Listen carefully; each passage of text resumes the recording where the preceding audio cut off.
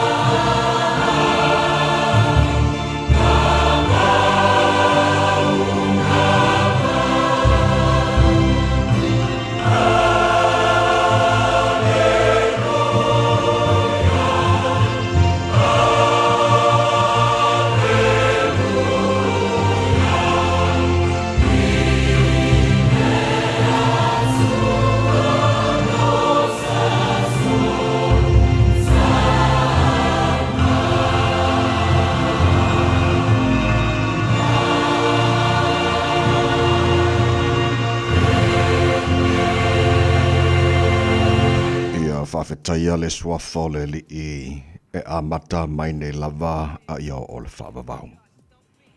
Ia vi ia le suafo le li ia fua mai le mea alu aile la. E o atu le mea ngoto ai. O sili lava le li i lungonu e se umalava. O lona mamalu o sili i le lalolangi. I o tau vi atu i le li i. Vivi atu ia o tau au auna le li i. Vivi atu ia e le suafa o le li i. Mātua la usu le Taeao sing sengi. Se o mātua vivi i mawhaane e ne e ia te oi.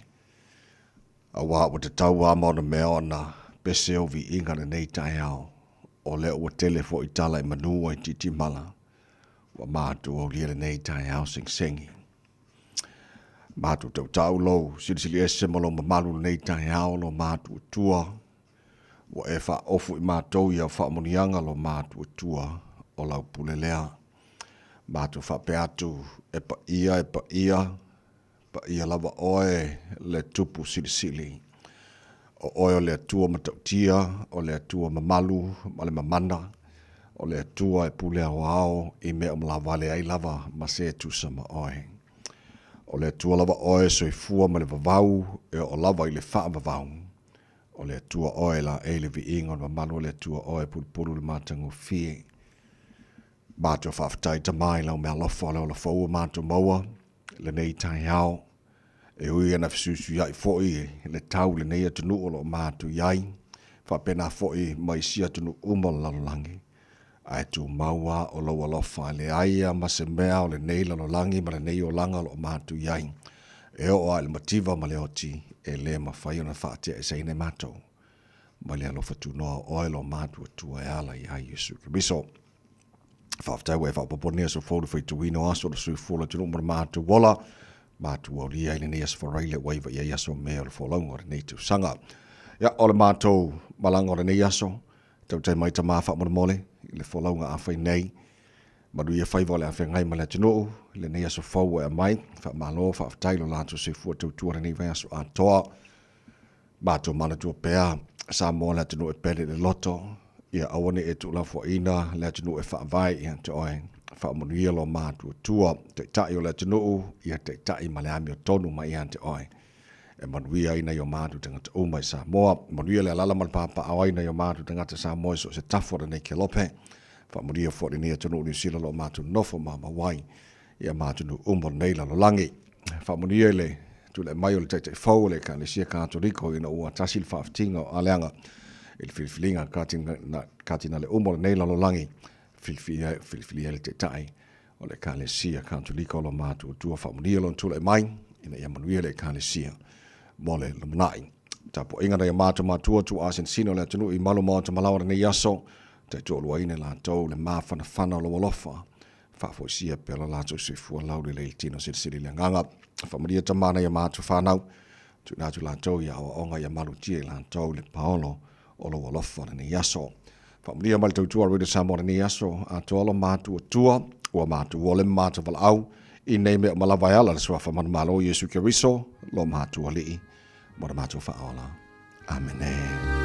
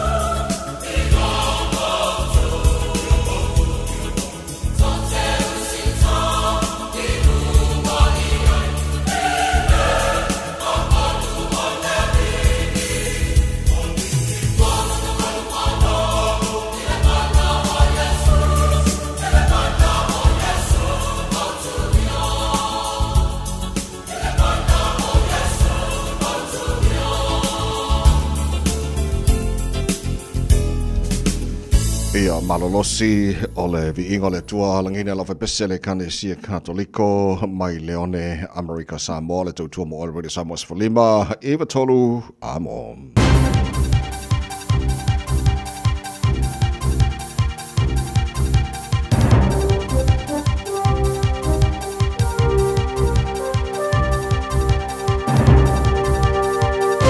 In this update, the new Pope has appeared before a crowd of tens of thousands at the Vatican. Vatican officials declared to the many faithful in Latin, "We have a Pope." Habemus Papam.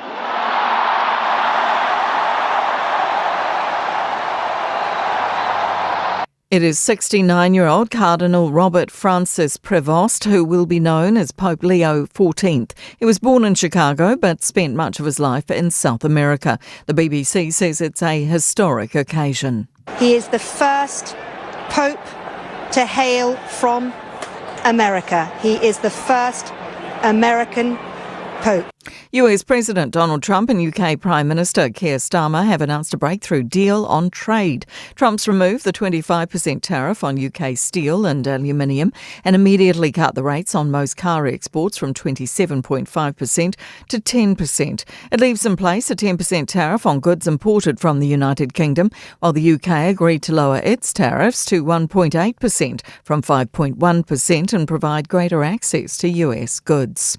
The government's copping backlash for bypassing the parliamentary process and overhauling the Equal Pay Act. It's pushed a bill through under urgency that stopped active pay equity claims and raised the bar for new ones. Now the Equal Employment Opportunities Commission is calling for the human rights impacts outlined in a redacted section of the Cabinet paper to be released.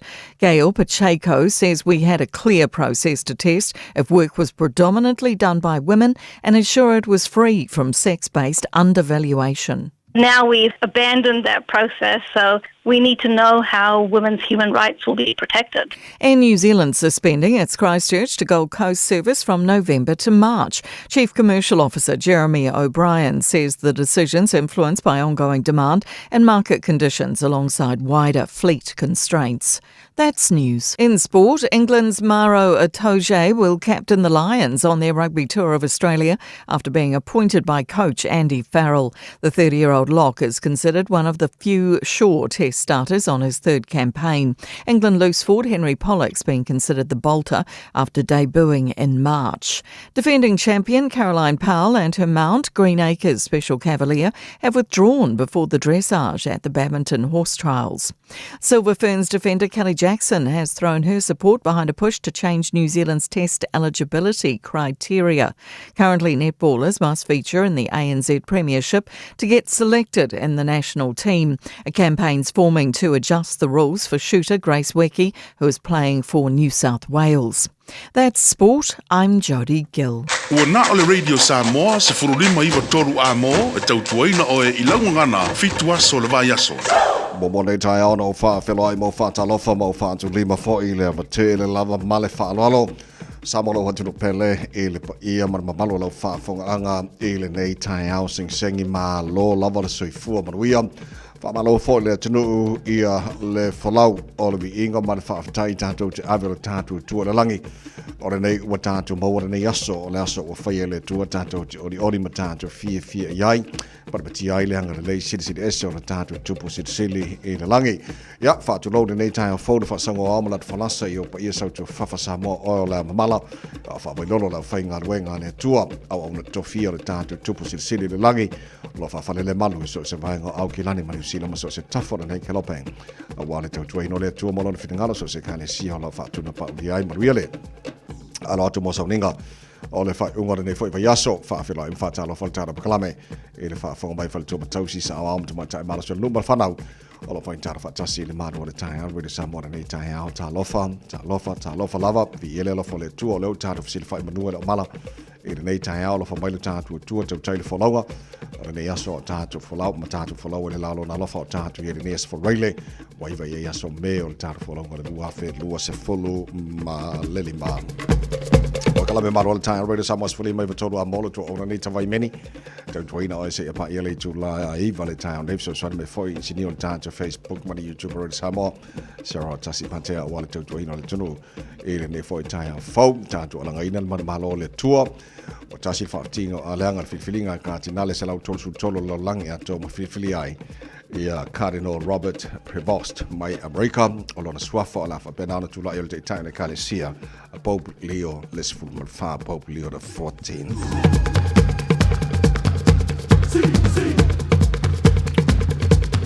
Lui tau mō tātou le nei tae au whaile ma lui tau mō tātou le tātou wholonga o le nei asa whau o lona whaitau ina whaparatania whapea. At the end of the day, the only questions I will ask myself are, number 1, did I love enough? Number 2, did I laugh enough? And number 3, did I make a difference? Ia whaiane o se whaasamoa le ngai le lau whaasamoa ai i le titiloatu i le whaasamoina a umaifo le aso. Ofisili au na ofisili foa o ian teau whapenei mua na lava lo'u alofatu. Lona lua na o ata i se teimi tele ma lava o le nei aso. Ma le lona tolu na mawhai on o whaia se swinga. Whaina namuru i tau mo tātou tātou wholonga o le nei fo i asa fau ua tātou. Samali al tau tua rede Samoas whalima. Tira tau amaho.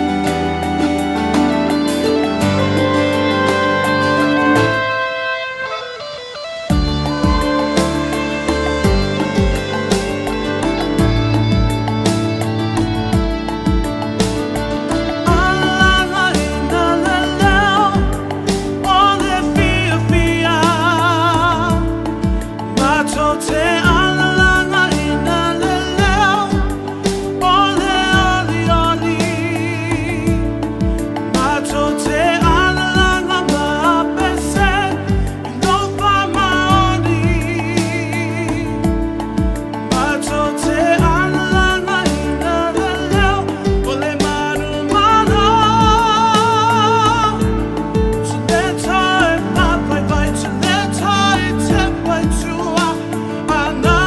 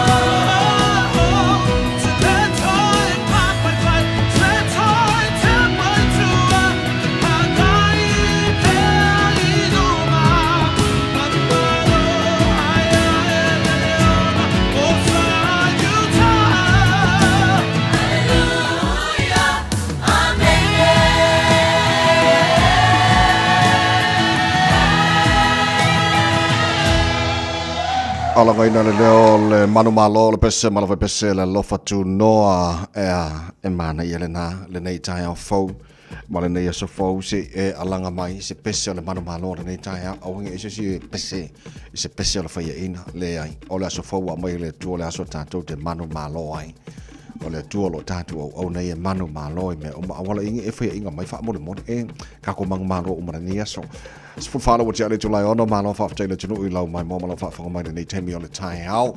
Nei minuta musika so I Fiafia I Fiafia o nei Taeao fa malo si au fo I le lau su tu manga wenga fa unga va so tatu yai. Ia mo tatu New Zealand nei na fa ko fidesi bainga lai o to kwata fitu le Taeao nei mana ia pa fa mo mai so temi. Ta urunga nei va so le tatu bakalame areto le ola mai pasta la fa le copa o le tatu Malu o le Taeao fa le nganga na. Ia fa o mai le tatu va so today in history that of I pone mena tupula so iva o me I le telo to sanga va le taina fitu I le taina fa ponga tel folding al protania be tal fitu tar bo kala mata na le Taeao I say mo ta no va vai po mai lunga la wala o le fo I Taeao fong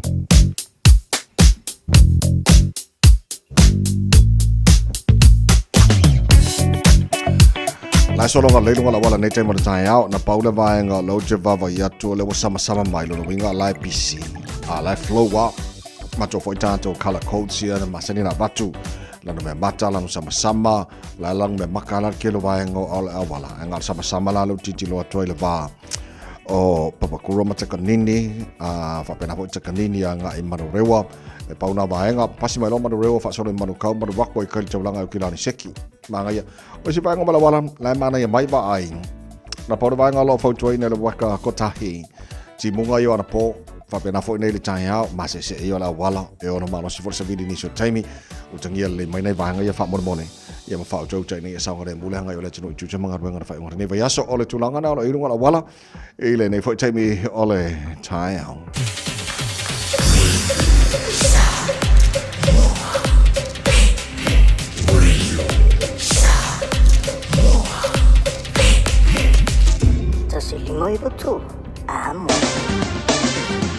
Ua mawhai ona au ina atu le tala o le tau i aso taitasi ona o le lango mai a le Pacific Finance Limited. Telefoni o Varselau fitu whawha lua fitu. O le mai ngā matana nei i le tala o le tau a o le au ina atu i tūlanga la i le tau le nei aso. O lapta ingolo tuina mai le ngata o mamafo timu ngā whapena fo i savili malolosi. So o leo te wawa i atu. Sfutasi tu la mai le iwa le Taeao o le varu de polas for radio nei le na o taimina le o lo iai lapta inga ia timunga ma matangi malolosi mo tātou i Aukilani whapena fo i Great Barrier Island o vaenga na o lo iai lapta inga ia peona tuina mai nei Taeao. So strong wind watch mai le valu i tu la matatu le valu nei le Taeao o le whāle Fiafia na nei mo Aukilani Great Barrier Island, so vaenga ia le no fouta le iai. O tātou winga o le tau le so, o tātou ia le sefunu ma le varu malu o le ere nei vaenga o le Taeao mo tamaki makaurau au Kilani no whanga whasalango rui Samoa la apa uti munga ma mawhati munga e nisi o taimi o le tala Fiafia la mo watun ma mawha o nati munga le Fiafia na nei malangi le toi le tau. O le sabine whaasona langi malosi mai matu se sae, i le iwa sefunu kilomita li tulai nisi o vaenga o le so, whaasona langi mai sauti sifo, ile Fiafia na nei lua se forma tasi mo lunga na mafana o le e famawina mo Aukilani le so se forma file ona mawalalo ulia Taeao oka makaokia e peia foringa mai o ka muriane o kimu ia moringi fo yaso o Taeao le famaila vai tau se sulu matango fiele la tele vai o Aukilani faisi maru do Taeao se furbalu i lona mawalunga se furu lona mawalalo vai ngai tua tu le sala langi de leile tau langi de leile so fua pasona na wala so lua langi de leile so lulu mala stoffi ora vai aso lo mara yatu o famamongo ai umai o tuina mala vai tau mo tātou ile nei fo taimi o le Taeao le amfai tara vai tu na ile tau tiro si vai ngonu sila fa pena vai tau sa mom ni si vai ngor kelope ya fa nga solo pokalame o le maru o le Taeao vai Samoa au na tu talo tau vai Samoa on so mai Pacific Finance wa lo le tau tu le Pacific Finance in nonga tupe mo so se fa mo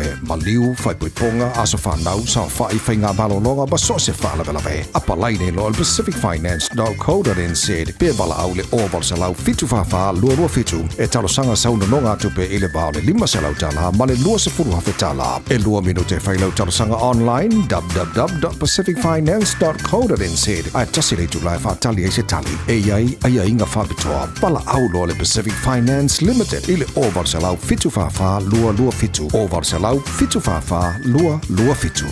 Se forma le valo tele tu lai ona le fa le porkalame malo le Taeao re Samoa fo mai vatolu a mo au talo bo e fa ka sa fasto outa o se tina le lei talaina fa ka re Samoa e le nei Taeao mo tina o mala le tunu te ya tu le tulo tu si fo mo mo tina o mo Samoa se aso tina te fia mala maruia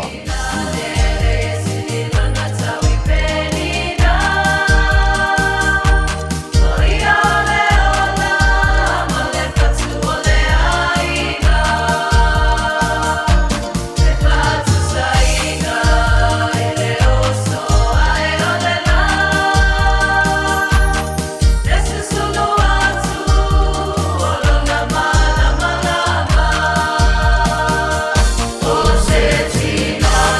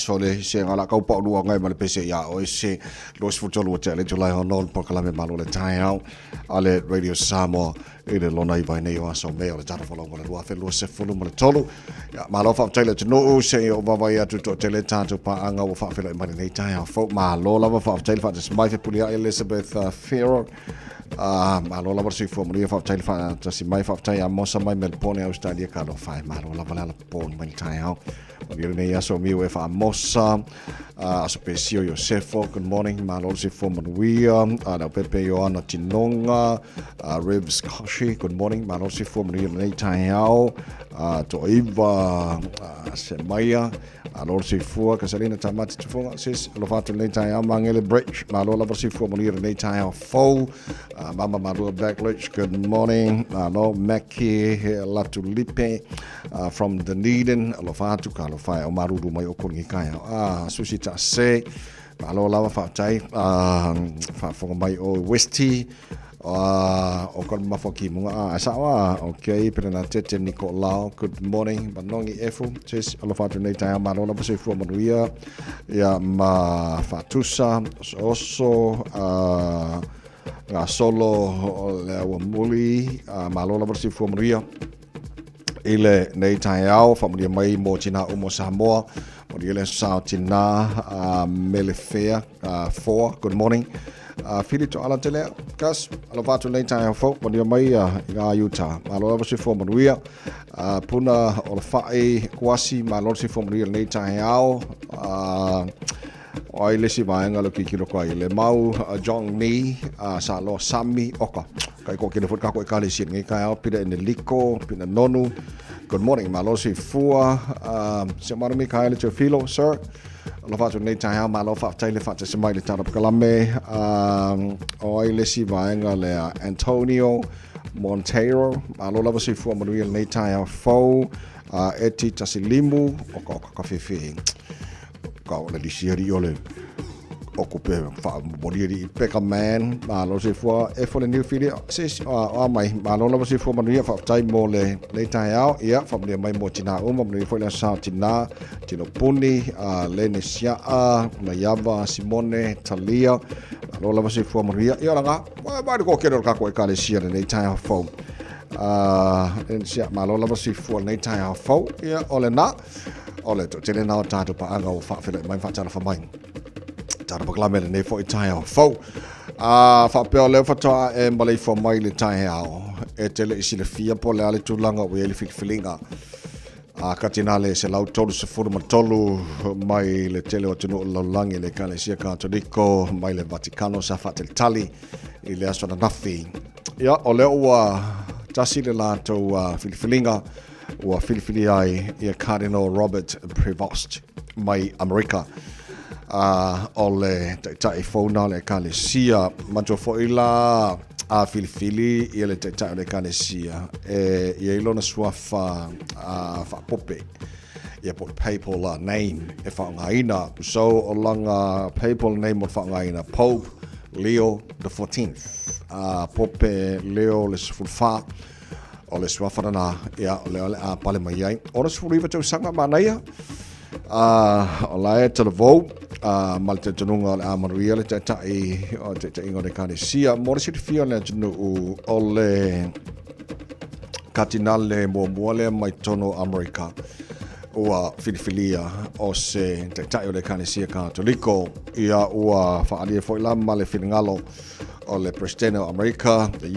US President Donald Trump says it's a great honor for our country. Loinga o se fa'alo le tele ia mo Amerika ia le filifilia ai o Pope Leo the 14th o le taʻitaʻi na o le kalesia ua tolu ai ia taʻitaʻi o le kalesia soso'o a le filifilina na o le lua sona fai le filifiliga katinale peila ona iai Francis Benedict the 14th were both revealed in the evening of the conclave's second day was so'o ai ma John Paul II o le alaua tolu ai la i Pope Leo the 14th ia taʻitaʻi o le kalesia ua na le lua sona fai le filifiliga katinale ia ma tasi e lole latou filifiliga ia o le ua o le a tule mai le taʻitaʻi fo le kalesia so o le tulaga nana i ai tonu le Vatikano ua fa'aalia fo'i le fiafia tele o tagata uma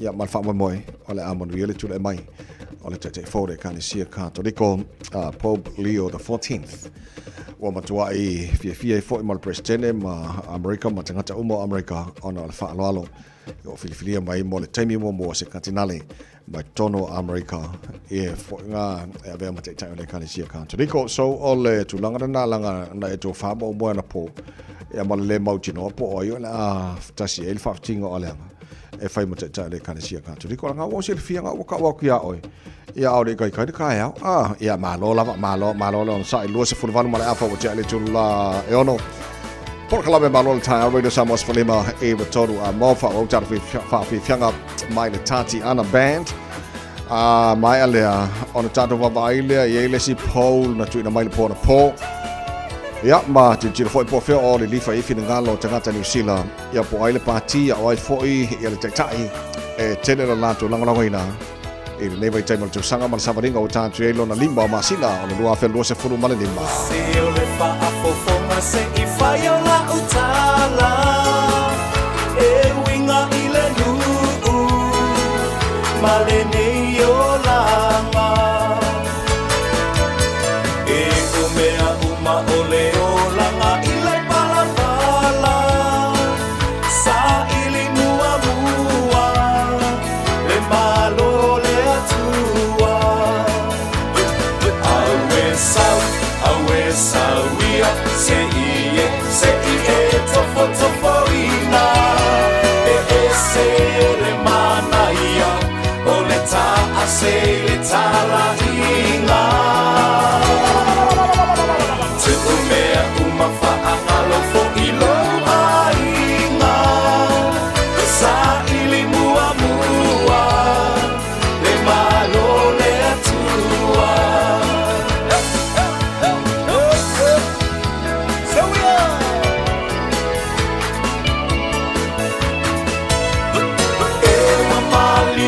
toa talo fa Samoa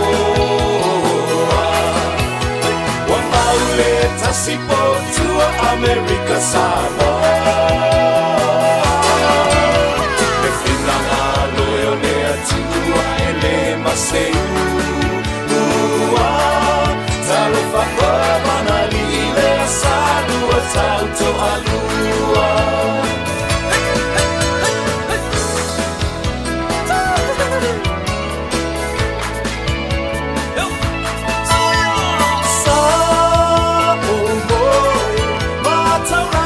Leva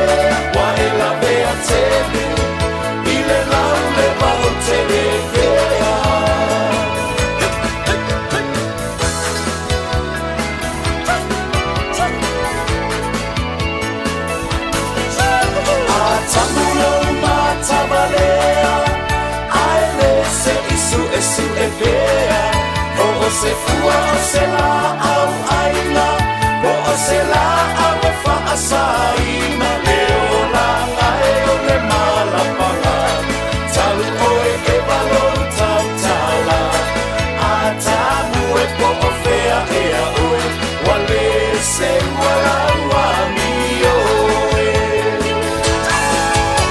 o le whawhine lea o e wa ua malai ai o le lalalangi ona o si ona ata ata ma vala vala au mai o e dia dali no e fefe o ami o ale ai lalolangi o le whawhine lea o e wa ua malai ai o le lalalangi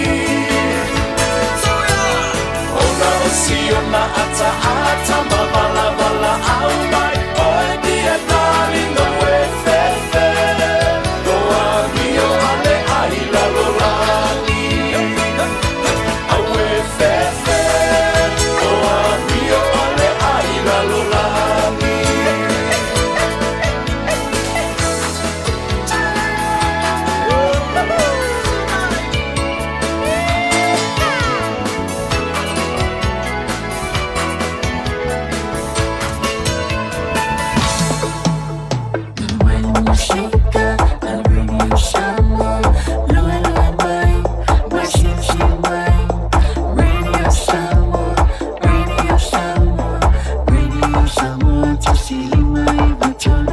Radio Samoa.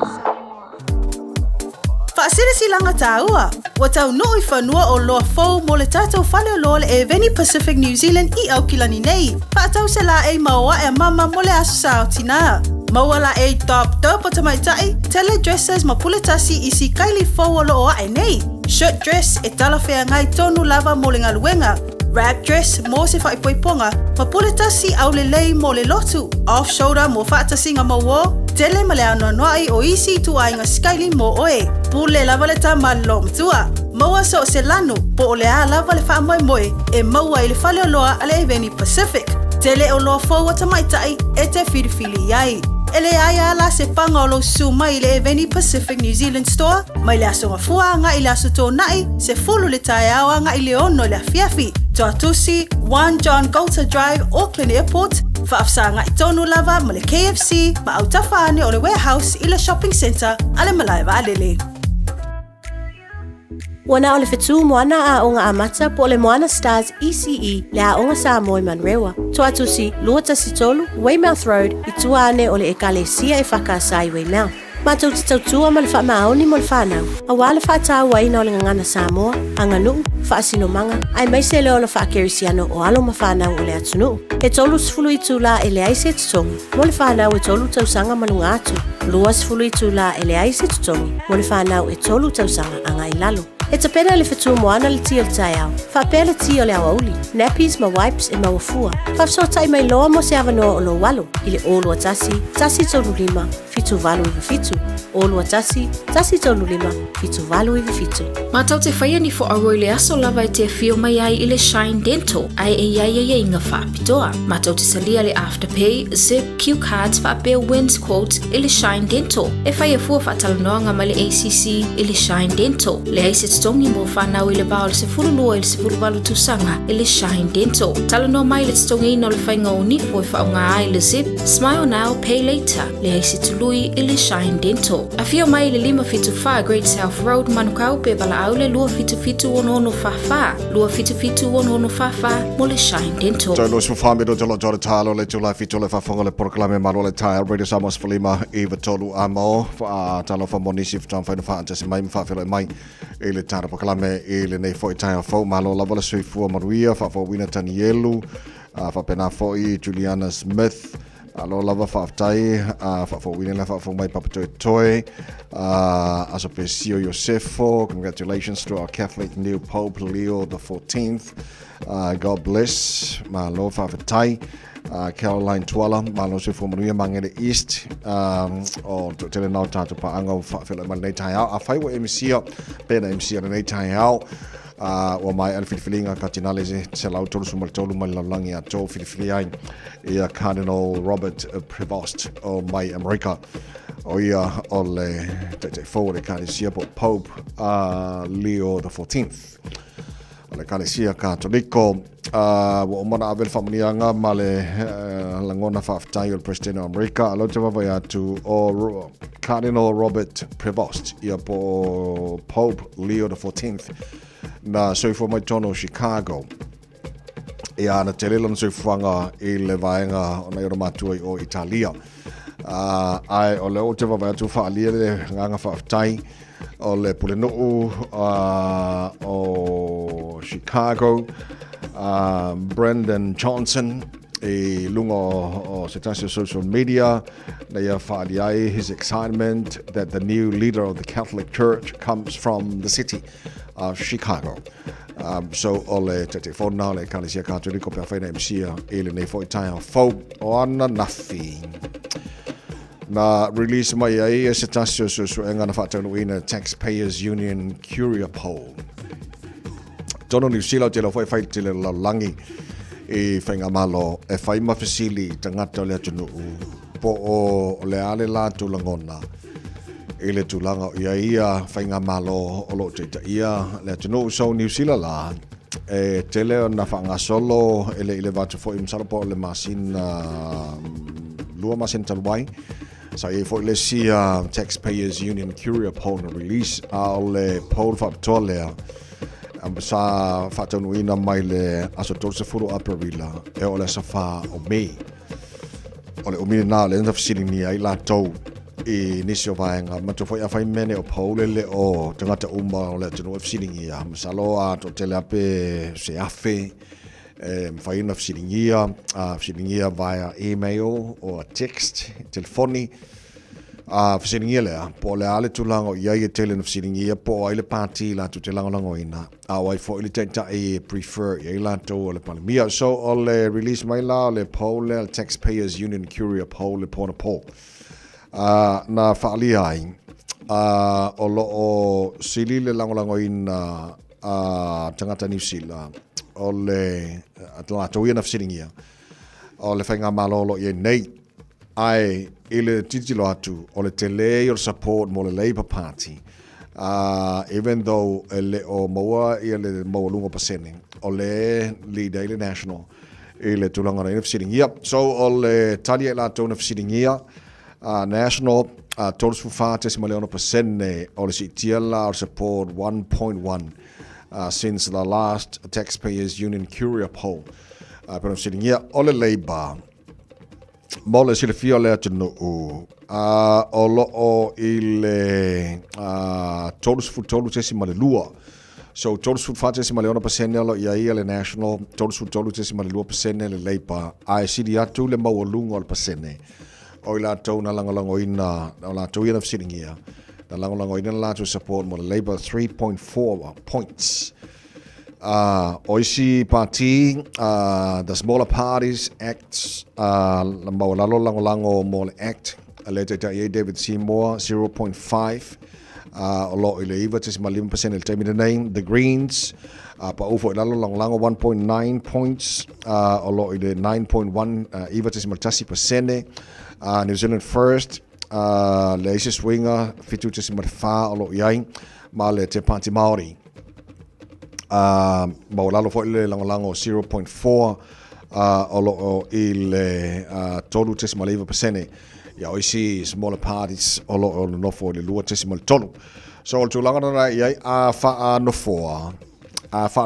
ia pasene ia o le national o lo o ia la tu no fo fast full le lua o le Labour o la tu no fo e tu sema la tu pasene fast full tasi o le actors full le lua Greens full tasi New Zealand First 9 te Pāti Māori e ono fa pela fa fainga pa lo ta New Zealand nei o lo no winga o lo maua ele national act ma New Zealand First ia no fo e ono suma le tolu e tau avina i pele fainga malo so o le ata manino na e le tulanga pona iai Ile tuina mai all the taxpayers union courier poll. Ia pena ila so nafi so o banga na le foi le silfia le no e te silfia ai. Ia po fe lo ele lango tanga te China. Fa nga malolo ye nei tum lo mo le kale sia fakasai malua. Ya nga so foi mo fono le foi te sanga. Puni ala ba fa Fiafia radio Samoa man po kalabe manual Taeao malua lo ulau mua.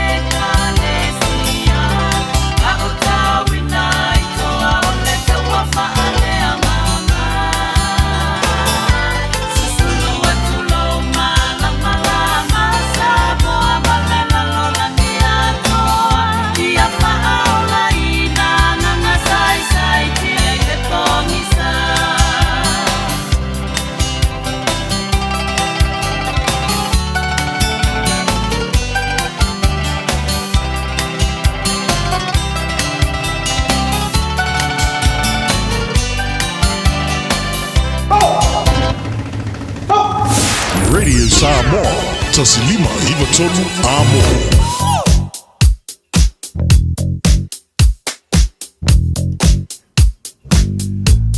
Mai alolta tuli potile mai lunga la wala na fonga mai le tau lunga ne vai asol tara baklame areto ole ola le uta pena mai le sunga alfa finga ngai pasta la fa ko palunga la wala ne temu Taeao e vanga le uta pa tu mumu mai vanga le malanga mai si for state highways from Leono life load le mai ya mai always gate e olo a pasi Western Springs o le linkers fulu no anga i le northbound o state highway 1 mile southbound o ngala wa makan polo ka manei tai Taeao a e lunga state highway 1 city bound nei tai Taeao pasi mai i Drury line le papakura o le vao takanini manurewa o vanga na lo mumu manei tai Taeao isi vanga mala la flow le ya male lapta inga fa jo tan le faisi masa si ola wala i le nei tai Taeao ta to ripoti la tamari nai lunga la wala i le nei tai Taeao le tu mo le bodi samos for lima i tolu a mo simana fa fonga to lunga le va sol tar baklame areto ole ola Bread of life sent down from glory, many things you were on earth, a holy king, a carpenter, but you are the living word. Say it now. Come on.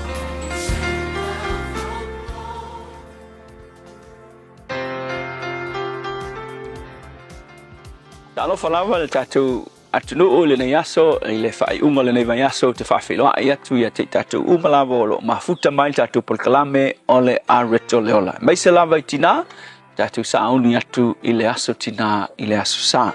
O le kolose tolu fai upes fulu valu ma fulu iwa pea o outou fafine ia outou siu stai atu ia outou lavatane pe ona tatau i le ali o outou fo itane ia outou alolofa atu ia outou ava. A le upu o whauru tala ina whapenei i le vale ulungali o le ulungali i pāleni. O te iloa e le aise ulungali i e se lau pasene. Ia fua fo ilo ia ulungali i e le i atu o toa lo na amatanga mai foi. Awai e le whaingof i e mene ulungali ino me o le ulungali o le mafutanga e fausia pitolua.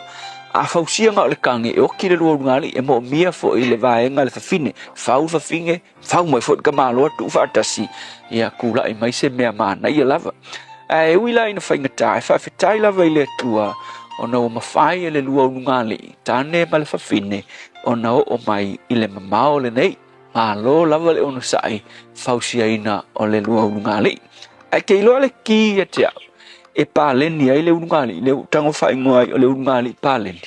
O le melea, o le muli tai o le ungali i le finangalo o le atua. E iei le vaenga le a vae whai, e iei fo i le vaenga a le tane whai, pe ila lo whai tau, lenga whai tau ina mai nei, whapea.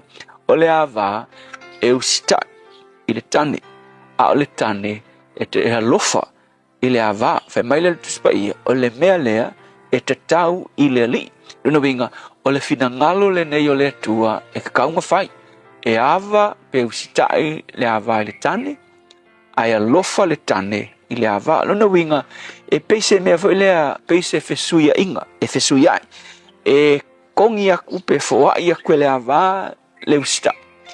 Ai foa i mai le tane le alofa. Winga la, o aso uma, ai peise mea fo le deposit, pe ki kango e kuaku. Kango keu aku kupele ya keu mele keu aku la kupe keu inga ke kango teu me pese me keu le peng e kango e aku le lofa i la wava e tu mai le ava le fa lo le fusta aku le lofa e fai fa penga e le ma fai fa penga le lofa kwa le se fa alo mai e mo mia le ngalulue pitolua o le upula le e taua upulea usitai o le fa Samoa o le usitai ai le fa pertania o le upula fa onga o le submit o le upu submit o le upu po le term sau ilalo o ngangana fo ia ma fa matalanga fa onga i le milikeli I le vā le rank fo i le tangata i lalo ma le rank maualunga ingo le fika le i lalo e te tau o ngau sitai luna e pe ava ma ngau wae i le te ina le komanda na winga la e le o le fefe e usikai ai onga o le authority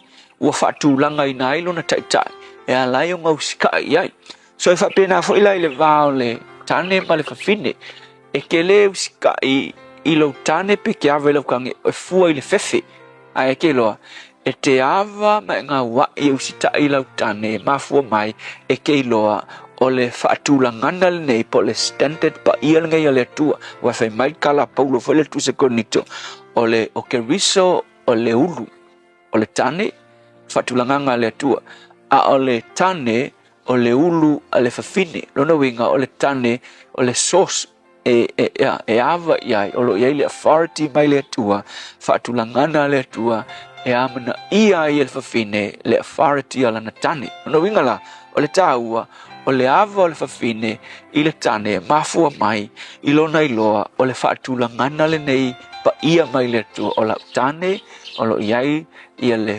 authority o le tai o le uainga o ke ava ia ke ava la le whawhine i le tane e o ko meki foi o na lofa mai le tane i le whawhine e whapenga fo ila i le tane o le tane whai madkala tusi paulo ia lofa le tane i le ava whapei o ke riso o na lofa i lana e kalesia le maualunga o le lofa o Yesu le kalesia ngā mariu a Yesu mo le kalesia e tau mai ai le tane ia whapenga le lofa wha sacrifice e ke alofa ai i la wava ia sili lo alofa i la wava ai lo alofa i sei siaka ngā kaola lolangi ngai e maualunga lo alofa i la wava na i loo tangata umalava winga la o le kiri ngai a e whaakingo inga le tane lo alofa wha sacrifice i la wava e o komeki fo o na fiki mai le whaaloalo a le ava i te oe so o ungali i laso ngai ungali paleni tambam le tina a kongolo o lua misa so mafua mai ngai piko kasi le mea ngai alofa lesi ai le ava lesi po ava foi lesi ai le olofa lesi ia mo le nei aso tina ia fai mawha manuyanga ia avea foi le nei aso tina e wha manuia twail datu por kalame le nei o le a reto le olai tina malava ia o alo atu e le whamanatuina o lo o te waso mai le por kalame o le a reto le ola o te whamanuia tuai e mai se fo i siu to lua deisi la whaele whamanuia tu le aso tina i tina malava o lo tatu utunu manuia le aso tina i le suafa Yesu whawhitai Yesu whamanuia i tina malava Samoa ai mai se o le lalolangi atoa vi ia o Yesu. Amen.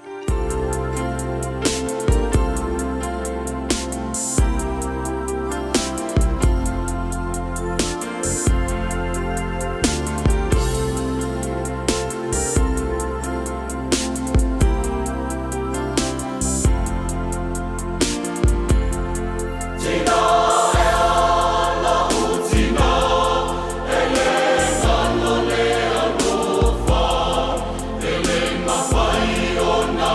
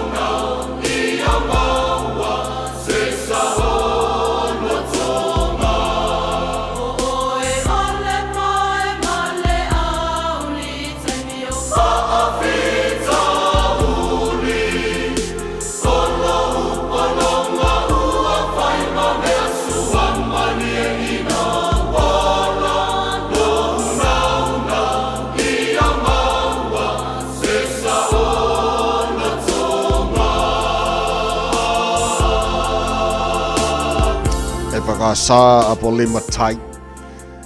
Tina, whamai ai le pokalame a reto o le ola mai a pasta la whae le kopa, whafte tere lau sunga, whawhengainga pasta la whae le kopa mole. Pokalame nei Taeao, whamalasi au, mo tina umo le tunua, o aloa tu mo le sao tina o ne fo I tu sanga. 2 minute I le fitu te utuaru de Samoa for lima, I tolu a mole, aso I vo meo ane mena tupure ne yaso, I tu sanga o babai. Ole asoiva o me, ole tausanga tasi iwa tasi wha. Ole asorana na proclaim mai le Presidente America I lea taimi US President Woodrow Wilson I le Mother's Day. La soiva o me, ole tasi iwa tasi wha. Ea mala soiva o me o le lua afe lua se funu ma le lima, o le aso na tasi ai le whaftinga o aleanga ka tinale se lau tolu suma le tolu, lau langi atoa, le Kalesia Katoliko, no nofuanga, malona lau mua I Vaticano, filifili ai ia Cardinal Robert Prevost o Amerika, po Pope Leo XIV, o le taitai o le Kalesia, pe le filfilia I le asora nei o lua felo suma lima tau tua rena Samoa lima Eva tolu a mo telefoni ngara Britania pe mai a ta tu fasalonga fa business ne O esi la fia e iwa te si male tolu wha miliona ta la le se leni ale UTOS ua toi wha asafua atu I ona sui whai unite I le lua o lua wha. Whai sau teo ngā tupe e teo wha awhainga luenga ai lau se leni ina ia vave wha o tau nuu se wha moe moe ta ua a lau a inga wha pe e Kalesia. Wha o ngā au nanga le ANZ po le talofa voucher, le M ta la, male my cash e ala I le Click X. Wha afso tai mai le ono valulima lua ono iwa wha iwa, le www.utos.ws, po le emaili o le info@utos.ws, po le Facebook, le UTOS, le wha aputu ngā tupe teo wha awhainga luenga o le mawaenga tausia Samoa, teo wha awhainga luenga e mātou lau seleni, ai sele sele e oe le manuia. Oceania Career Academy, Sauni! Lako oi, kaule kaua! He whai ana whai! Wāste lumaga I maguia! A whaia sa ilise la asanga whau moe, awa loe te no whai, o le OCA e au tauina ai oe I mtata esese, maua visenga whau fale, vali fale, palasa, male soifua maloloina. O le nei awa noa e anga wa ai tangata no whamau masiti seni New Zealand o loo halala I au kilani.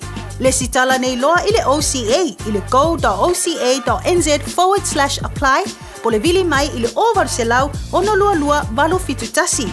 O varselau ono lua lua valo fitu tasi. Hey, hey!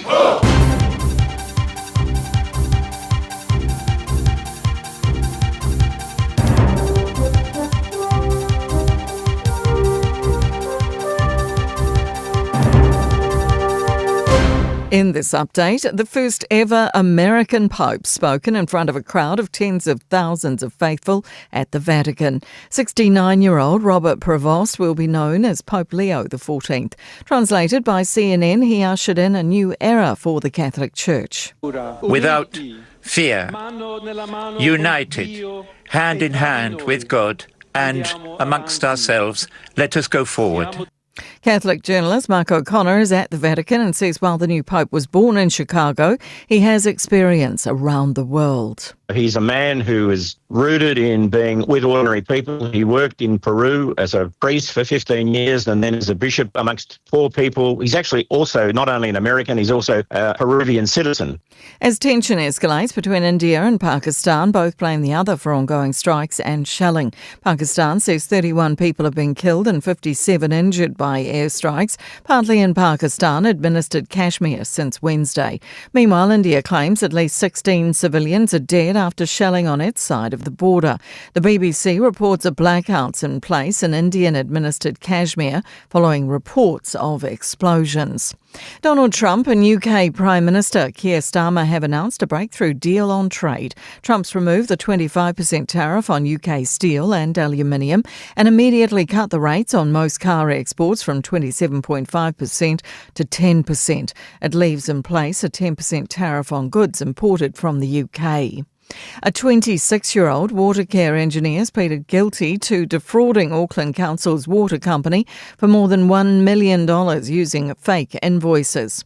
Shamil Shah pleaded guilty to obtaining by deception and faces a maximum sentence of 7 years in prison. A Canterbury ski field is parting ways with its original family after 45 years. Peter Foot is retiring and putting Mount Dobson up for sale. Unfortunately, at my age of 82, you have to, at some stage, you've got to step aside. So I need to do it while I've still got all my marbles. That's news. In sport, England's Maro Itoje will captain the Lions on their rugby tour of Australia this winter. His compatriot, loose forward Henry Pollock, is considered the bolter after debuting in March. To the opening rounds of the latest golf tournaments across the United States and Europe, Ryan Fox is 2 strokes off the lead at his PGA Tour event after shooting a 6-under par 65 in South Carolina.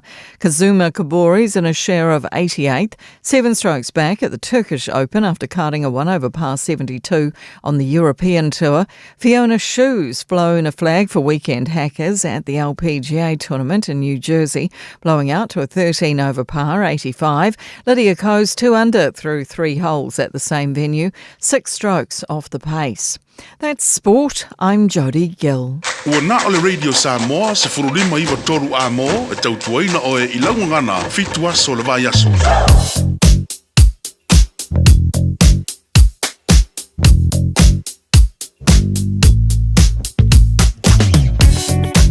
Ola li poti lata mai lunga la wala nei te mala Taeao lo tu mau na solonga la leime o mai lunga la wala o lo ye pe lapta inga tato apta wale whamon mole o na o timunga le pōna pōma nei le Taeao ua maase se e la wala whautau tala leiman to foi o le whautuanga le ngana Pauritania drive to the conditions ia fua malanga o malasawasawa te malangai e le tulanga o ilunga la wala whaisi maase se tele nei Taeao Lunga la wala, na paua mai o le te wawatu le mumu mai al nei te mara Taeao o le tulanga na e le highways furuano life low le lei mai a le west link mara se furuwalo nga se furuano sa wai ngā west gate la seki ka koufa ko apoloka i le pasi atu Western Springs on-ramp fasola tuai le link o le se furuano nga i le northbound state highway 1 whapena hoi southbound pauna vai ngoro te wawatu poloka manei te mara Taeao tatolo North Shore life low le lei mai after mumua le pasi mau Glenfield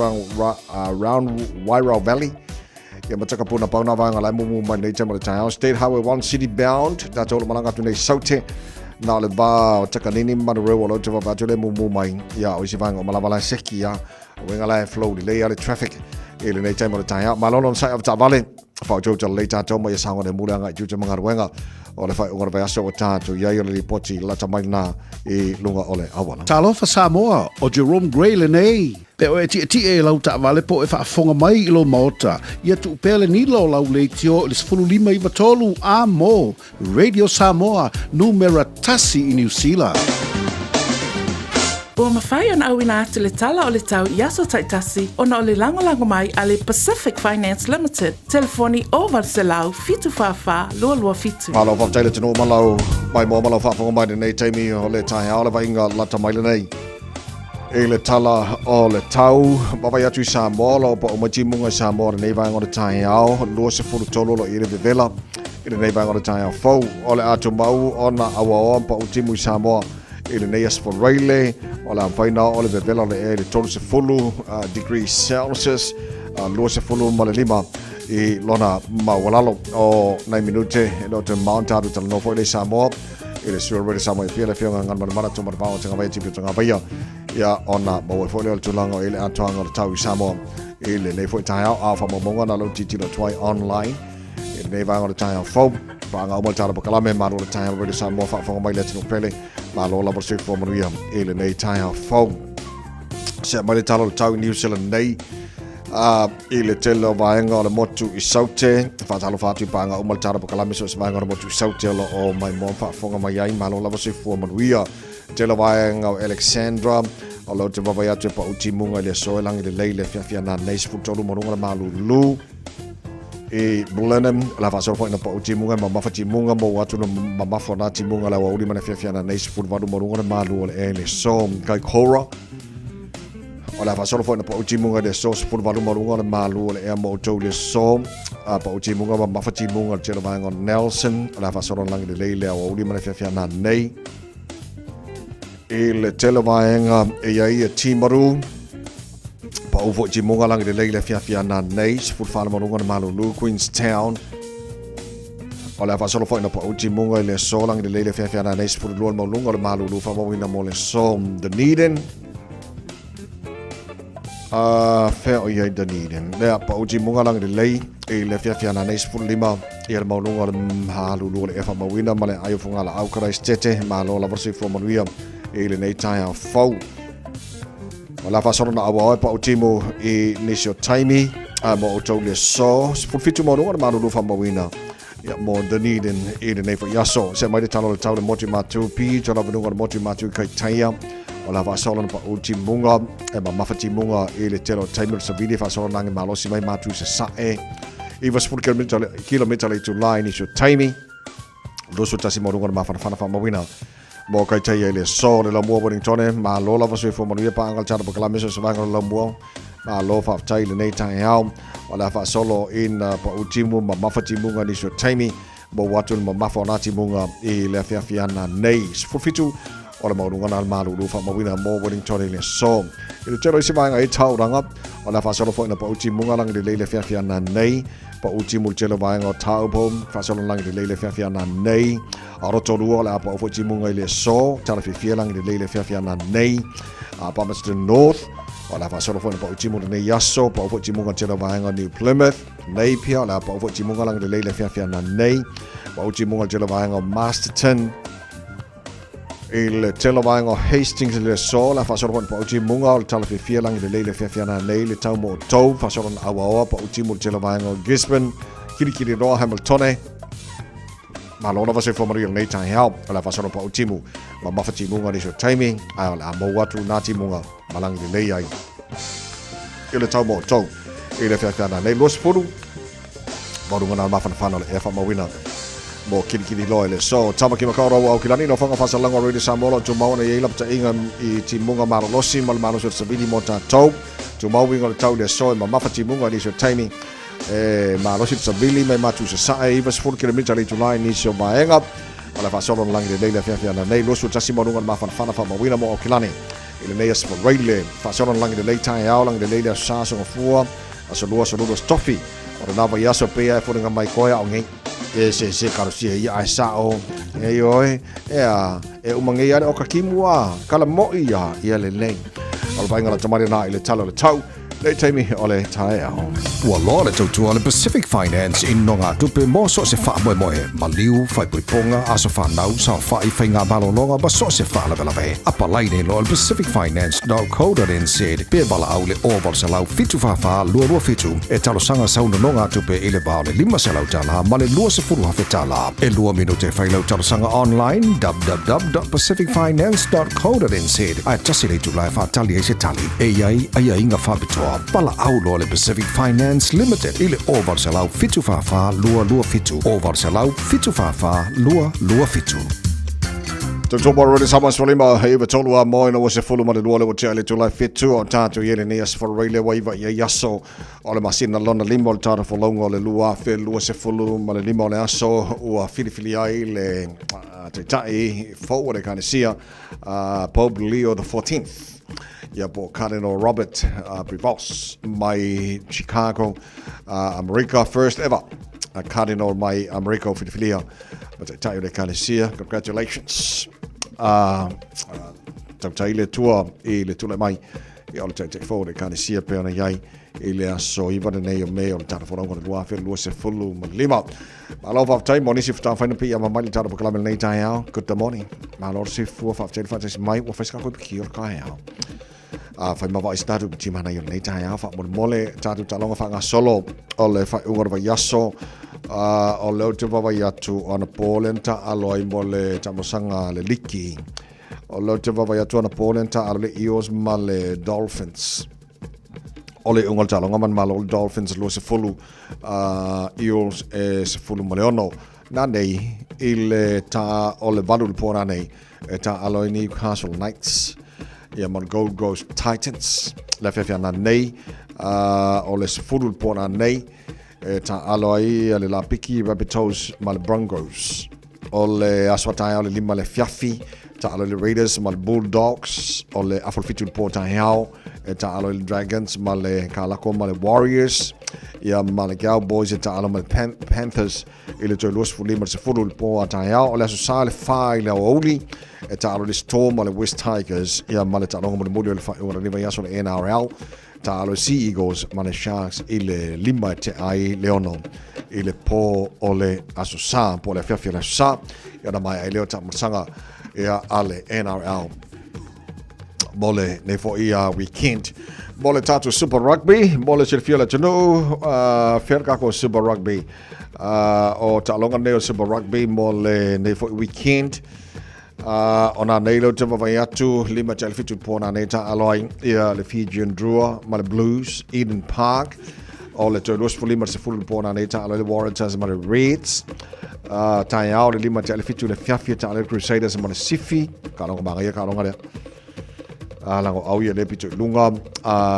te los lima se fulu pona Taeao ta aloi le Force ma le Brumbies ia o ta longa na Super Rugby ia mole luafe mole ne foi weekend ia o le tatu anga ia so o le tulanga na ia ia tatu talonga fa solo ia mole fa unga ne foi vai asol te tomo le radio Samoa Spolima Eva Tolu Amon ino was fully malo cha nele tula e fitu fa tele tulu la mai bomba la fa fa mai nei time le Taeao tolu le vai asol le por club and pro tania think a minute ya mai fa fianga na Jerome Gray good morning Asiva siva uanga oio lolo fa ape uolo suiti somali pe se poi awe la taru peru pe awe tangi awe oro ulo torea tawina fa pele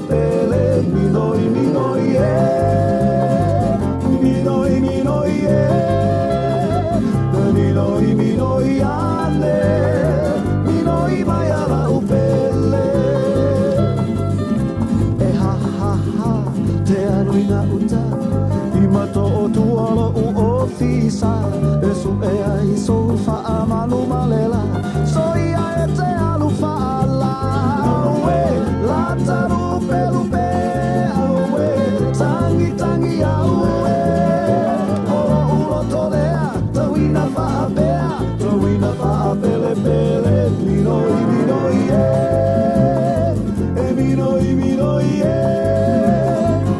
minoi minoi ane minoi mai ala upele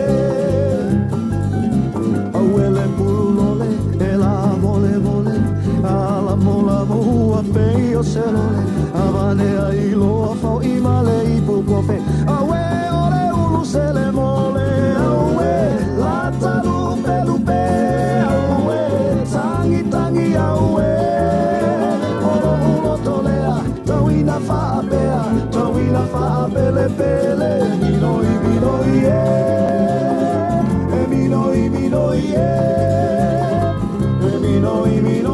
ane minoi mai ala upele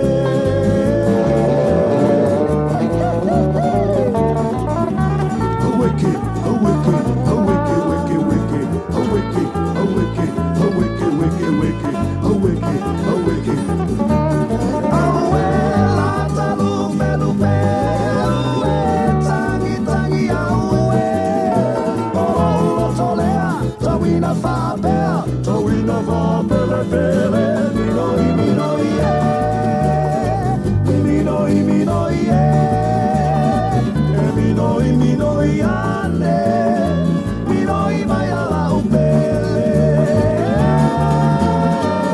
atalu pelupe awe tangi awe ulo tolea towina fa pele minoi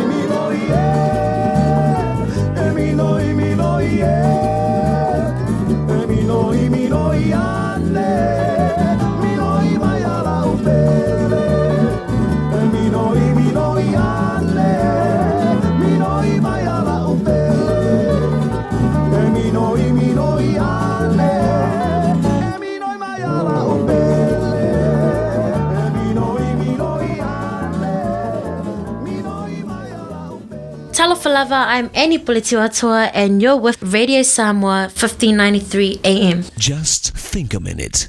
It could change everything.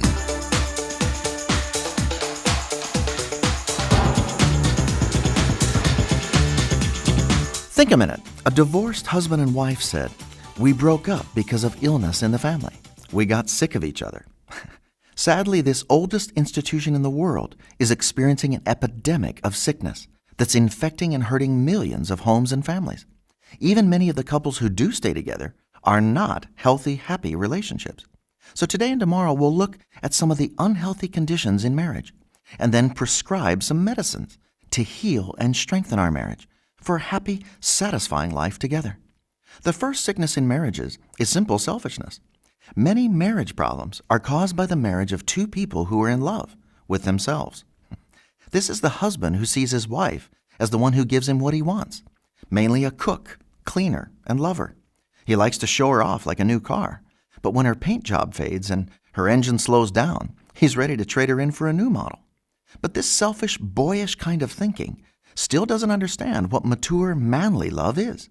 That love in marriage is for men only, who are strong enough to put the needs of their wife first. But a selfish, domineering wife can also take her women's liberation too far by not respecting and treating her husband as the leader of their home.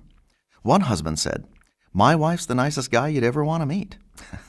This kind of self-centered, critical wife will continually tear down her husband's self-confidence and also take away their children's respect for him as their father. Sadly, some wives work so hard to make good husbands that they don't make better wives. A second marriage sickness is busyness. In many marriages, both the husband and wife have full-time careers, and even stay-at-home mothers are extremely busy with their children's schooling, housekeeping, paying bills, cooking, and countless other jobs. So when the husband goes out with the boys after work, instead of coming home, couples have even less time with each other. So today, whatever your marriage problem may be, why not ask the creator of love and marriage to start healing your relationship with your mate? Then ask him to change your heart so you can become the life partner your husband or wife needs. Just think a minute. If you'd like a free CD of our top 40 programs, write to us on the internet at www.thinkaminute.com.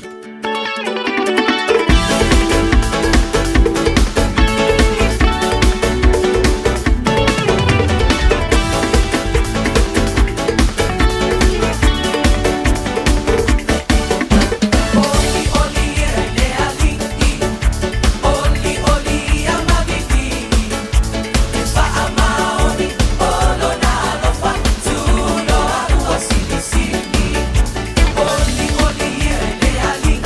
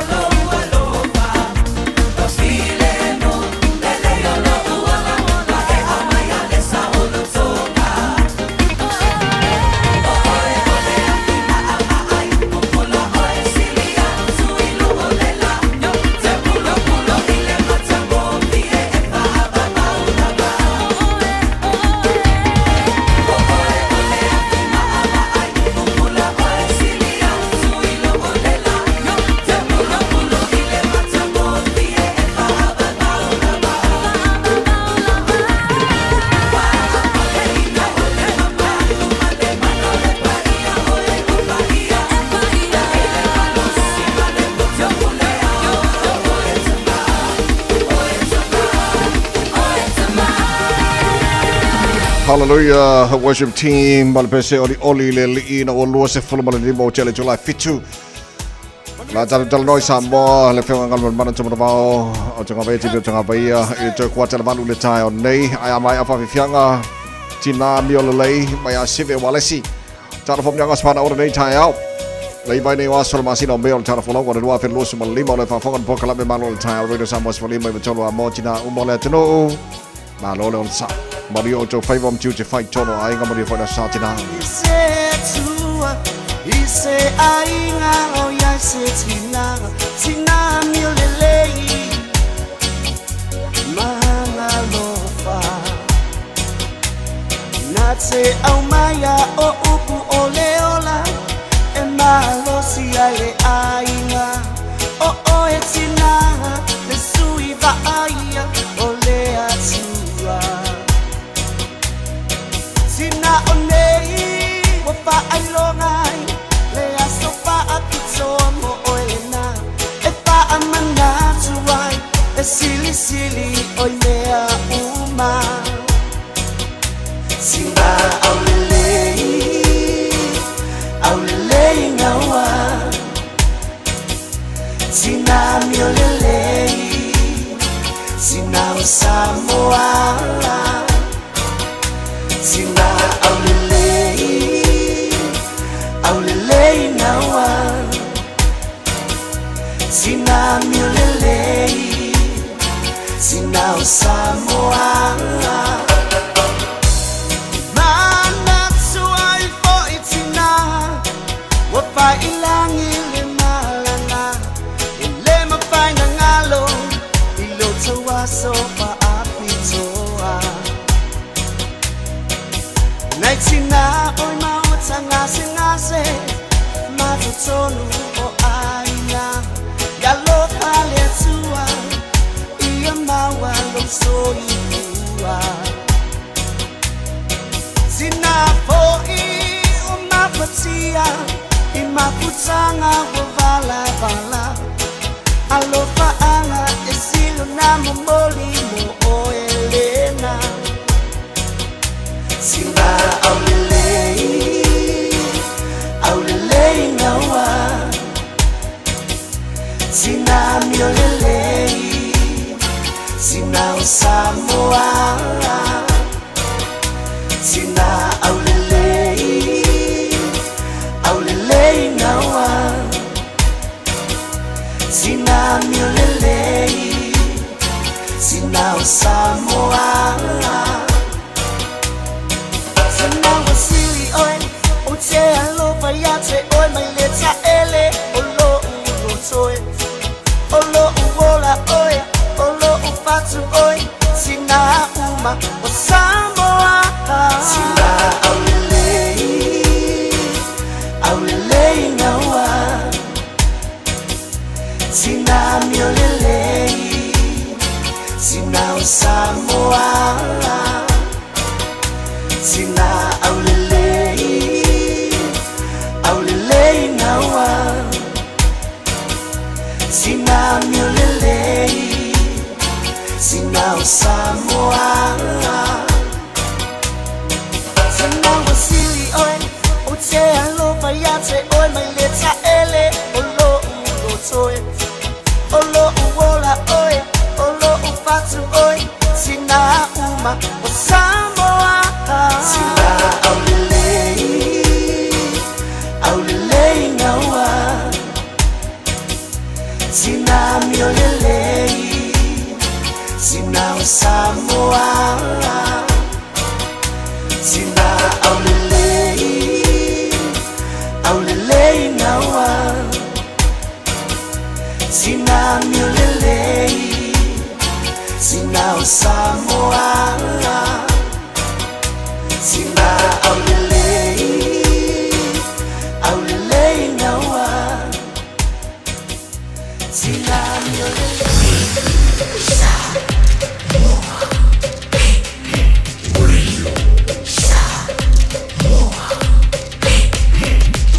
Tasilimoy tu amo.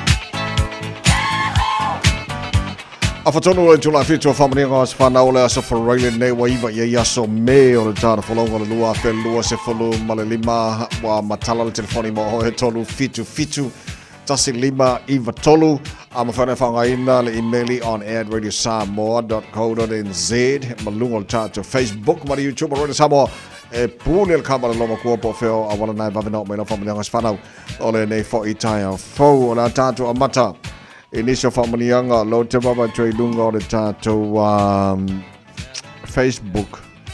Ere nei vai o le Taeao. Whakare mai. Okay, le lei o family anga nei mai lunga o le tato Facebook.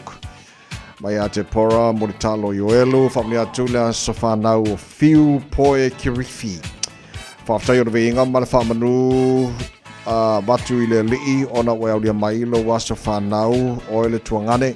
Fase fun malua tau sanga i le so mauan wha malolonga mai lo tātua tua ma wha popo i le tuanisia so stele mo oi ia tātua whenga i e mga luenga wha pele tau siehino le whanau ma le ainga ia maua le lofa i so se tasi manuia lo wasa whanau brother fiu poe alofa anga lalo ngā whau te pora ma le whanau manuia tele lava ia lo wasa whanau i le so O le whamanianga mai le tātou i meli i le nei vaenga o le Taeao, le whamanianga le nei mo sia mā tamapele, mātou tamapele, i o mātou loto, ia lau tafi sina pati, whangua mā lo, vili fiti, asiata, Whaftai le tua wai Milo wona sumal tasi tau sanga dad, vi ia le tua mo nei tau sanga tele, whaftai mo aunga ruenga de lei, alo e whaia pē te tonu o le tātou ainga, e mai sele kane sia pele, lo loto le PIPC mangele, lo whaanga mai lau whanau pele, ia vei ma levi, i nei Melpone, Australia, te pesina e mai sele tinao le ainga, ia soli, a whaasitili, ia grandchildren pele, ia Jeremiah, e seta ma Naomi, Happy birthday, Dad. God bless you always and forever. We love you. Manuia tele lava ia lo waso soifua i le solo tafisi na pati. Whango malo vili fiti asiata. Manuia lo waso soifua i le so. Se yo vava ia tu e se si fa monianga o taulalata mai leai. Leai lunga o le tato i meli. Se o wawatu lunga tātou Facebook pe i sesi whamonianga o le nei Taeao ok le lei o whea ai ka konga o tātou whamonianga nao le nei Taeao le lei kere e whare pisi kere fo i le aso i wa o me la ko wia ka imanga i fo ia le lei punia lava a mai se pese mana i na se i whamaria i le purenga ma la whenga Radio Samoa ma le tāra pakalawe maro le Taeao le tunu a whamana tuto wasa whanau le so i vana nei o me manuia tele to wasa whanau le lofa maranga le leilo tāra matai le langi to e lua se fulu ma le ono minuto lo tōra tāleo le tūla e Malu Liu mai au folinga Ia e pito ane i tua o le masina Se i sulungi ai o ita Lefe tua paneta Po fea o iai Ina fai mai o sautala Pena e tawane ai Oi ua senga lue fati Loa lofa ya oe hani O ani fua o soa lofa Faile ama vai olo wola E whapena o e sunga Le ama tanga o mawhauwhaunga O le a umalava le tau sanga Ai le aima se i unga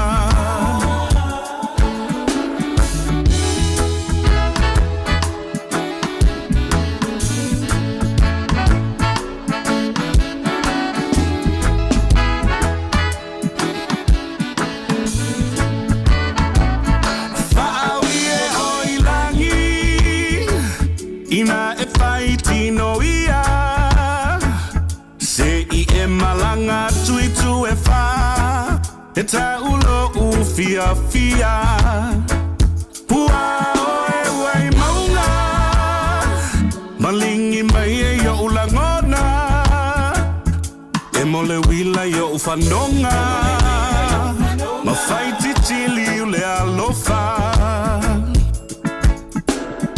Oi ua senga lue fati Lo alofa ya oe hani O ani fua so alofa Faile mabayo lo uola E fapena o e sunga Lea matanga o mafaufaunga Ole a umalava leta usanga Aile aima sei unga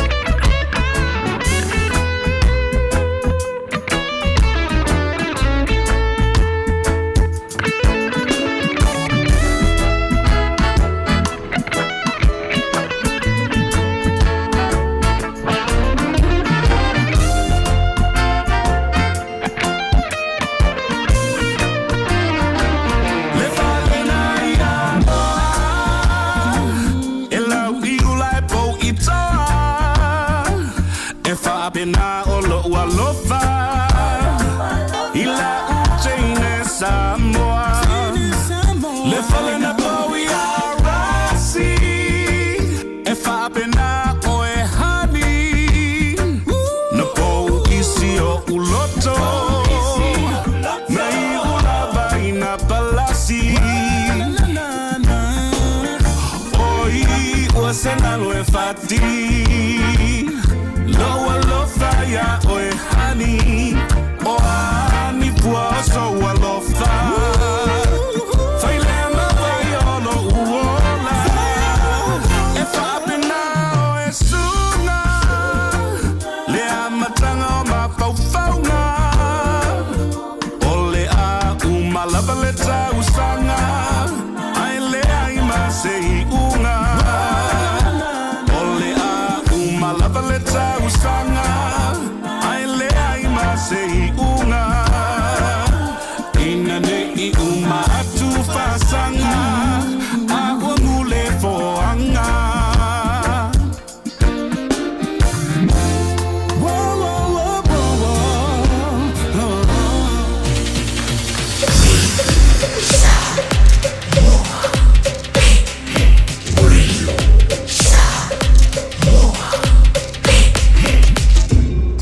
Noivo tu, amo.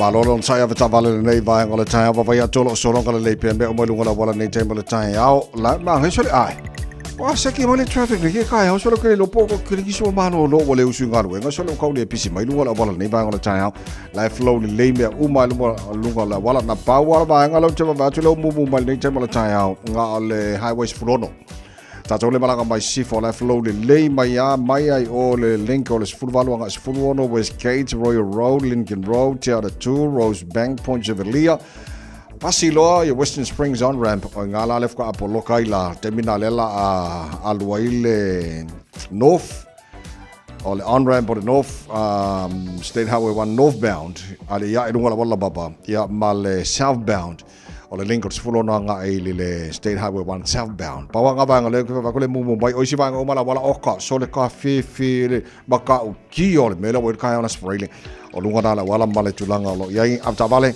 ele leona silsilane ma usta ilei tulanga o lunga wala lo pesi mas se wala ne vanga o Taeao ya nino leilo sila usta itu la fona la wala Fiafia a warfa ali i lunga la wala fa mole ya saunga le mole nga itu te mga ruanga nei Taeao saunga le move fe malanga inga nei yaso male tatu ngatu ile fa unga ole nei fo iwa yaso te lo se fulu ina bad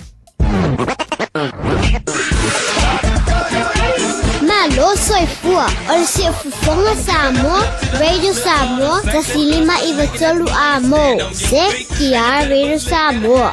Talofa Samoa, o Atishna Ryan, o le Licensed Immigration Advisor mo le Auckland South Immigration Consultants. E viso soani mo so se tu ai ngā visa e malanga mai New Zealand po Australia. telefoni mai nei loa i le o valu o tasi ono valu fa fitulua. Po le olua tasi ono valu fitulua tolu o. O fia whātau sau tā vale, po iei fo i sau tā vale, olo e mana o e whātau watu. O e mana o mia se insure, po o si nono ngā tupe tau tā vale. Whawhiso tai nei loa le kāneo. Tanga i hane, i le mātou pera te whailangi mō lisa whamtaranga kāneo.co.nz. Tā lofa Samoa. I mawhai na fisoasoani atu Dr. Chen pe a whai te a fiele mai suka. Tōta mawalunga, le maua se whanau, mai sela, whatungao, ti ngā le ua po tuli, whaalusi le tino puta, ka nesa, ma le tino mangeso. Maua fo i le kulimi fulunifo mō nifo ti ngā, ma toi whaafilesi ai lau mānawa. Tele nisi o loa e fisoasoani lo soifua maloloina. A fio ane loa e ai Dr. Chen, i le tuatusi lua ono Great South Road, Orahuhu. Telefoni lua fitu ono tolu fitu extension numero lua. Whaasirisi langa tāua. Wa tau no i whanua o loa fau mo le tātou whale o loa le e Veni Pacific New Zealand i Aukilani nei. Whaatau se la e maua e mama mo le asu sao tina. Maua la e top o tamaitai, tele dresses ma puletasi i si kaili fau o loo ae nei. Shirt dress e talawhea ngai tonu lava mo le ngaluenga. Wrap dress mo se whaipoiponga, ma puletasi au le lei mo le lotu. Off shoulder mo whaatasinga maua, tele ma le anoanoai o isi tu ainga skaili mo oe. Pule lava le tama lom tua. Maua so se lanu, po o le a lava le wha moe, e maua i le whale o loa ale Veni Pacific. Tele o loa fau o tamaitai e te whiriwhili iai. Ele ai ala se panga o lo su mai le Veni Pacific New Zealand Store, mai le aso ngafua nga i le aso tō nai, se fulu le Taeao nga i le ono le Fiafia. Toa tusi, 1 John Galter Drive, Auckland Airport, whaafsa nga i tonu lava ma le KFC, ma au tawhane o le warehouse i le shopping centre, ale malai wa alele.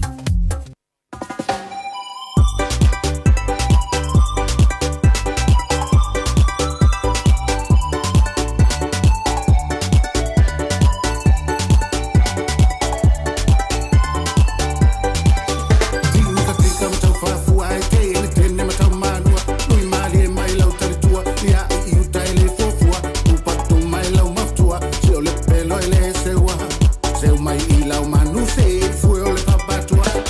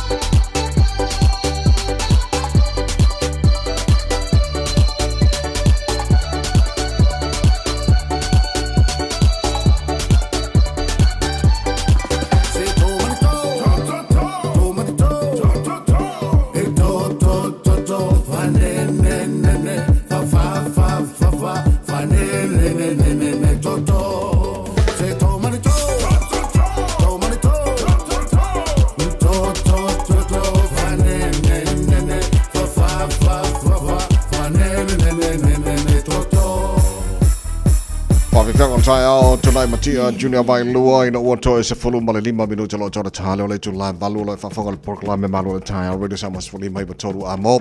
Tatu Yelify one of the Nevasolas for really no way by Yas of Mail Tat for one of the Waffle Lewis full Malima. Later Taeao so Tayata to fast along with Samoa. It is sure ready somewhere Pia and if you're on the Lori, if you're on Mana to Mavao to have a tip to have a follow Television buying of Melo to Samoa. Yeah, they got to too long on the Tawi Samoa, my 4 months too long away and Tapenanga. Bona to runga lan to tua we ta to tala mai Samoa pe tan valu e le ta nation from Lila Fionga and mana nei ta afo. Patala pat vai malo le usu malo ko ponga malo te wata. Malo fa tai mole nei vai ona Taeao ia o to ale mai Samoa i le tau nei Taeao. Ia ole o fa pe mai le official tau de tala le na o mai de ripoti o le lima ba ba nei. Olo ia se vanga fa tu pula ia o tai ingo se vidi mati munga ro ta o pe lungo ta tu no fa tu se ti munga mawila ma fai ti tiri ai pe tai o au malo lo si o se vidi ro tua o lo fa pe na no piti ai Samoa o lo fa malo si pe la te ingo ti munga mafa a pe foi ia le fa malo si o pa tuanga mo lo po no umo Samoa le te ingo foi o lo longa lo fa malo si mo vai tafe ia mano fuanga ia fia mo fie ka pena foi la te ingo sa vidi mano lo si ro fa malo si pe mo tanto pero le vai ngai poru mo sa va i nei sa parade e ta pe solo ai ti munga mai ma mafa inicio temi e malo lo si foi ma fa tau ia sa vidi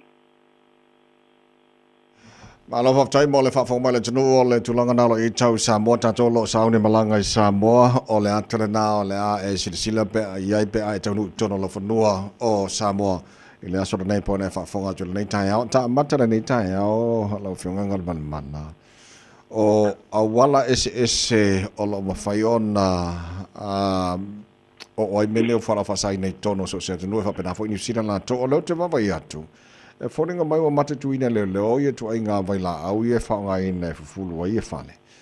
E pei foringa mai o le fo e kau au wala koe whapena le tau o fiato mene o whalau whasaine tono o Samoa. O le tūlanga nā te vai e whaifo isi e whaifo isi me tau tio ia tūlanga wālia ni mai le teimi. La wala i atu i ata ia o le whangu le e le vai la au le o le tusi ai tua le hand sanitizer. No winga o le vai la aula le pe o le tonu fo io. O fangu ia fa o nga fo ia mo furu ai au e sa te den tato fa mai na tenio le pesio le covid suipa.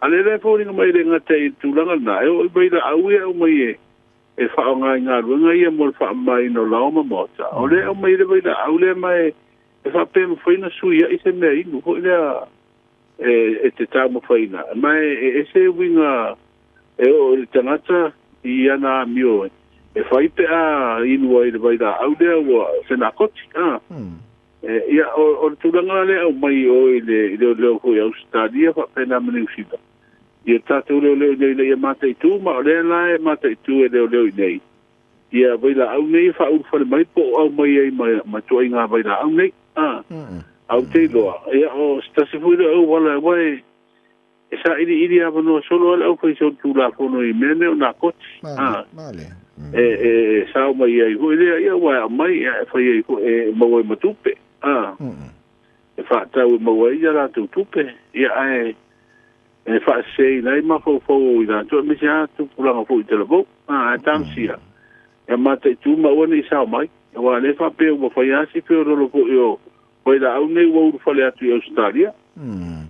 Ngan me bana ole ase tulango i ni fautuanga mani mtanga wanga leo i Samoa ia e ina ia fautauta ma faitetele ia i tupulanga i vanga i one ia fiola ala se tala mai mtanga wanga leo mani lapta ingo fai ona tu ina tumula tunu. O le tala le na mai o mate tu temil nei leo ia le au mai o waila au nei fa nga i ngā ruenga nei e pe an fai lo tu vai la kule me fa ngai e fa ma i fale ia mai si bang fa pena e na mata tu wala no wingo fai tu to ai u fa mai ai o i le wafu o le wafu le mai va te le ho ia mai ai o lo mai fa fo o lo wingo na te ona mata tu le wer ta to masini ho le fa ata le sa au mai tonga ta mai fa e o tasina wala te rola fa nga ko e ma te tu wai le au mai o i hu tu inga wai la e taru si e o ne i o mai sa mo a fa ni wai la au fa nga nga nga i re pa ina le o mai wa le ko e ia ia pisinissima o nga fa pena e fa tino ina nga lu nga tau fu no la mo ia o te lo le fa tinga tele a fo le o le ngata i le tanga fie te planga tele boma a biole tau pule ai ia al te wa fie ni so i fo i wa ono a fa pe ko nga vai la a wi e ono a fie fo i mar so i fo ma o mai le ona i tu langa fa pe ngal mana ia o tu langa na ai pa la so tu la fo no ne fa pe mai o so tu la fo no nga ne ia tu la mai me go le fa misa fasi tangata ma o ai so tu la fo ne a fi ai ia penga ai nga so tu la fo ma se sio ngo tangata fo e fa nga ina vela o le mo pa tino ino i tu inga so tu la fo tala no le tala fa va ne neva yaso o le vala o le tua se tasio toman manual parlamento Samoa o le fionga ia au Dr. Benjamina le vai se ta I lo sui fua fa senior journalist tono Samoa o ani me te mana tua le sui fua nga ia me se fo te me fe sila fa ia an auto stalama le fo ia tamari una tino Aftai te vai no te mana tua wa te bile sa ia le pionga au le vai nga fa foi wo te tua wa sa sui te ta vale sa sui te ta ia le parti fa foi na ia ma se tasi fo e mata wina yo na finangalo por sia I te mangal parliament te leo vai ngai tau e lana fina ho ne tu la lo I finga malo sa ia na tu sanga mo vai ai olisia tu tau e le ho te mali I wo matur so I fu olo na sa ho ne le o nanga ne e lo to mai fa fo mai o lo po ni fo nani so te le tinu sa sur fa I fo ia lana o nanga fa fo mai na ia ai te le tau sanga awa wa ia tu fa mo ia mai lus fu lo tau sanga o se le no fo le tofi foi pure il parlamento mo lo tu malo fa le alupo mana paua le o le foi pure le te mata wa tu foi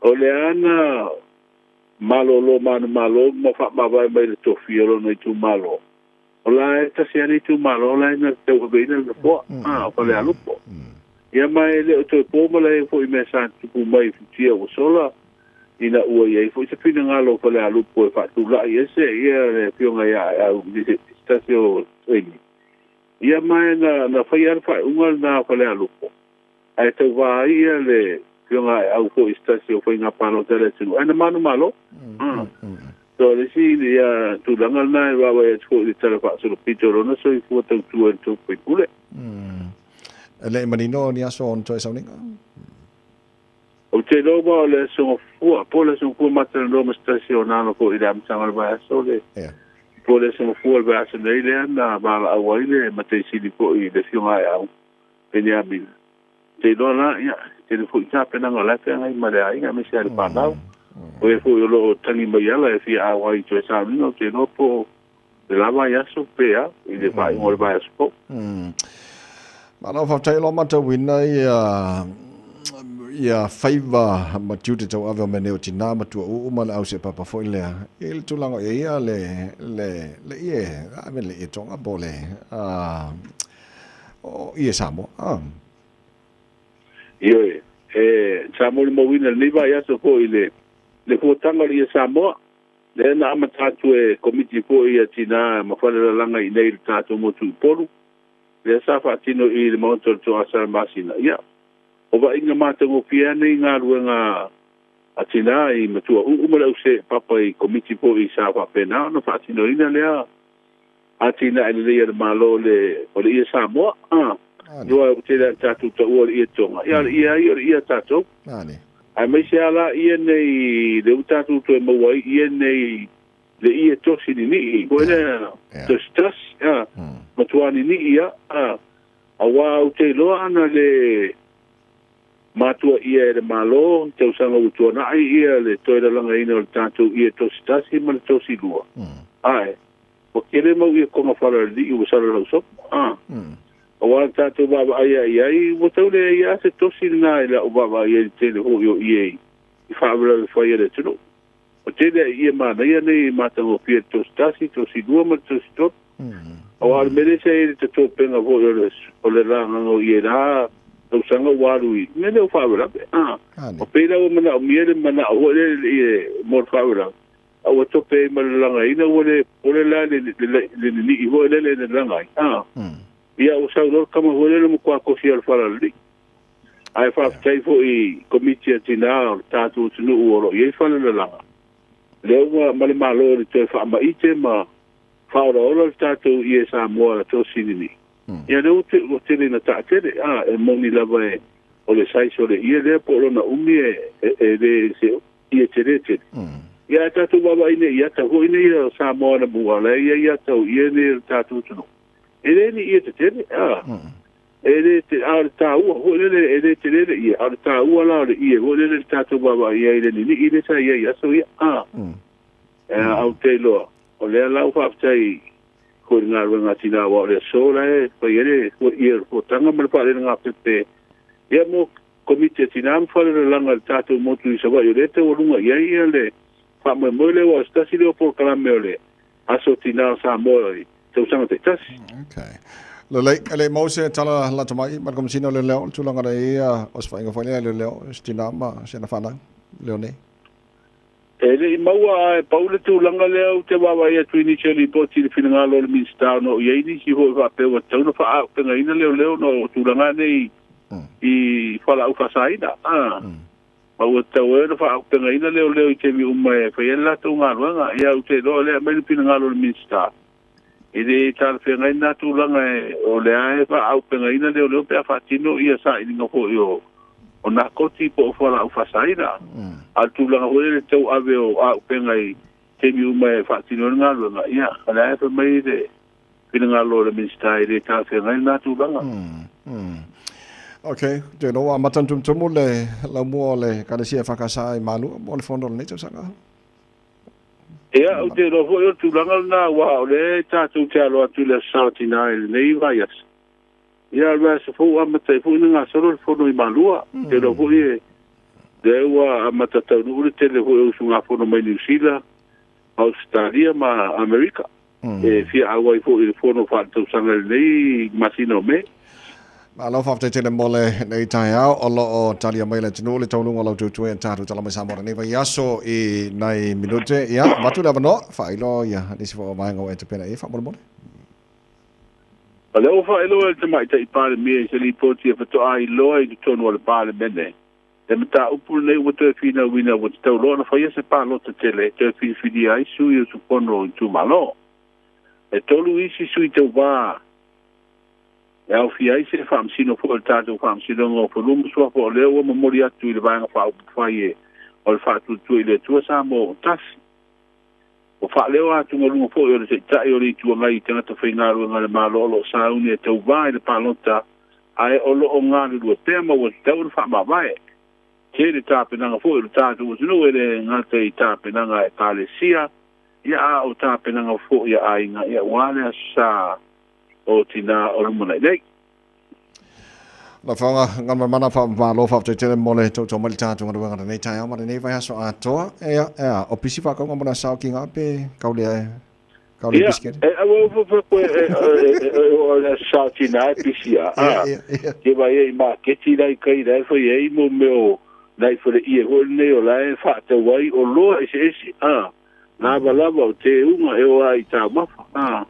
E fa pena le so tina le tātou tunu tau sanga uma. Ai au mero au kusu e whai le sa ta ma. Wa kua I arpi kuri le sa pa le aso kako. Uso whamara wha tai mo le ngarwanga nei Taeao moni e whai wal nei aso moni whai le weekend. Ia manu e whai te wai ngar vai aso ia manu e whai le sa tina. Tai lava le whianga ngarman mana tumara wao tanga vai tipi o tanga vai ma le tau mai tātou ngā ruenga Samoa I le whaunga nei vai aso ia au si mai la whafonga o le whalau te reina o talapana e whafonga nei Taeao. Usi mai alau whaafafonga, talafo mai Samoa yaso taitasi, wa au mai amo oe ona o le langolango mai a le talofa voucher.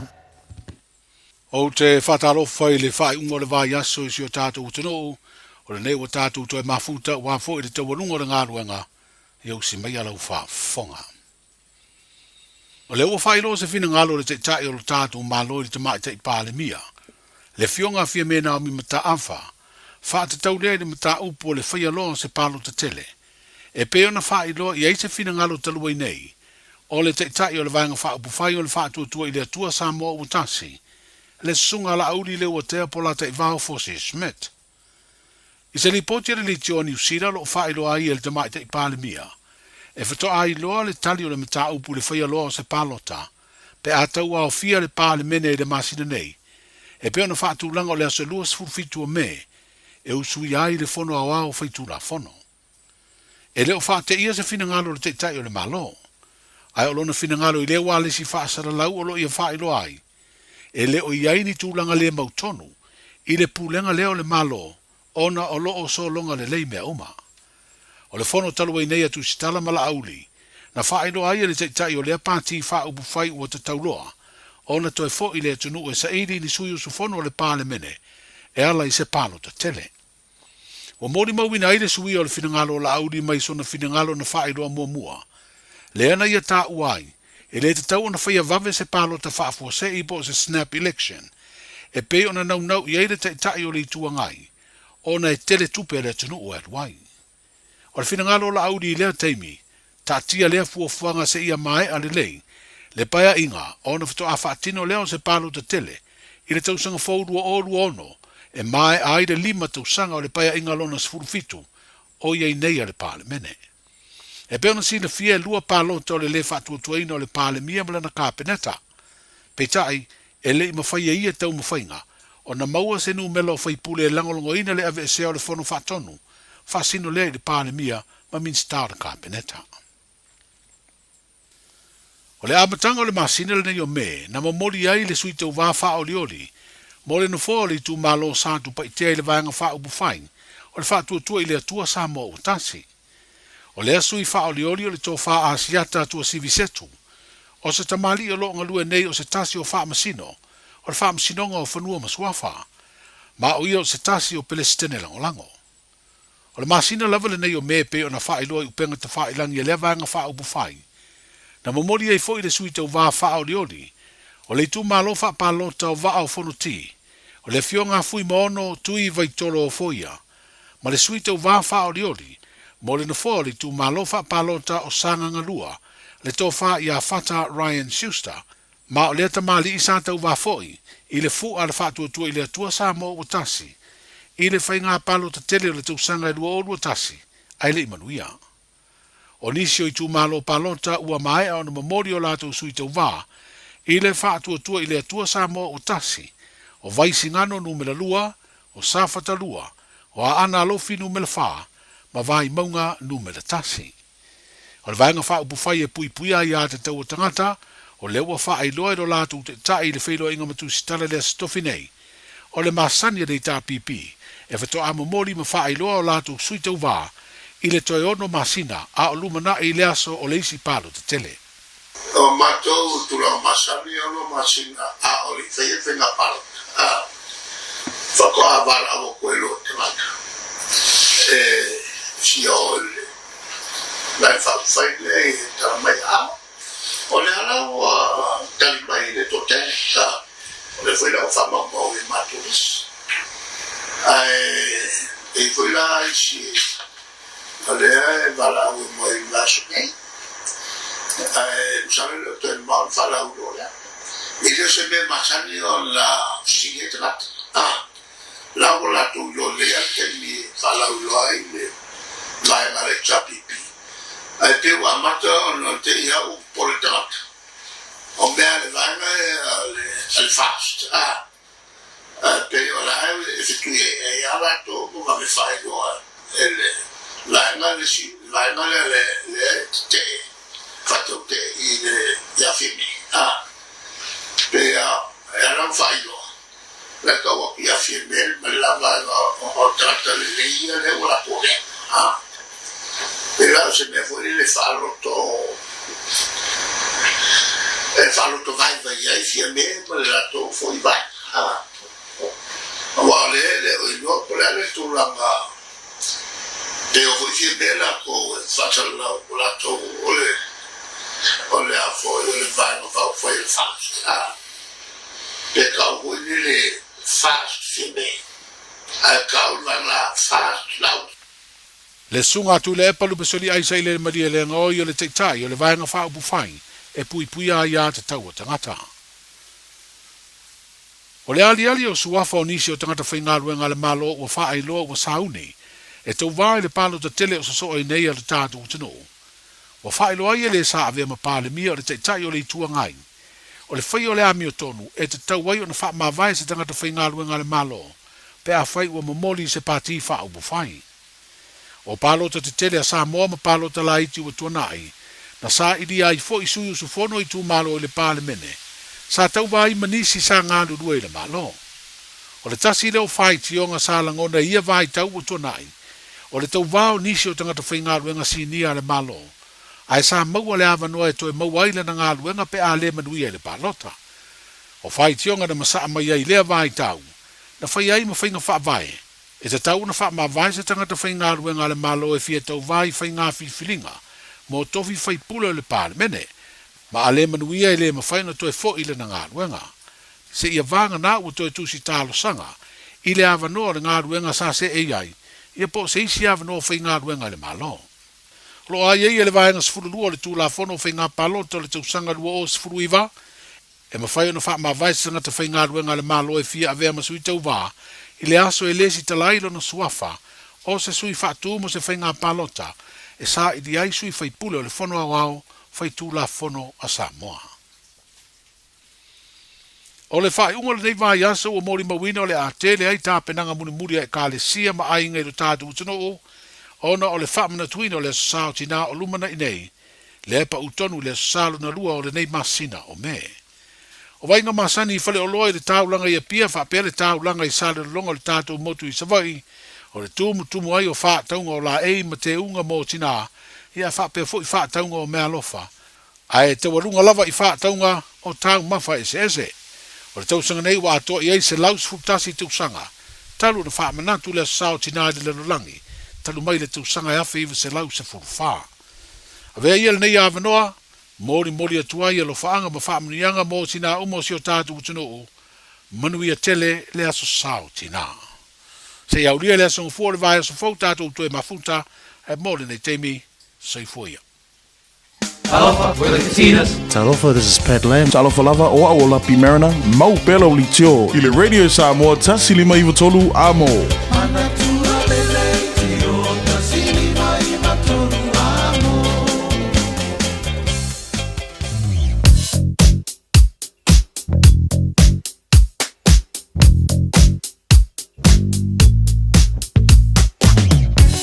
Alo tu mau so longa le me o mai longa wala nei te me o Taeao mo le whaafo mai le tunu alo tu mau na mumu mai le highway sifumare ono lata le link o le sifulona nga e le northbound state highway 1 fa pena for southbound state highway 1 ne vanga le Taeao pa wana vanga le te pa tu mumu mai ma se vanga nai le pasi le titia tua le Mount Wellington on ramp Aure yo le Ellerslie Penrose on ramp pona le valo te pa tu le mumu mai popoloka au si vanga wala lo solonga le lemsa ngore mume oma le vanga le Taeao lo tu mau na yelap te inga o timunga mam tang malo si mo tato ta vale fuale mala sa te malangai ile tulanga lo yele tau de ne vanga le Taeao ya ma o le fo matona pisilunga la wala body nei fanau la onga se i sit sila le tato ta vale fa mo le avel fa mo nei fanau ini sa ngole mo nei fanau la ya tu ya onga fa i wona ni fo ya so ole tulanga na lo ilunga la wala ile nei te mo le Taeao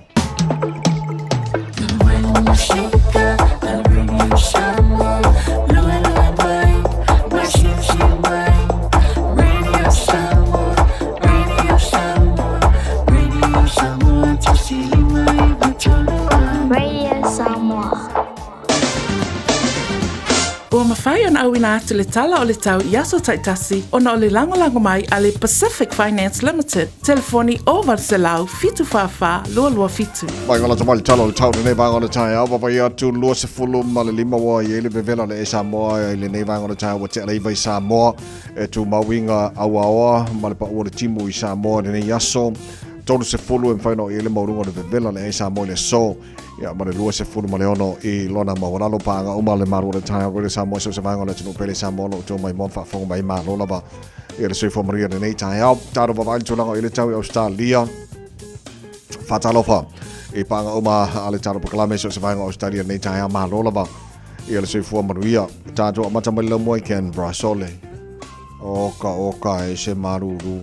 Wa kekea i le o le maruru ka mingi o le kai hao. Ai o leo te wawai atu wingo le tau wha mawina mo le lamoi Canberra o la wha solo ina langi le leile tau e mana ia la alae o le sfuruiva le maurunga le mawhana whana a le taimi anei o le taia ma kua kekea i le o le maruru. So le sfuruiva le maurunga le ma lu o le ea i Canberra le so -2 i lona mauna lo whaisi maruru tele ia pea o i le Fiafia i wawai atu sini Australia. Spurtolo ia ia le maruru le nevanga o le Taeao o le wha solo ina awaoa. Pa una wanga ni so taimi losu tasi o le maurunga na o le mawhana whana le ea mo sini Australia le nifo yaso. Wawai atu mo le pone whaisi maruru o le Taeao Malu. O lo ia le maruru le nevanga o le Taeao le wha solo suru mata ngo while la mo tos furuiva o le maurunga na o ia le kau mawhana na kiki lea. Ia mo tau le so maru lona maulalo i le telo isi vaenga i Hobart sifuru lua whaisi maruru tele sifuru maru marunga ma lulufa mawina mo Hobart le sola ma tenen awa o le tau ma le suru matango fiole lai Adelaide o le maruru ia ngai vanga o le kai ono iai fitu olo iai ale a langi le lei ia mo tau le mawhana whana lo sifuru lua lona mau lunga le ia sa marai fwoi langi le lei o le tau Perth Australia lai faisi maruru le titio Taeao sifuru tolu olo iai ai o le makua i vevela pe asu suru lai le so tolu sifuru lua oka morunga le vevela mo Perth Australia Brisbane Australia malo sifo manuia sifuru fitu le malu o le ea i le neivanga o le Taeao le afasolona aua oa pa unai wanga mo utou le so lusu whana morunga le vevela wha mawina mo Brisbane le so o le asu suru matango whina la le televanga o Darwin oka kua vevela fo i le ea tolu sifuru wha lona maulunga o le tulanga na o le eivanga se Australia ia ma le tau ia mo le nefo Australia o tātu o lia se ma le talo le tau tama ki makaura au kilani no whanga whasalangwa Radio Samoa wawai ati whafo ia o lepa o mai timu o winga na le tau o te wawai atu o lo tu mau ia le lanu sama warning a heavy rain watch a strong wind watch o warning ia o lo tuna mai o lo tu mau mo le so o lo o wawai atu e tu mau ia lapta inga mo timunga maralosi mai le iwa nei le Taeao se ia pa ia le varu le pōna nei o la so iwa nei o me ai mo le tulanga e matangi maralosi e tu mau mai le valu nei le Taeao se ia pa ia le wha le Fiafia na nei mo tātou i au kilani so tu mau la wing o le tau i au kilani le so o le apa uti munga le televanga o au kilani e le nei yaso o le afa solo nangi malosi ma le savidi me matu sa sae iwa 10 km i le tu lalo na malosi mo le nei fo yaso tu mau losu tasi mo lunga le mawhana whana wha mawina mo au kilani e le nei asporile au dia lo Taeao lo tu se fonga mako malosi oka pa mai awa e kaula susuru mai le la e kai manga ia fo le ngā sifuru valu whaisi maru lula i ditio au kilani Taeao sifuru valu lona mau lunga langi le nei fo ile asu samana sunga fua pasona na awa ora so luar dasa fau langi le leile so lulu mana stofi na nama yaso no mana yatu Papa maunga lata mai na ala vai tau nei taima le Taeao le tunua ngai o whaafonga mai tele waenga laulangi ile te tununga o lo maria mani tau mo tau nei aso fo tatu sabadia. Ua loa le tautua le Pacific Finance in no ngā tupe mo so se wha moe moe Maliu, whai puiponga, aso whanau, sa whai whai ngā balononga ba so se wha lawe lawe. Apa laine lo le pacificfinance.co.nz pe wala au le oval sa lau fitu whawha lua lua fitu e talo sanga sauna no ngā tupe ile bao le 5 se lau tala ma le lua se furu hafe tala. E lua minute whai lau talo sanga online www.pacificfinance.co.nz ai tasi le tu lai whaatali e se tali e iai inga whabitoa pala au lo le Pacific Finance Limited ile oval sa lau fitu whawha lua lua fitu oval sa lau fitu whawha lua lua fitu. Toi whasala wina tātou tala mai Samoa pēr tala tu lai se fuluma lua la ure le soma le fitu pōra nei whamalo whawhataili sui roi Samoa e piele whianga ngalman maratu marabao au tanga vai tipi o tanga vaia malo whawhatai mole tau tuaino le tunu ia tātou tala mai Samoa o lo whaina longo puili i Samoa uma i so se tawhara nei ke lope i le tele meolo tupu i Samoa so a whaina MC a tātou tala mai Samoa nei Taeao au te pole te whasala wina mo ai pēr tala tu lai se fuluma lua la ure le so ia tātou whawhatali e se au lire nā vai aso fau i le tala valu ia la mo resi whapongo tātou tala mai Samoa ia pea ke loa so mahalo lo e Samoa la satina kai amu ia foi la ko ia taro talana mai Samoa nei Taeao ole tulanga na oiai ola tatu fa tali nei wa te lola ole si fono usu al pane menele la so nei o te lo ina ole tatu o tu sila mo vava iai pe ole o Samoa le te faia o lana fainga palota bave nei lo taimi o pe na tu poi nei mo te sang fo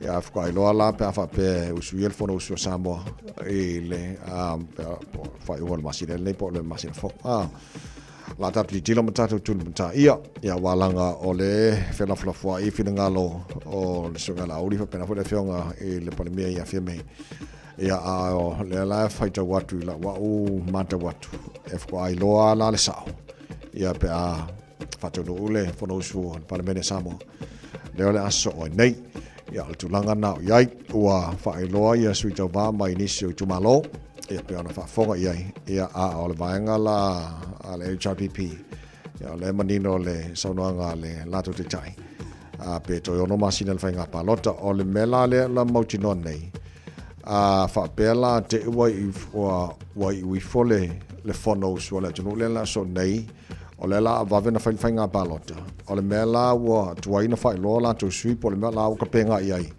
ia po le vavena fainga palota pe ku wa il to sang fo le wa o mona fatu ngai na mo fainga palota le so nei ia after fa lo la to sui to va mai tu mano te tasi one thing no o ma wa o te loana o te la no ai le tulanga lea ina ua mai fainga palota lua felo suma tasi ole a foi ole te leo le sasi ale HRPP le fainga palota lua felo suma tasi e ala to sui tau vai tu malota tasi o te loala ina ma fainga palota o te lo foi te mina live ai le tau tuala le Samoa i le aso le fainga palota na tala no mo so fa sala fo I la fionga pesta sa vea fa pena fo I le sunga ya pali I la fulafu ile tulanga ila wa tilo il pol na mala so fa fenga palota ole sasi te lea na le HRPP na ai ole to tele o lato sui tau vana o le tu malo tasi uas piliki ai ile lango ole tu malo male mawai le sui le HRPP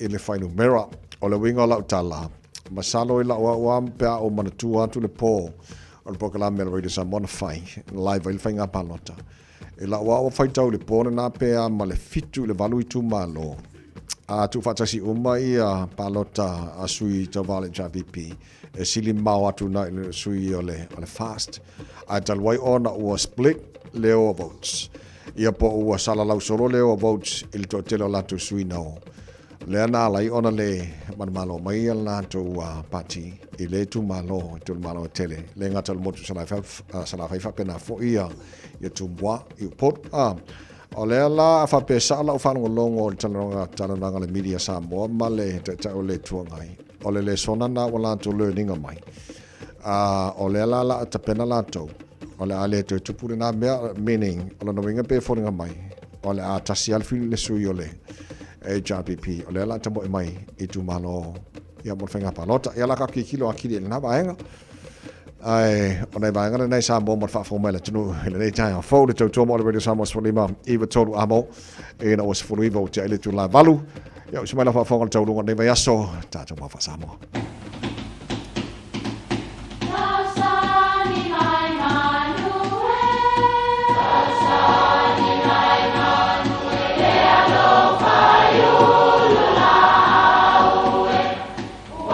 E o fanga manu I ululu o la au awa e fafanga I funga o la au. A o le tangata e fafanga I upu matala. O le mafileo o alanga upu mamuanga ngana Samoa maona whaapongai e a fua I lona sio mianga. O lona lea sao I le whaatufunganga o le iloa whaale aso mai le tautua se ia o ina pule. O alanga upu mamuanga ngana ua lanto mamanuina le tō whamanino a Samoa mana tua fo'i e tāo fitau muli le atunu. Ua utu le salefu na tu moe. O nei upu e winga I maafou o le umu. Ia po maafou I e whai eile suavai, whaiva o le tautua. O le salefu o maa ia whatoa lau mai le waitafe po o le mata whanga foi. Ma le wha moe moe o maa o le umu. A whai e susu o na wha mātū lea pe wha la se ia mamango. E mamango ane ua iai le pefu o le waitafe ia po le sami foi.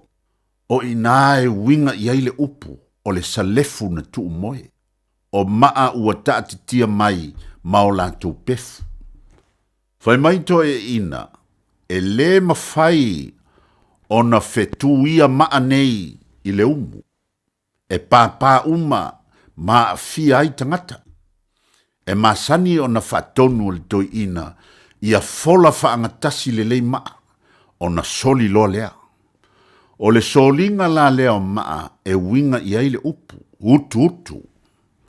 A le solia mua maa e pāpā. E le saunga le mu o na whai ai se suavai. O le solinga o maa i vai o tangata. O le utunga le nā o le malo si anga o maa. Ma o le winga le nā o le upu. E wha winga i se mea tāua. O mana o mia. Ai wha lango lo na taunu unga le lei. Ina ua sao ma ta oto i langa tonu so na amatanga. Po o le ale la popoa ma le mole o maa fau o le umu. Ai a le solia i vai o le tangata. E le malolosi ma ngā whātia le asa o le asi. Ti ngā o na tele talo ulu ma paru sami. Ya, ma se mea susu fo i mai le loi e fia whaavai le umu. Ai a le solia mua maa fau. E le maua le asa e whaavela ai tau mawhaia. E mawhai o nā asai ni whetalainga tali. Ua mātū whatu o le solinga. Ua si saele fo i la anga le tautua. Awa ua maea o na e utu le salefu na tu moe i pa ia mamalu sa wo o le aso. Ia e mawhai fo i o na whao ngā i se whaato mataunga i se tau mawhainga. Wa e manuia ma ua mawai. Io e mai tau atu i le nei la vaso. Ua tanto poto e pati patia. Le wha ilonga wha le poto si o tanto watali. Awa a manatu i la vasinga ma lu i taunga o leo langa. Ai maise i le taimi o le aonga. Le lava na e utu le salefu na tu moe se ia o ina ti a fatu o le solinga. Ona o lousa ili malo. Fa malo atu. Ua utu le salefu na tu moe. Manuia lau whasaunga o le nei asu.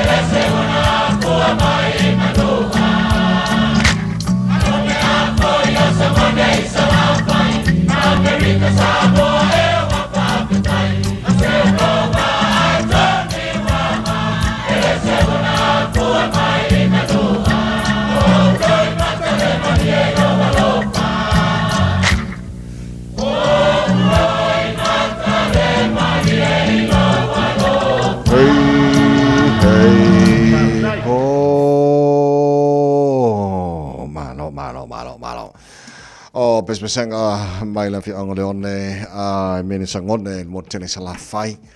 Ya fa mai e tatu ma fa Samoa ni fo I Taeao ma ni verso ato no so ngasi ava Tony Tipe malo fa te telemone to tua e le tapenino tanto ma fa Samoa ni fo I verso ato dos fulimo te le tula balolo fa fo po kala me malo le tan radio Samoa fulima e toru a mo e fo I e le so fa na no pa o ia te o I le Taeao mai lungo le Facebook Ole asoifua Princess Afionga Burgess of Otara ato le valon to sang God bless you my beautiful God's favor. Alafanga mai la wekani si Otara Brethren Christian Fellowship muri tele ya lo wasafana le so mala sofanga la kamo Keith Sele. Keith Manuelo wasafana lo su fa to sanga le so kalo fa e ale le Manuelo yai Australia pa popule tunista sanga stele mo oi ia olo a loftinatu mo oe o waing umalava o aunties o uncles o nephews o nieces ia whapena fo'i ia brothers ia ma na yo matu peleina ia muna malu masina manu ia tele lava ia lo wasa whanau ne so whaskako pāki ngapu e mailong ia ka whamuna mone lungo le Facebook Keith Sele Keith manu ia lo wasa whanau i le nefo iaso wa ai Tatu tawanga foi la sautina. Fafonga le mai se tango fala watu le fa silanga le ole tawanga le radio Samoa mo le neto sanga. E sa ole le ya mam. Tamaiti po mai se video amam. O ye fotu o tupulanga. Ya le lei ole we tato video se o mai pe ke ole ai la no wa fa faile lauli unga ile sfulo la oli. O fautuanga la ya mfai ona whapea fautuanga wha momone tu e so se me te whaia ia pe ia maupea le ia le avamar wha aloalo I so stangata a wajanau nau tere lau telefoni whai ma wha amaro loro ma fau fau to anga te talo e fua I mai ele poto wa mai kelo faukuanga ka mga ave whanau po le ala van fautuanga ma le otea mam e sau mai le lofa ma le nau ina ia manu ia mene o whanau ia 2 minute le umi ona la fo mai lea o le video so le kan ke kawanga mawar kaimi e la fo mai la video e ka kawanga mawar kaimi o la te va la fo mai radiosamoa.co.nz/mama e fai la se I le so I le afor se fulu lua I le aore le so o le mo se me la fo mortina o le ainga so le wote tala lava noa a wote whatuai manuele sao tina uma lolangi mai le purenga mara whenga redi Samoa o te roa la le mawal taimi ia wai awharosu lua lau le tātou I unga o le tātou te wangarana a ven wha maro mara whaftai te lo company purenga mara whenga renga company walangalango ina ia le tātou te wanga mone sao tina le tuisa maua Manhattan o le tuatu sete maua na iwa salau fasu maltasi Dominion Road Marosco le BFF boutique na iwa sumalima St. George Street I Papatui Toi wapena fo'i ia le tutua le tanoa Samoa te maua salau lima sumaliva o ne hanga mone o ne hanga te leo la tupa ulo whanga solo mo le sa tina a mata mai topo tina lo se fulu fasoro man fas fulu ia whapena fo ia tops tina mai tae e le 5% te maua mwhailana e suane ia I o te lau lima sumariva o ne hanga mo o ne hanga te tala iwa no wega koe awhai kula te tala ia na e suane le vai poli mana whenga ruenga ia la mo I se la e ma nei lava mo tina mo na sa tina whafte fo I purenga mana whenga ruenga Street Secret Cake House I le tolu sumaltolu Station Road Manurewa o company mana walangalangoina ia le tawanga mona sa tinafa penafa o Taeao Beauty Care level 1357 Great South Road o Taeao ia ofisoswane me foi ia le Eveni Pacific New Zealand i le numero tasi Golden Drive Auckland Airport o taru company mana le ofisoswane mai ia mo le whamoe le sa tina so o le tulanga na iai ma le sa tina le tunu o ka e ka fefe Karusia e keren ko me alofa. Wore ngalo ya te oe ele ole me alofa. O lo tu mau. Yo ju te fai. Ma lo tu fatu ainga tausi. Te pena le ei me ne o ainga. Mai ka le sia mana malo. yo to chu te tau ave e tono ainga te tasi manu tele tina o mola tono le sa tina le tu sang Olo une lo tolo tina o te momo li atu au alo faanga la uma ataua ele fa atu saina lo utina lo bola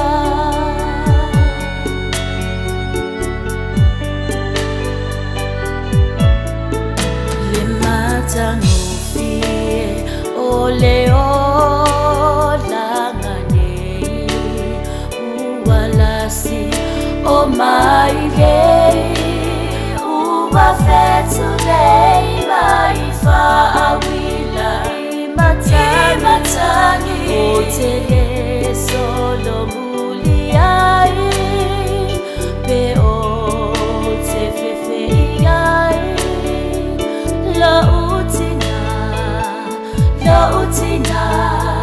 lo tau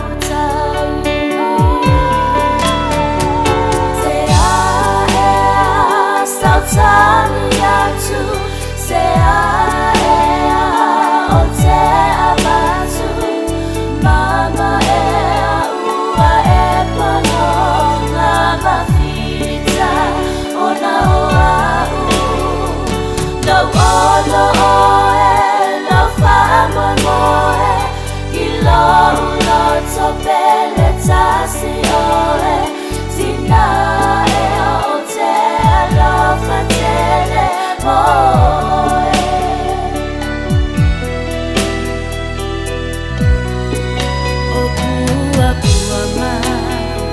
ole o langane ma faingata feso waina lawa ifa so songa lo umalo si anga oe e te tu mai le foe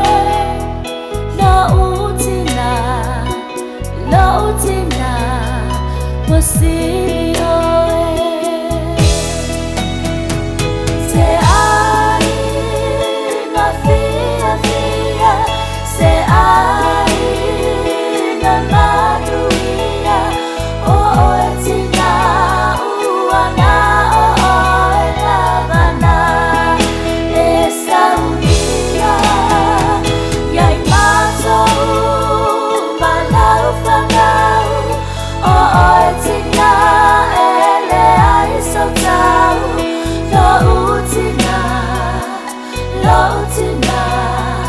lo bona te ai na Fiafia se ai na Maluia o tina uana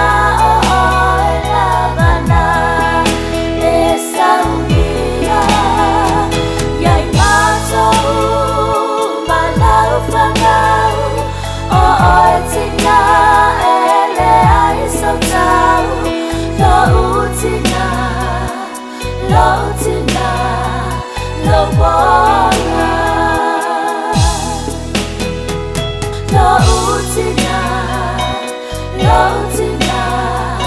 lo bona Radio Samoa Tasili mai batolu Amo Radio Samoa Tasili mai batolu Amo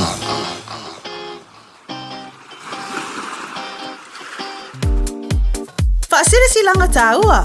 Wa tau no I whanua o loa fau mo le tātou whale o loa le e Veni Pacific New Zealand I au kilani nei. Whaatau se la e maua e mama mo le asu sao tina. Maua la e top o tamaitai, tele dresses ma puletasi I si kaili fau o loa e nei. Shirt dress e talawhea ngai tonu lava mo le ngaluenga. wrap dress mo se whaipoiponga, ma pule tasi au le lei mo le lotu, off shoulder mo whaatasinga mo wo, tele ma le ano noai o isi tu ainga skyli mo oe, pule lava le tama lom tua, maua so se lanu, po o le a lava le wha moe moe, e maua i le whale o loa ale eveni Pacific, tele o loa fōua tamaitai, e te whiriwhili iai. Ele ai ala se panga o lo suma i le eveni Pacific New Zealand Store, mai le aso ngafua nga i le aso tō nai, se fulu le Taeao nga i le ono le Fiafia, toa tusi, 1 John Golter Drive, Auckland Airport, whaafsa nga i tonu lava ma le KFC, ma au tawhane o le warehouse i le shopping centre, ale malai waalele. Got relatives visiting New Zealand? Don't let their travel emergencies become your problem. With Southern Cross Travel Insurance for non-residents, they're covered, with assistance available 24/7. Get a quote now at scti.co.nz. Talofa, o salmasinga fale lua team toidolo o le loia Samoa. Fapitoa la o nanga I mta uputau immigration, pepa malanga, tangata overstayers, so stoinga visa. Kapena foi le taxation, por tu la fono tau la fonga. M5 foi on o tau avena mta upu fal tu la fono I Samoa. Famal mole vidi mai numera o iva lua nono o tasi lua lua. O iva lua nono o tasi lua lua. Faftai. E toa tele fafine e a mio le lei la tō. A oe, ua fasili sili oe ai la tō uma. Le whana oe, ua latsa mai le aso whapitoa o tina. O le asa o mea lofa mo lo tina, e le aini upo e whaananu ai le alofa o le tina, o le pae ma le auli o se ainga, e sili lona tau I penina. O le tau vanga le Radio Samoa mo le nei tau sanga, e sa o le lei mam. Tamaiti, po e mai se video a mam a o ia fautua I le tupulanga. Ia 2 minute le umi o na lafa mai lea I le radiosamoa.co.nz/mama. O le a whaia le se I le aso iwa o me I le afo le sulua. O le a maua isi mea lofa fatsa o waa mo le tina o le a inga. E tatala nei lo le awanoa, awa e te fatsu ai. Ia manu ia tele le aso sa o tina uma o le lalolangi.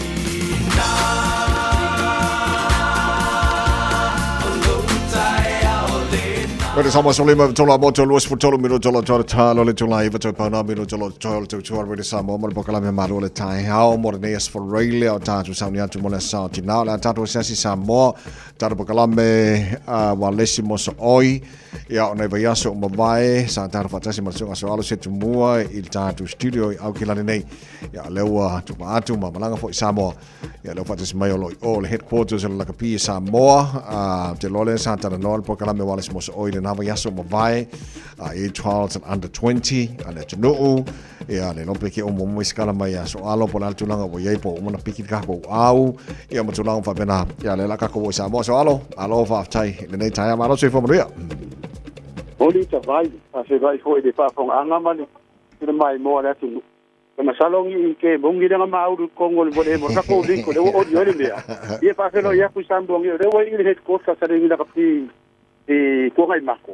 O le fa mako po la fa ko le nginga le anta 20 le ka ko le piki la soruru. Ale wa ile coach. O ile fa ya o ngala te nga fa sa fu mo no ta pa di po mare. Ia ma nga ia sa ngo pere post po la ku la ngo ka pe nga sa mo le so alo se coach. Ya, tu. Ya, na fiona fu bongo. Ya, ma ro so fu na nyimbali. E fiona sai fu ma po kalami. Ye fatalo fatu le Malu statua tu e lava se me o po mai le ni pasalonga ia patalo fatu le pafaman Malu tatu li faola Malu sai fu la wafiong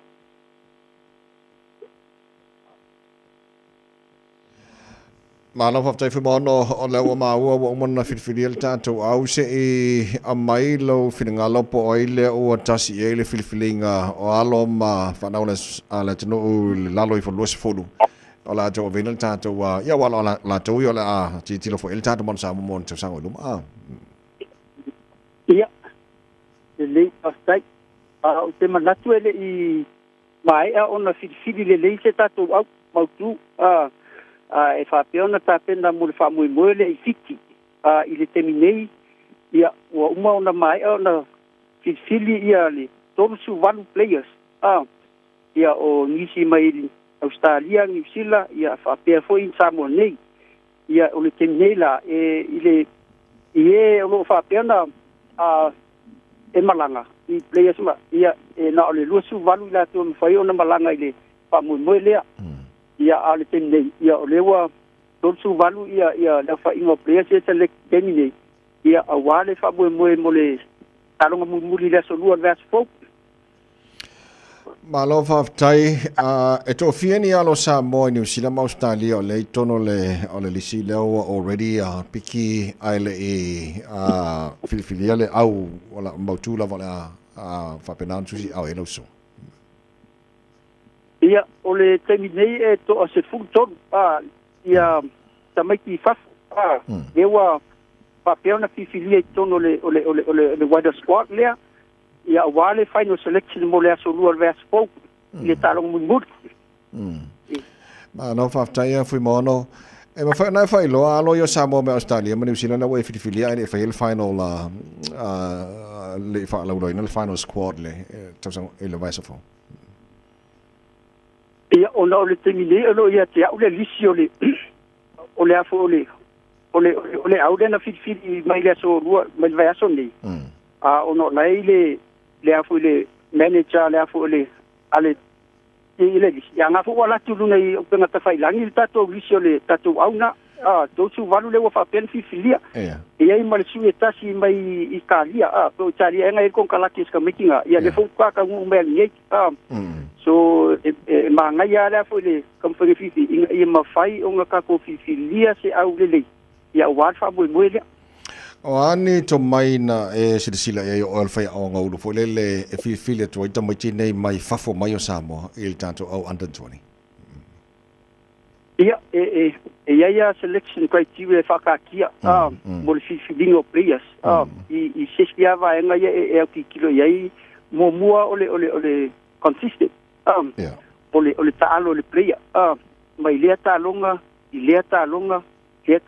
fatu mawinga le lua o le work break e makia ki kilo fo le work break ale players ia o mavaenga basics o le lapi o pasi o le handling o le carry ko nga me fa pinga ia o le afu o le tackle i ki seng ia o langa speed tele vaenga ki kilo ka fa ka ki ia selection criteria o le fitting o au ni ele kasi tele ki kilo nga ye eu ki kilo mo vai nga ia mau ai se au le ia award fa mo de sa u po ma lo fa tai so le na so no ele chamar sanga le fai fiti o chamar sanga le mo tatou lava tulangi le Oceania fu mo sa le ia ole tamisanga le ole Oceania challenge ele o afia le Oceania le masangi o ka ko sa ili le vango mo le World Cup ai e pio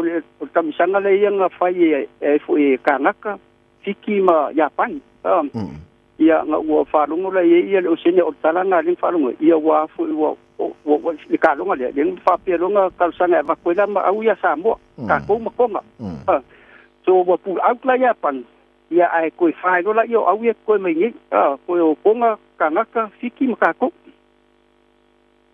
o le ala me tupu pe a te umanu ia tu tang whengal tātou under 20 lea ili tamasanga lea. Ia, na mai a funa whatata no fu imali ma general manager lea fu tatu HPU o le ia tamwhaia ia manga ese kulanga i le whamui lea o na i ele te me arwalu a ke wale ese o senya i tausanga fu.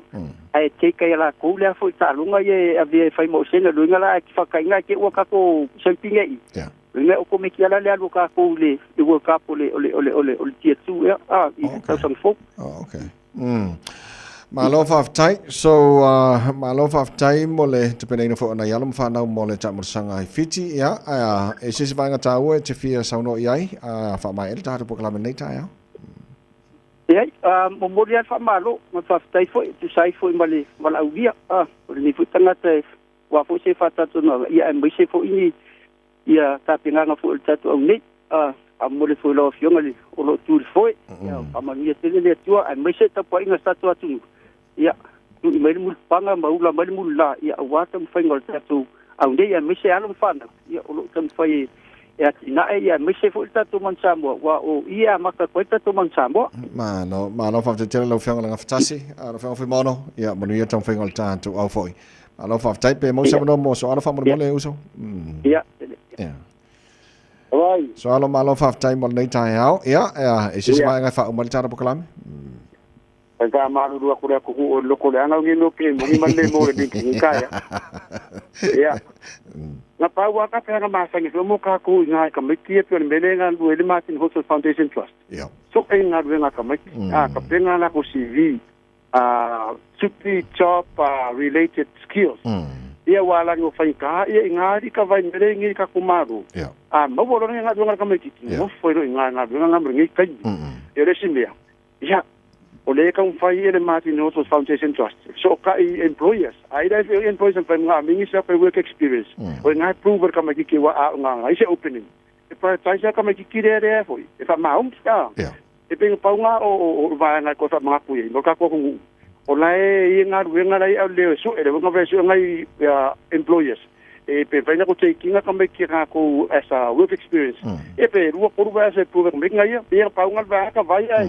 Decide wa tango akura feo ngai faia o markako au ka tenga ngolo ia ngai ia wa le sa ngai de amaka na ko camp nga tiki na ko koru baru trans faia so rung ke ngai ta vai to sa ngore tio ngai faia au so alo fa te tele mole ta te bokala men nei Taeao ya manira nei aso manira foi le au sa tina mole tina o tamaiti ai te ia ka me na mere tina o le ngero na ka ngi ngero na tina ke pa kai ta vai va me foi da do apoka ko ngu da sta kinga du mangai ia ka maroloa pai pa liki nga fu fa nga wa fio ki ko kinga alo va pa vai la va tu le se ga sa alo se tumo ma ba kala be wala se mo so ju sa mai Samoa ele ne foi Taeao fo ino to se fu to bido to lo to talo le to laiva pa kala be malo ta re sa mo so le me to lo amo puni Samoa le penina la va he Pacifica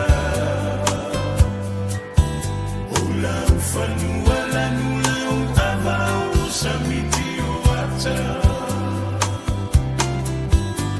Na yutangata mata ata la fofonga fiafia Maluta ulanga waileta la fata iopia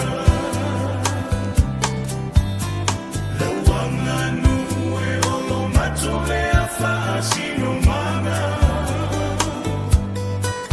Aboleta la lele ua avemata ia la yutangata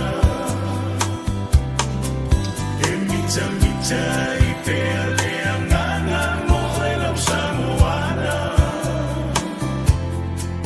Le fatunga toto ile ala moana so o atoa ile vasa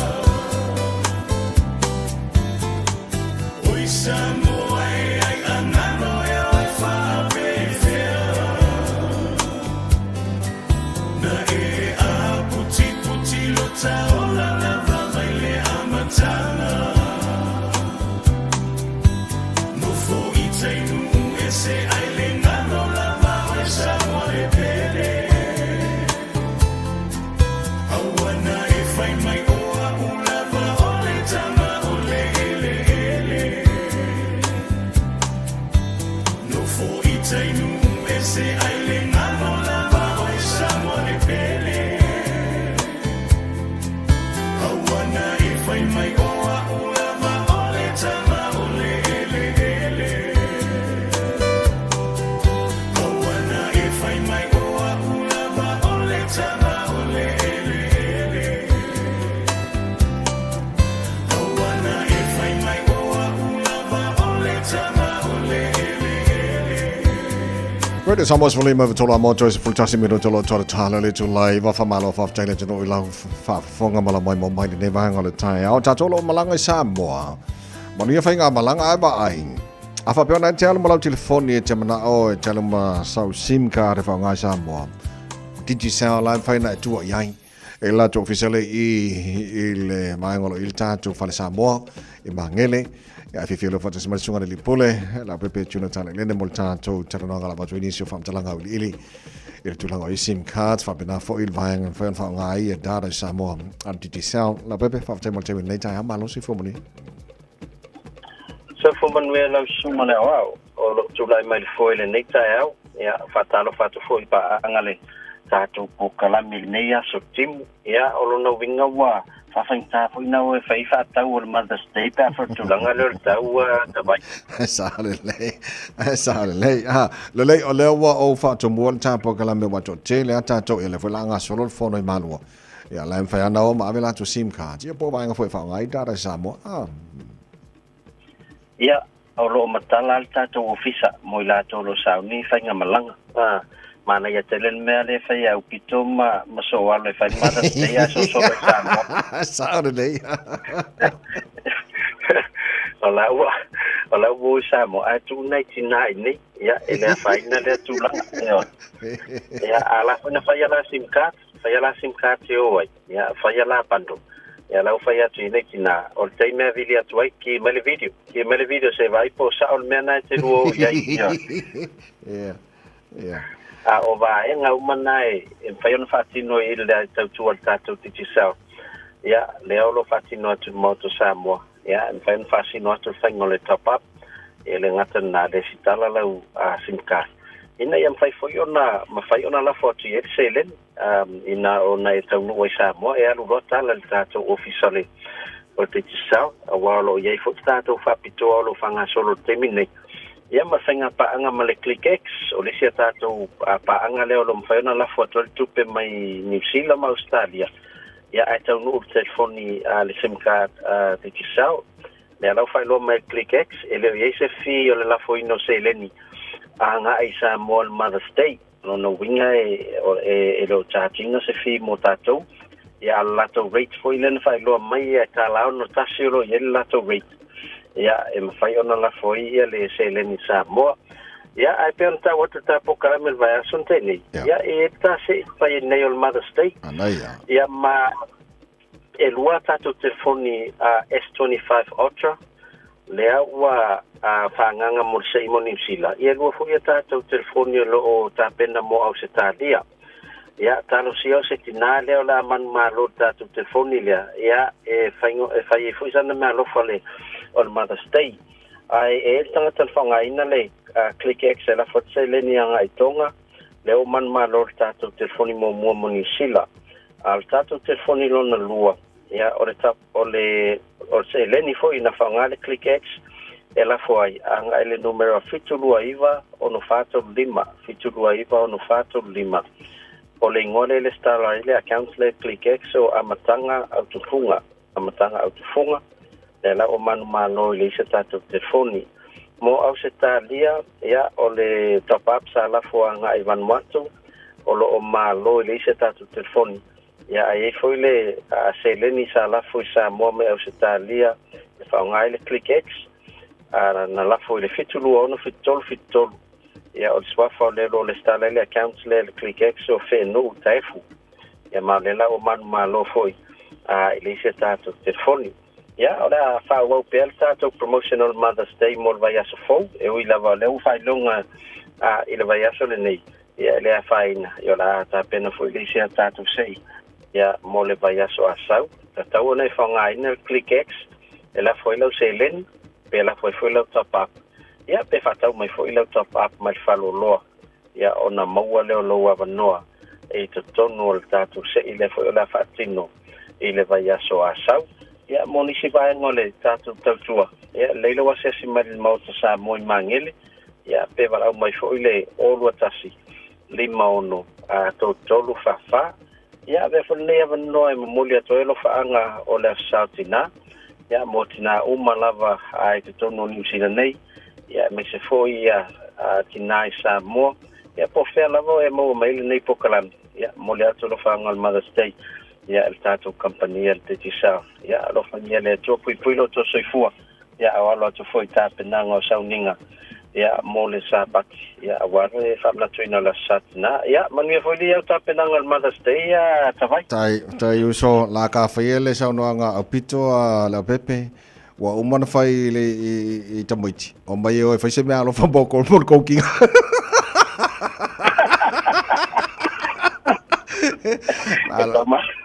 Na nei ale tu langa le I fautuanga au pito ya mai o mata faita mai te fai malo fa ai te punga valele a to alu Samoa ya ai mana vela nei tinai no fa longo Taeao e sina toi ona se mete na o ila satina fa mai na te mana o se aso file mu Mangaya. Sa mai o te le mana o te furuipu, te le mana o te pena le fale, o te le mana o te vai sesi o tau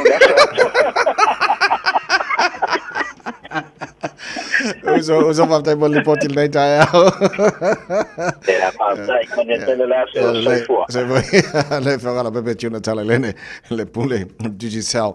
Ja, male, tātou lipoti male tātou se i ora nei fo I Taeao. Tau tō mōre rūtu Samoa Spolima I Watoru a mō. Ia, le lei a o le I whamai a le tau tua I le nei fo I Taeao fau. E a fo I o staimi ona mai mōle le tunu ultulanga ia le tau whainga fo ima a la e utapeneina e veni. Ia, mō le sao tina ai o lo whangasolo fo ia le special whaptoa le tānoa. Samoa I le salalimu sumalaiva o ne hanga mō, o ne hanga o stasi fo I o company o lo langalango mai I tātu tau whanga tina o lo whanga solo e leilo wa se siane I aiva I poli mana whainga ruenga te leo lanto la e so te leo vaenga pule oi po whee kasi asianga I ai pa uan me ia mōsi ofu fo tina ia mōle sa tina mō tina umole tunu ia tātou leo e ia tātou videos mōle tau whanga o le afors fulua nei leo ori leo la asili silai ia mai whaafonga I po leo la amanu malo I tātou whailong le lei o le whainga lau tau no au tau maua tu nafi ia sera malato lo whail tātou tau wanga e whairika ko sei so lo ingo videos umalama mai tu whaatasi on whaidor sei e le whai pele mea whaile masani ai o le video ke leanga likes e more reactions e marmalo a le la whairika ko sei ngei le afors furulua e po la marmalo ia le lei mo tina o le tino ia manuia lo to waso whaapitoa maua o to tina o Samoa ia se aso sa tina tumu I le Fiafia mwhamonia ngā mani tātu tua ia mai atu maua peo to tiu te whai moro to whatu ainga tausi ia wala tausi inga o tātu maloma tātu e kāne sia malo whafte telo le tātu programena malua le Taeao ale Radio Samoa ia mo le nei aso ma le nei vai aso tana fōpea tala iwa le Taeao nei ia na so e fole ma le porkalame Fiafia mai so ngā te tia whale twist te tia mo le nei fo I aso le asfam talanga o le tau tamari lau whafo mai malua ve whale wherangalo mo le tele lava nei aso se fo mai amanu ia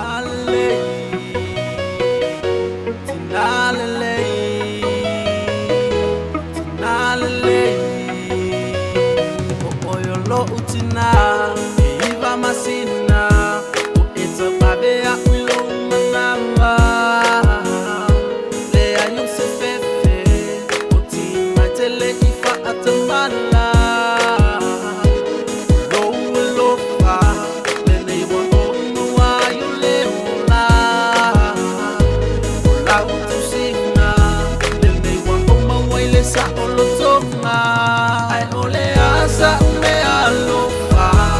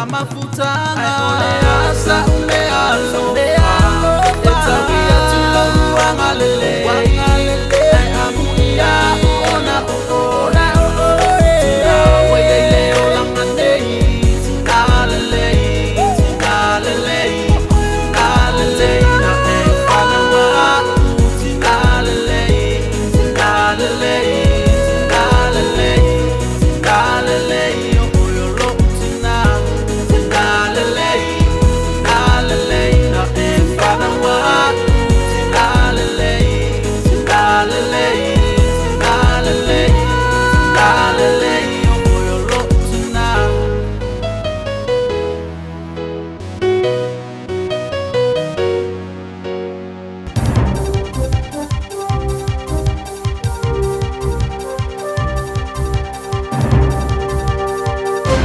Taeao Maria, whawhungamoia, talani mai Aotearoa, ni sina molo whawhungamai. O le suite tau le pātia le leipa kāmele se puloni sa i whalia o Nicola Creek, e te tau ana whaamawai o se minister mo tinama tamatai, i lona whalia. O swinga le tūla whona moringa tuso te tongi por Equal Pay Act, o se tala le lei mo tinama tamatai. Sa whai tue ne se puloni e le tamatai minister, i le lea i o sona o ngā matu i le tu se o manato tangata. A white ia i le whai ngā malo, marisi le vela falafala fo inga le pāre mene winga. I ana swinga wha fo se i le tūla whono le vasarei. Whai tonga mō le tūla whono o pasia. Sa tua ia i le leipa o nei swinga, sa wha tina te ui atu le pāre mene. Te luaina mana o mia e malo e vave sa i dene tino i tupe. A o lumana i le talawhara tau o le tupe i la su lusfulu lua le masina ni o me. Sa whaari ai le te iulo le pātia le act, le si fwoi pā anga o le whai ngā malo so whaatasi David Seymour, o le swinga o whaasau ina le whai tau biliona pa biliona o tala. Mai e tau ai, o ia mai ngā tupe o whaasau ina turuai, e ia le wha moe moe ngona malo. O le lai ki atu tanga te whai ngā ruenga, o le amanui ai ini tangi le lavo o latu tu tongi maua, e wha vaile i lunga o le wha ilonga tingata i tu aingo o i tu pāo tingata po le gender-based discrimination.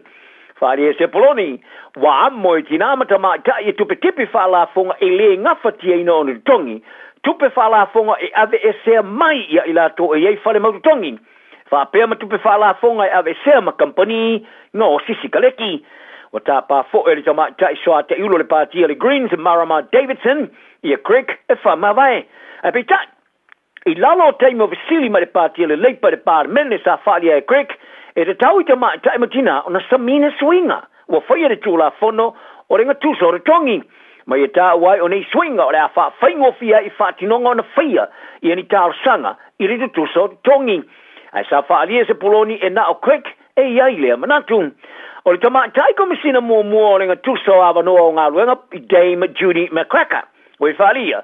O le solo i o tāo sanga o iai mo renga tūso o tongi. Wa solia i mata whaioio aia tau o tangata New Zealand, o ye nei, ma o se oso whainga sa wā fo i lea i tamatai matina o whaia ngā ruenga tāua.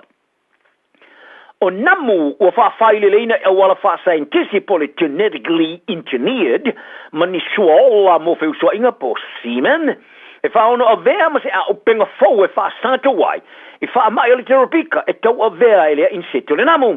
E beona whaalia e scientific Australia, ino o mahe o na whaia whaati te inga o le inseti i se awala e wha tonu inai.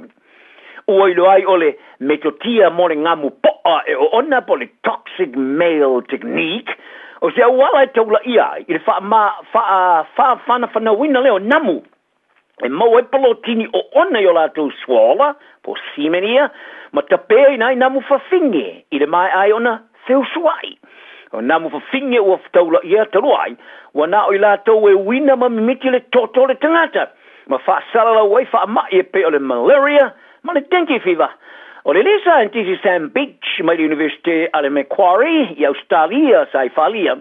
O le au wala e vavele au ngā e pe o le vaila au e tine e le namu e au nolea, ma le aafia i o isi mea o la au ngā. O se au wala o se fofo e wha no suia, i le au wala e tātou te vava ai ai, in se te whalafoa, ma ofo inai se o la malo loina mo tangata matuma wai, le luma nai. O wha mao ninga o wha te inga o Samoa moa, sa wha o ngai lango e wha tama ia fuala au tamu whamata ia po fruit flies. Se mea ola sa wha whai le leina i tono whalesusoe, e favor le po o le taime olai i le na o le lua mai aso. O lango whawhinge sa whawhiu swa i malango po o ona sa tele eise whaati tingo o lango in city e piona sa mawai e scientising. Whaari e le scientising sue whaapitoa Marcial Maselko o le a whao ngā nei e lau sue i le awala i ngamu. Sa aver fa mauninga o le sa o le le whanaino se tama sa ia whasiotia te whainga luenga e to lua se no whanga sa whaia iai se ngā luenga tele i le taulonga o Kilani e piano whaari ai le vahenga sa sueina le mata opum. O le tama sa wha o pengaine se whana ia matu tangi mātua read sa rusu whatau sanga sa whano le ola i le taimi o te whananga i le no whanga i whanga le aleo leo i le mga alo Queen Street ia i ulai o le roa whima le futolu sa whana read i ana wofa ngā runga i tō lua mamari li wai o tupunga sipili ano lemi, whasu whateu sanga masolo mona tō e whasu rima, ma wha manu o li a isi. Sa wha matu ina le pūle anga tu maoti mo whatino ngā leo leo por Independent Police Contact Authority, i li unga ana sua suenga. Sa whaia le whatino ngā leo leo i le whaarulawe, e tu sai ma le whano leo lo read i le asona nafi. I le unga le suenga sa wha matala talaina u ili, i le mea tonu sa tupu mai ai i le aso, mata wai, sa moni leo leo i le whaneino le tama, sa ia whaia lea te whananga. I se tomo whainga muni ne kiki e seina i le pāre mi o Samoa fia mea nāmi mata awha i Samoa. O le pātia le fast o whato ai nei se lato tangi se tomo whainga e tāma wai, le wawe whai o se whainga pāro talau tele le tano. Ai ui lea, ua whai ki oina fia mea i le tau whainga, i rona whalia, e na te tau mate le i oina e le pāre mene. O le tatu e whono le fast la aule le mali e tōre wa tea fōsi Schmidt, sa ave e seron tofi minister mo whato angam whainga whaiva ia Januari, o i whalia. O tā paina lana pāti se whai ungar whaamstonga wao, pe whatu la whano ina le pūlea e fia mea o se whainga malo e tōla i ti tiatno na sui. A whaari ai la audio le mali e tō le Johnny Sira Pasifika, po whea o le lorolangi e te wai i le tō aingo whainga, i le tu sai man whawai. Mai e tā wai o te tāwana whata apere pāre mene i se vave e iain, e tō mai lumar whainga pāro talau telo le tunu, le tausanga fōu, i se tomo whainga, e fō i ai male file mu i ar whaua o vesi o whainga wha politiki o iei nei. A sa whasili via me po ave vesi. O le tunu o lo whata moe, mala auli o le mali e tō wawe nate, tā pāina le whainga palota, a e le tupu mai se longa ua whongo le pāre menge. Mai e whaali ai o le milonga muni nei, e le whate ai. Mai paule a wala e wawe whai ai se whainga palota lo tele, o le mali li e leo rei tua ngai, a le temine e whoringa mai e le e ai, a e te leilo ina lava se metu po mai. Sa te ina la audio le mali e tō le ai tia e whaalia, o le kai ulo li tua ngai e pui puia ia te tau o tenga, te tui le epa sa i le maria le ngoi, e makua i le wha moe moina. Ma whaali ai e te tai o le fast, i li kea ia e pe, io e pele ai, ai o i la tau o le iene numero ai, ma whai ai, ona whatino. Tā longa ua wha mamawina le raka pia New Zealand se funma liwa tisma le 5 miliona tāra o le ngau mo le tausanga le tupe le rua whema le rufulwha. O le atulanga sa forfulaina le whontanga wha le tausanga i Wellington le sunana fia peitai. O le ngau sa to e tongia i se tūlanga maolunga u wha mamawina o tupe maua, ma le wha wau o le ola o la tupe e anga i atu i le wha lapara putonga. O le kapeteni mo mua o le All Blacks sa manu malo i le rua ipo le rolangi le kapi, ma le tete e whono fo i le kapi ni Sila David Kirk, sa i whalia e uilawa i wha maumau o smariwa tima le 5 miliona tāla o tuperusi, a e tāla whea ngai ona mai ta wina, e ao ana mana ia, e leo se tino i tupe o lusi, ma e leo te tawa ona ave sea mai le tūlanga maumau tua wha tinonga le kapi ni Sila, ma i wha sino i se lau fitsu wha tisma le 5 miliona tāla o tupe wha leo lo iai. O leo ki se silo le kapi ni Sila Mark Robinson, sa i tau tino, e tele se ngā luanga e mō mio na ngā lulu i ai au si ere wha wawa wha tino ngā tupe maua o le lakapi. O le whetuapu pola tele wawa au lakapi e tamai ta e le Blues Braxton Sorensen McGee e paua i leo le teine fau au a whirwhiria le Black Ferns a New Zealand. Mo le latu tālonga whai tauria mō mo le tau sanga. O lea teine tele wawa e nā o se furu wanu tau sanga o whirwhiria le tūlanga furu peti le au e mō mota alo mo le tālonga le pola stona i ma Australia i Newcastle. O le tālonga o le ngata o le tālonga mua whaavao malo mo le tāmalo sanga le Pacific 4 po le Pacific 4, Ai o le ta'alonga fai te ulia fo I mua mo le ipu le va Australia ma New Zealand le O'Reilly Cup. O le fai a onga whaururu o le Black Ferns Alan Bunty. O I whaalia sa Fiafia tele le tūlanga I whaatontu nua e Sorensen McKee I lana mio I le tolo o pinga reo. Pa ia tā wai o le teine o whiriwhiria o tau wia lea I le whaawawo le lei o le tā alo le tā amarasanga o le suparakapi au piki. Ma whaatanga I le tele ato o le taimi moisi teine tā alo ele o whiriwhiria I le au. E ao o ina ma whaatoa toa mai ai I le sio mianga o ye nei. Sa Fiafia tele foi le li whea o e uingo ta mai tā alo le au. O le pou ia a fina tangent wai nohu. O whata auto te alo ilan tālong whai te uria mua mo telu mai ni tā marasanga li poro rangi le ruafa mare le futasi. Le sa whato a whai le ruafa mare le furulua ono le COVID smariva. I roa mai ano whiriwhiria leo whaleo leo. Huka, ia Georgia Ponsonby o le a taulaina le skalamu. I le vao pou e to lua Chris Veliko, Matania, Kaloni Valley. Alana Bremna, ma maya kana wai kala nakaulani, Roos, o le a panga I tulanga loka ai o le soaka peteni Kennedy tukuafu. Ma Leila Sae wa whiriwhiria I tulanga lusi au tafo le skalamu. Ia Kaipo Olsen Baker o le ta alo le ofu numero valu. O le soaka peteni fo ia rua hei demand. O le a wha tontunuina le leine 12 numbers fulu ia Maya Joseph I le tulanga afa. Longo I plotu le mapu ata I Silver Blunt. I le ofu numero sumalelua ma Amy Dublisis. I le tulanga sutolu. Ao Aisha leti inga ma Caitlin va kolo I tulanga wingi. I lau whale o leo. O lo au fia I ma deis whale a whanga. O le lima le whia whira sonai.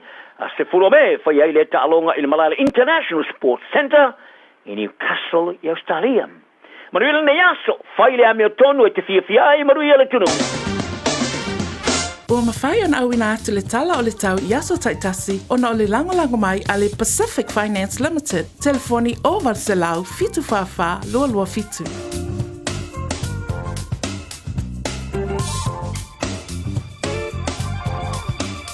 Ua loa le tautua le Pacific Finance in no ngā tupe mō so se wha moe Maliu, whai puiponga, aso whanau, sa whai whai ngā balononga, ba so se wha lawe. Apa laine lo le pacificfinance.co.nz, pe wala au le oval sa lau fitu whawha lua fitu, e talo sanga sauna no ngā tupe i le bao le 5 se lau tala, ma le lua se furu hawhi tala. E lua minute whai lau talo sanga online, www.pacificfinance.co.nz, a tasi le tu lai whatali e se tali, e iai ai inga whapitoa, pala au lo le Pacific Finance Limited ile over salau fitu fafa lua fitu over salau fitu fafa lua fitu. Talofa, we're the Katinas, and you're listening to Radio Samoa on 1593 AM.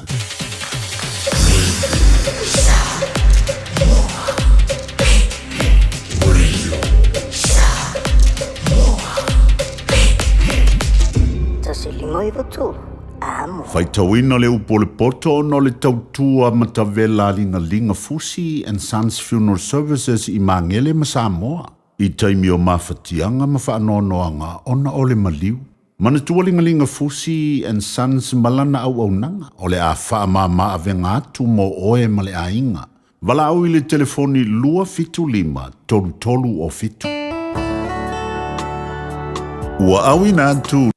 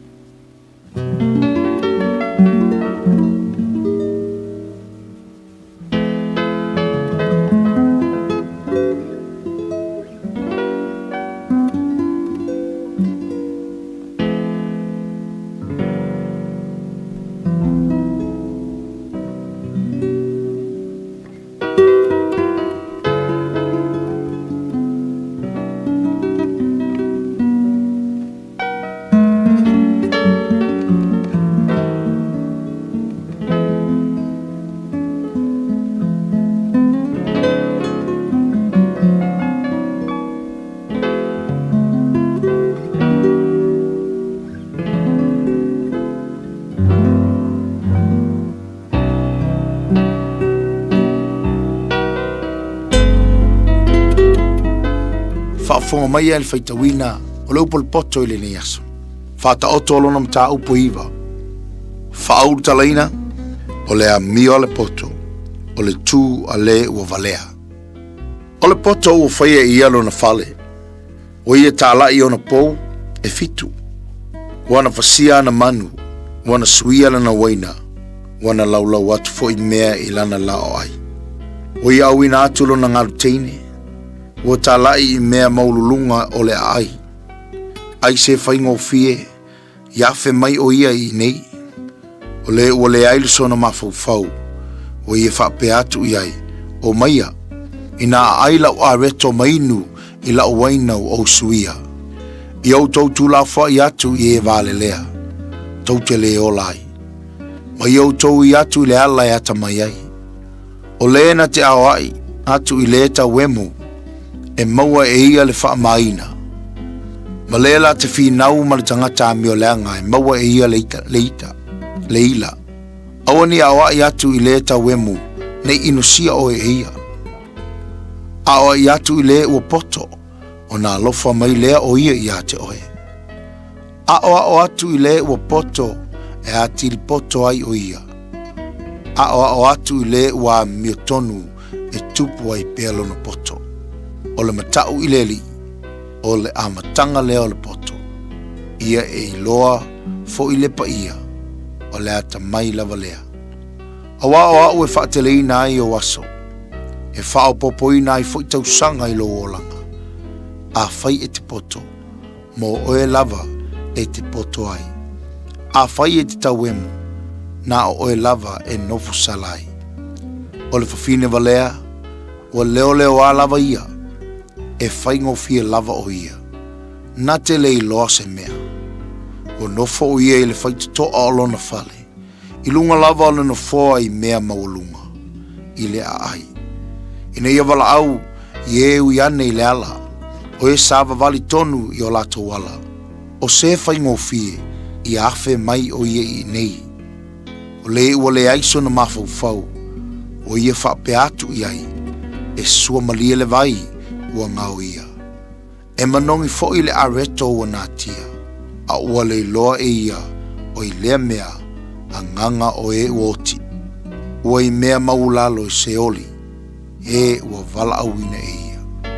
Upo le poto le nā mole ni aso. Le upo le poto I le nei aso o no le langolango mai a linga Fusi and Sons Funeral Services. Ua mawhai o na tu whātasia o au nanga tāla whea ngai I ni tautau ngō fia tele. E fiso soni atu ai, a o whea ngai oe ma le popole ma le wheme mea. E mori whātasia atu ai ma wha mai senga, ma wha mawhana whananga mai a linga Fusi and Sons mo a inga uma o Samoa ua whea le maliu ma le oti. Malau mai loa ia lingalinga Philip Fusi lingalinga. To ia whaapo lingalinga, to ngia si ulavea, pesu mai I le luas fulvalu Canning Crescent I Mangele.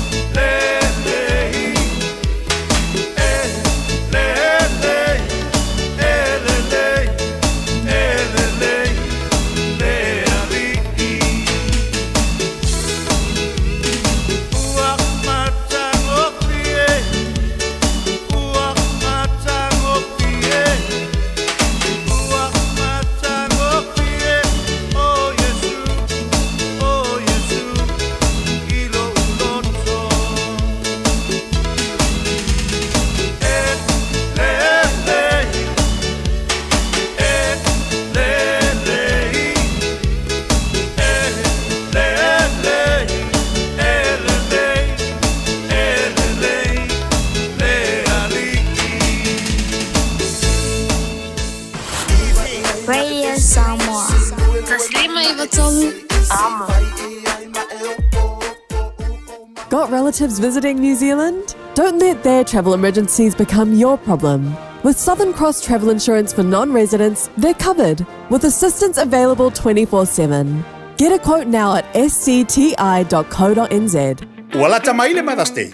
Awana ia tungalulo mafau se me alofa mo mama. Avisa o fatafau i de Mother's Day Dine and Dance Dinner ale tui Samoa Manhattan. E te fiu e tau mafa, tele seafood, ma te leo tu a inga mea ai e te fili ai. E na o le lima se fudu tala. Te tala le fai to o ile ono lea fiafi, pa fianga tui Samoa Band i le po atoa, te tala fo i ma le tatu pa. Fa Fiafia mama i le nei Mother's Day i le tui Samoa Manhattan. Tua tusi, iwa fatasi a Dominion Road i Manrasco. Pa fsio tai mai lisi mo sa pukin i le Old Watasi, o i watasi, o fitu o valu. Old Watasi, o i watasi, o fitu o valu. Talofa Samoa. O Ateshna Ryan, o le Licensed Immigration Advisor mo le Auckland South Immigration Consultants. E visosoani mo so se tu ai ngā visa e malanga mai e New Zealand po Australia. Telefoni mai nei loa i le o valu o tasi no valu fa fitulua. Po le olua tasi no valu fitulua tolu o. Oceania Career Academy, Sauni! Kako hoi, kaule kaua! He pai ana pai! Wāte lumaga i maguia! A whaia sa ili se la asanga fau moe, a waloe te no whai. O le OCA e au tauina ai o e imtata e sese. Maua visenga fau fale, vali fale, palasa, male soifua maloloina.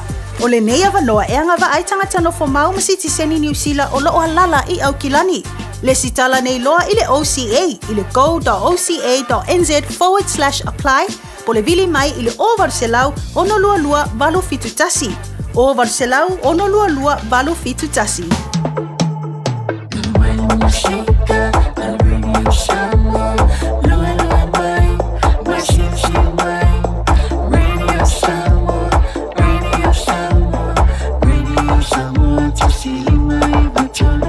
Radio Samoa.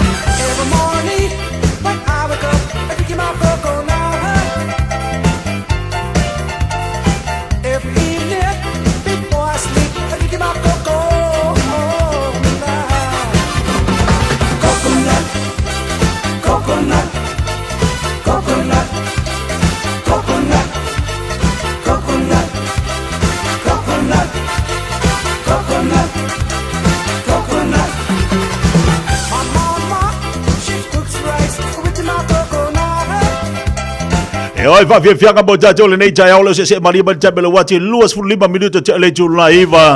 E longo le tau la udanga si fonga le radio Samoa se forma liba iwa tolu amo. Ko kala me fanga solo tato pi ona ye fu nei Taeao las falaile. Ya pale tato po kala ma sa de ma fau fonga las falaile. Le tau la udanga fu le tato mo tonga. Ba se fu le tau le fionga le lipule. Ya ma le fatua. Le tato mo tonga ina Samoa ya pia. Ya le ngata le tato faltan malo la le tato marketi mal taulanga fa tau pia ya ai o lo o fa to tonga ina fo le telo tato mo to malawa le telo me afale male pa u le te fa longolongo ato la ya lo tato mo tonga le wa nga ya to telo tato malanga Samoa le tato sunga fono a se me alo fasili na mo tato ai nga Samoa na lo alo tato pa u tato mo tonga la satina te o fo le tama ai le mo le tina ilungas fa malu wala bayar ka o kol pa ko sino baku no ma ai ba ya fa te yo le wa mo le fa no le Taeao ya le fionga di pula le tato motonga fa wina le tato po klame pe ona ya tato ya asfalile ya mole au nanga fa ba le tua sina ata mo oi wa lu le va so o e vivesi do ma fa pisi o vivesi tau fe tu na i la fa so ai tali tonu la O uma mafaufonga le songa fua se pa ia las kofi. Si o maila ta mai te avatu ia to e mafaufonga las falaile. Lelei, fatalo vatu balanga fa lalo, la fionga lupe matsilia, ya la fionga le dipula le tatu motonga, ya te lo foi. Na o ia ilu soa tau la tatu sa se tolu nei Taeao i lunga le tatu pokalami se moli se mea lofa la sa tina. Fatalo vatu balanga fa lalo nei Taeao, malo se fu maria. Ya, talo fati tia. Ila futalega le Taeao. Ya, talo fa ile tunu. Fa fonga fita fa fonga mai le Taeao.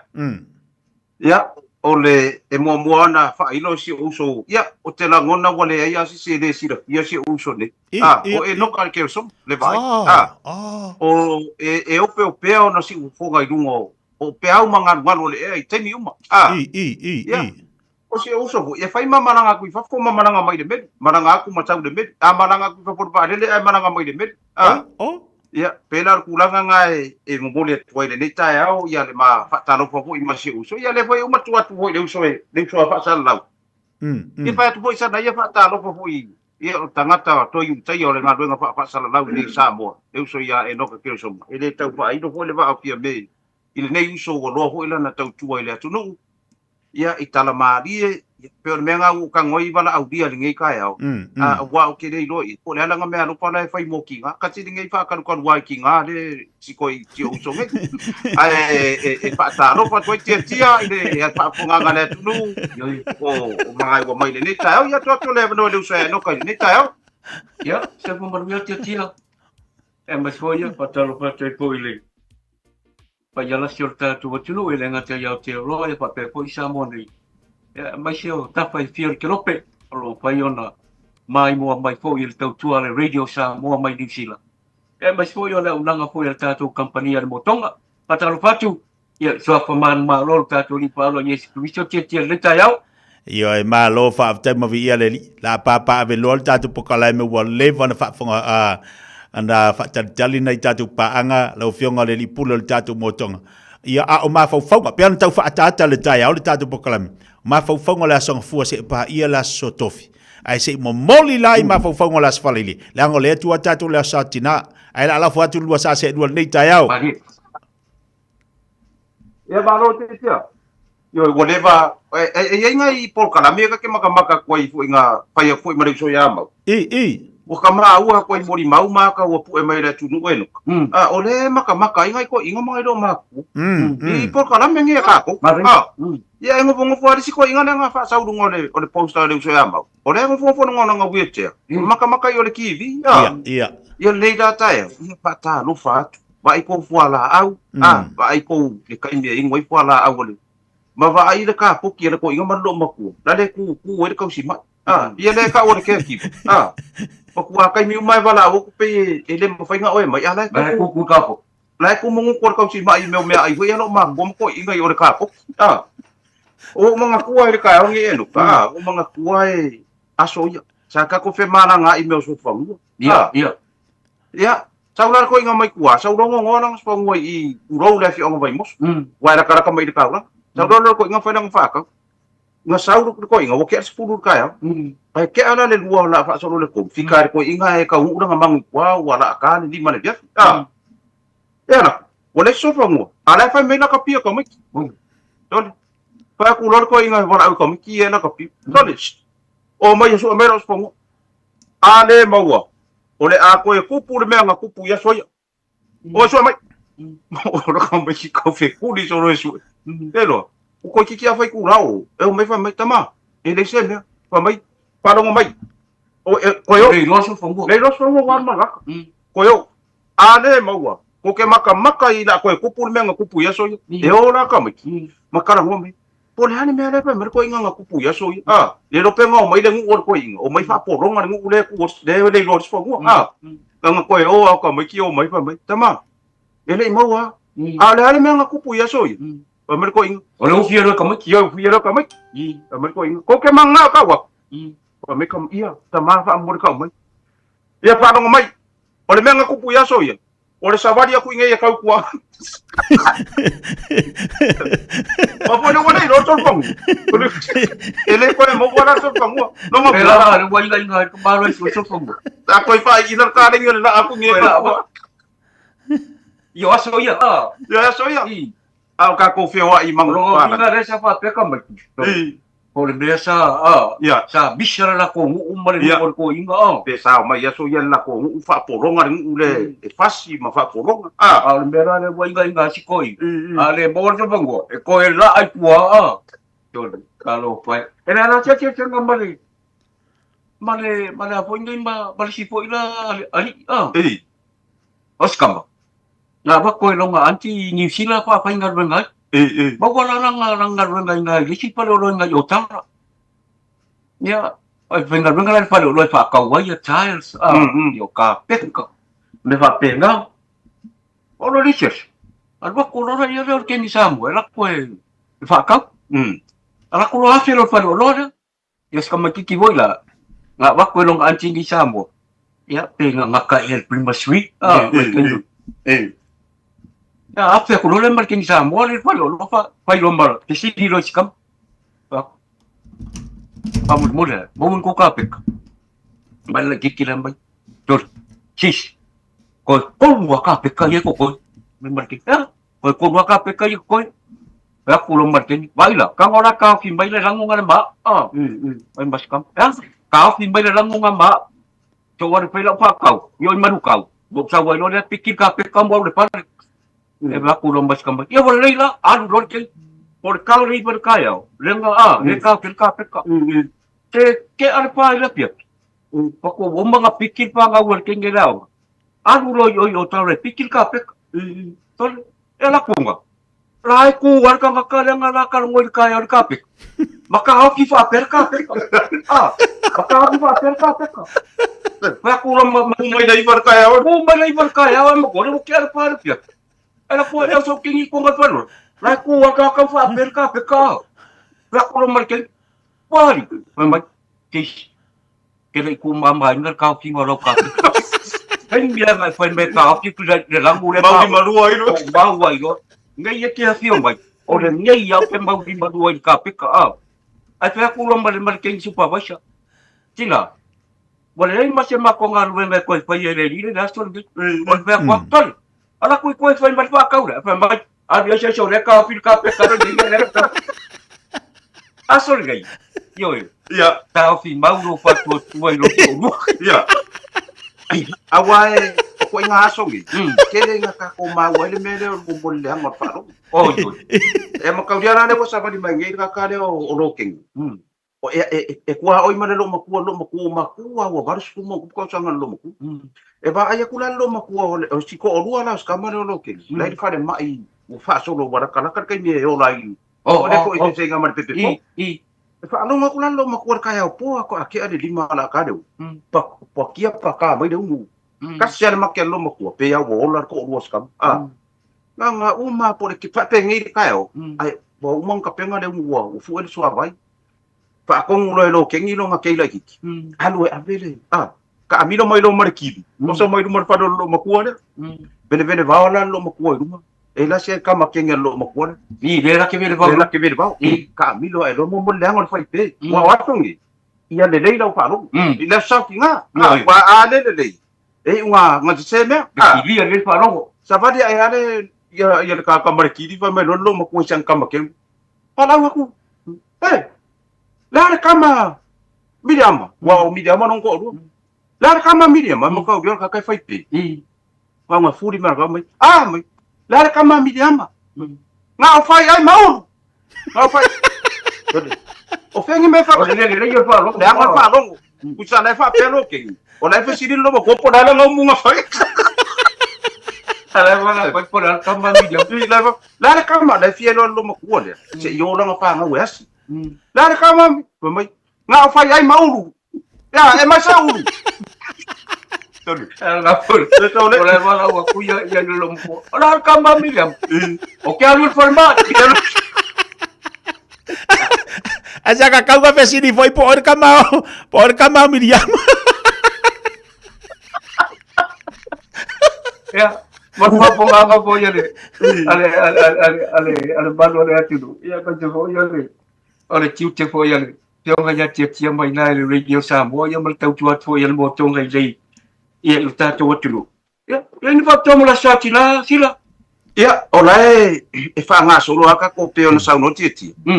Olay ka ko fapikola yan, wala le mula sa sila, ka ko pokule. Farkan mano? Oh, bagay yun. Yan makabiyan, ale sa wili fongo nga umala sa sila, kick off, ka ko fonoy malo. Le, asong fuwa. Abe me afali o tato fonoy malo. Le, ka ko speso nga farkan malo, sumat na mafifi, ang wisidi daw may faamaw kumay iye. Wala fa nga sorong bon fongo sina. Bagay yun. Le, mga kuwa, wala ka kalungan fongo. Kau dia fai dole fongo ringe. Sa gal ko inga makuha wala po. Sa wa moy sa fa ile po. Ngamoy. Alai fai fongo. E fa alo ngamoy har ko inga. Wo paki ngu.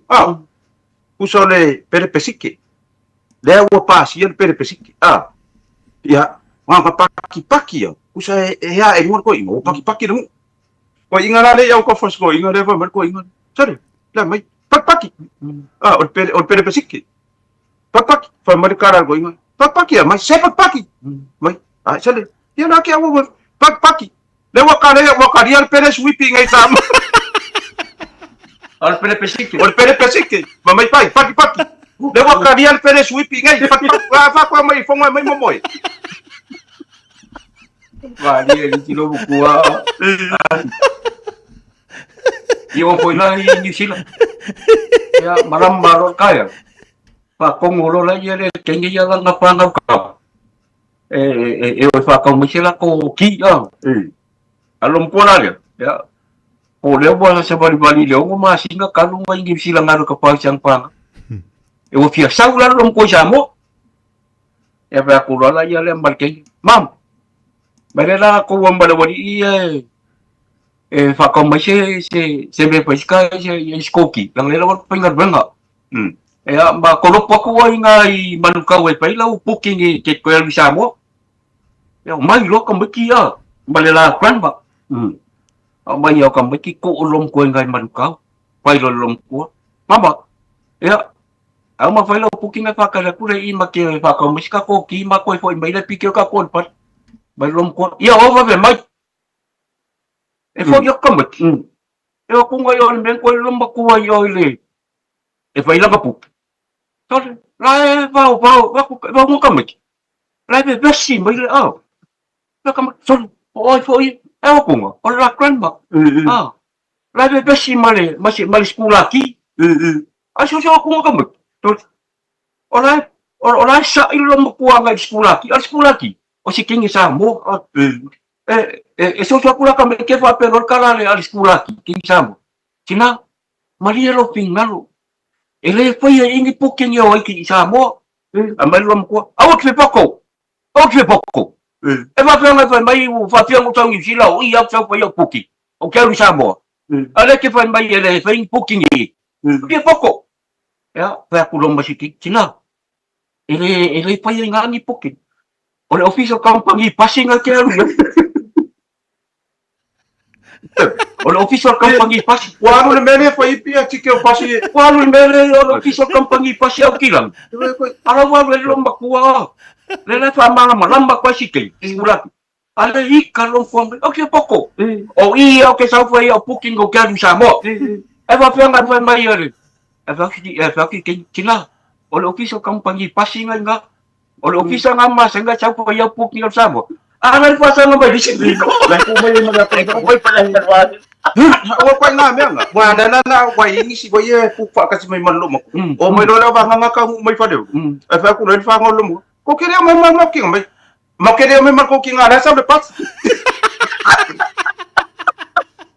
Ko na me. Por sa siya. Ewa makambia ka ko fa amal manama de ngai kama mga kingama. Dela wanwa kula si ko inga makuai pafu.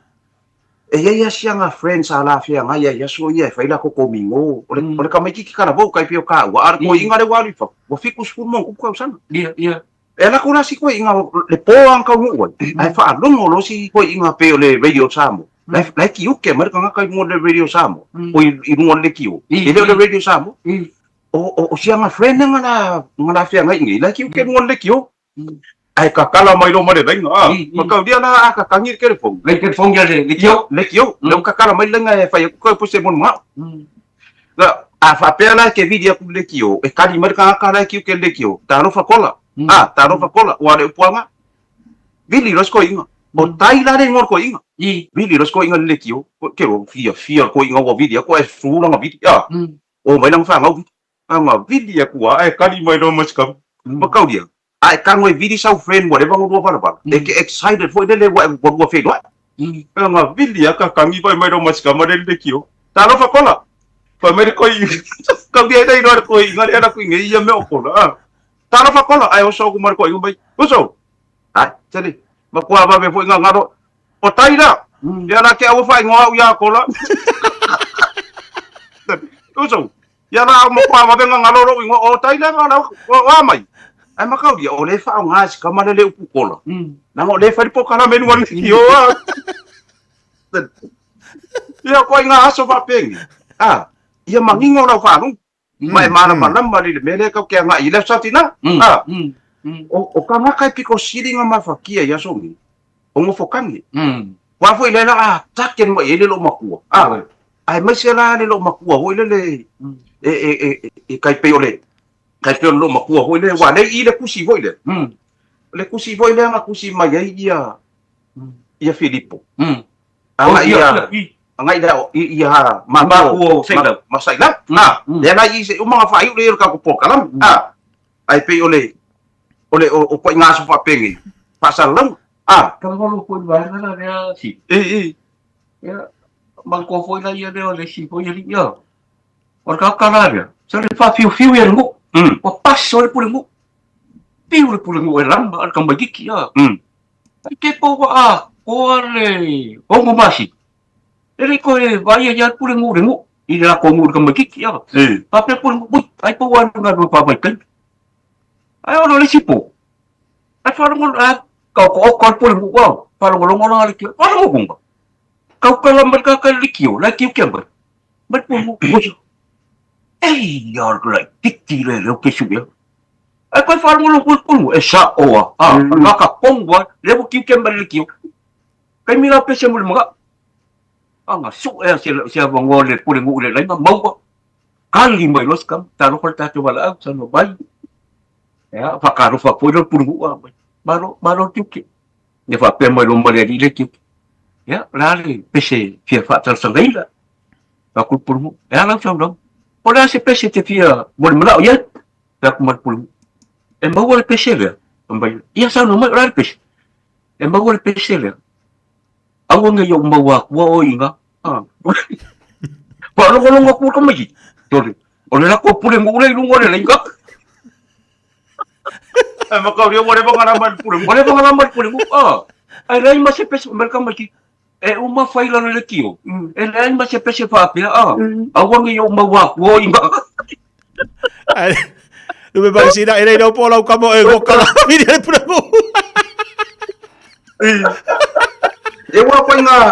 ko inga so Fiafia ya makau dia na le usuole mangko we no ka de usuole ale ngule ngaru de i safa ya la kuno si ko ingale ya la fo mai de ava pu de mo sala pa la fo mai de ava pu moi la fo mai de ava ko kiki mo de ngo ava ye fa solo ma fa ko ingale bo le lo po ila le fa ngo na ava la ave ko wa ole ava le pulang ava le sa fo la fa ole ava le fa solo ko pe ngo ava sa fa lo ko ngo bo le lo o solo mar ko ngo bai ole ava le along bo le pa pero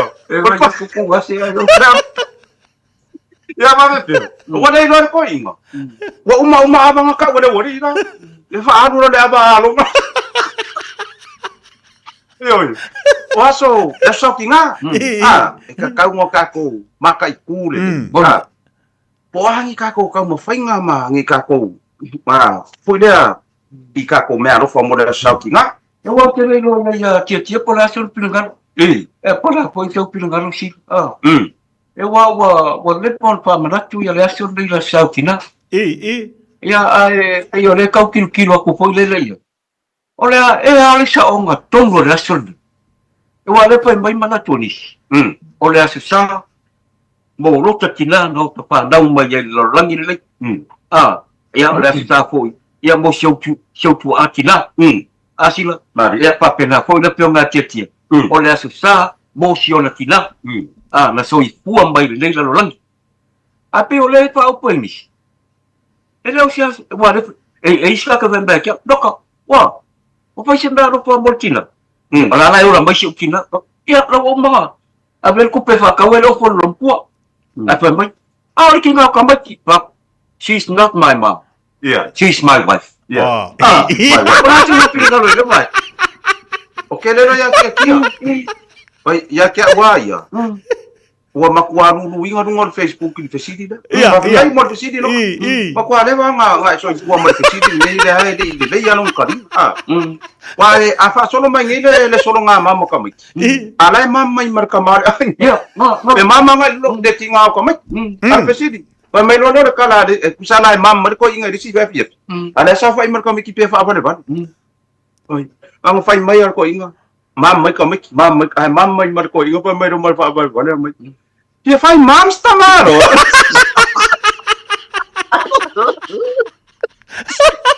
E war me sawa. Kako ke mami kako kinganga kako. Deu ifo mai la moni. Ai le kako fai ngara kako kai ko.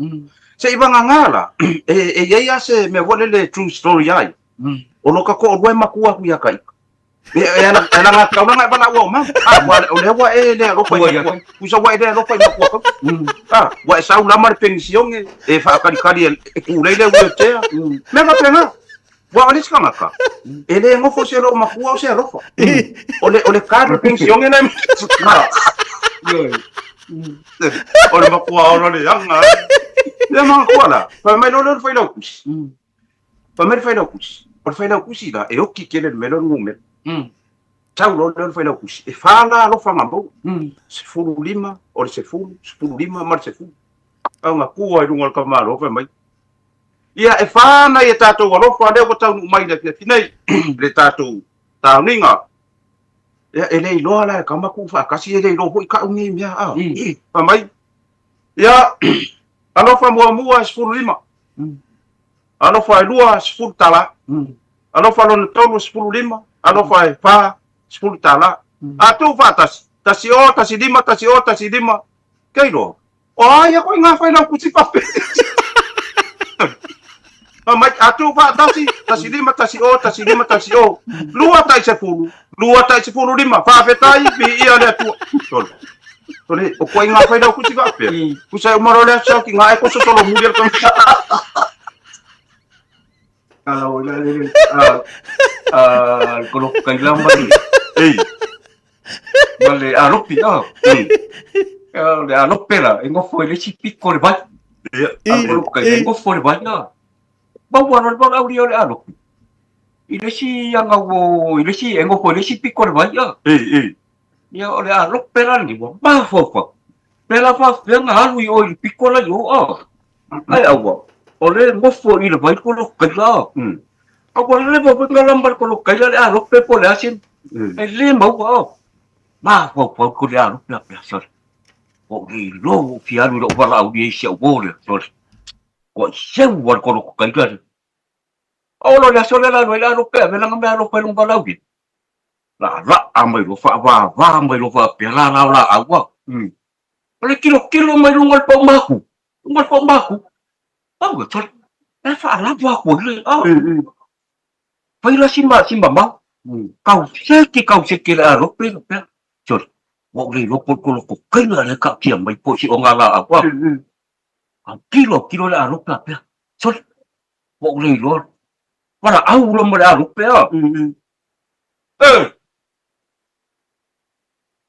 Oi se ko kai la ngau le ke mi go. Oi se o ngala au ngai mi ngoi la. Oi le va ku ngai le aro. Ai mi ngoi lo. Aka lo mbale alu pe toli. Yo fe fo yo ngala awori ka ya ngo le. Bela la ga de alu lo da alu. Ko ke ya le ko ke le. Wa chu fa pe ni. So se fai ko ma ki ke fo le si la. Wala nga fai wa umba ring fang pa senga me ole pai. Ole sa kila. Kalap kaya. Ole sila lang poitan. Pai ole askulin bi ole. La sa kinga.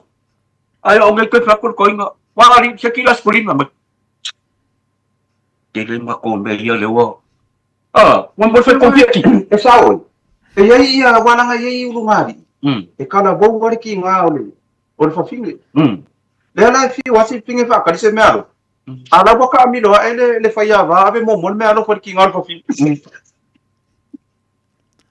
O de fa ko mo mo pura ka ser ki nga fa finge. Ale fa ka ya ko ko bo fa ko.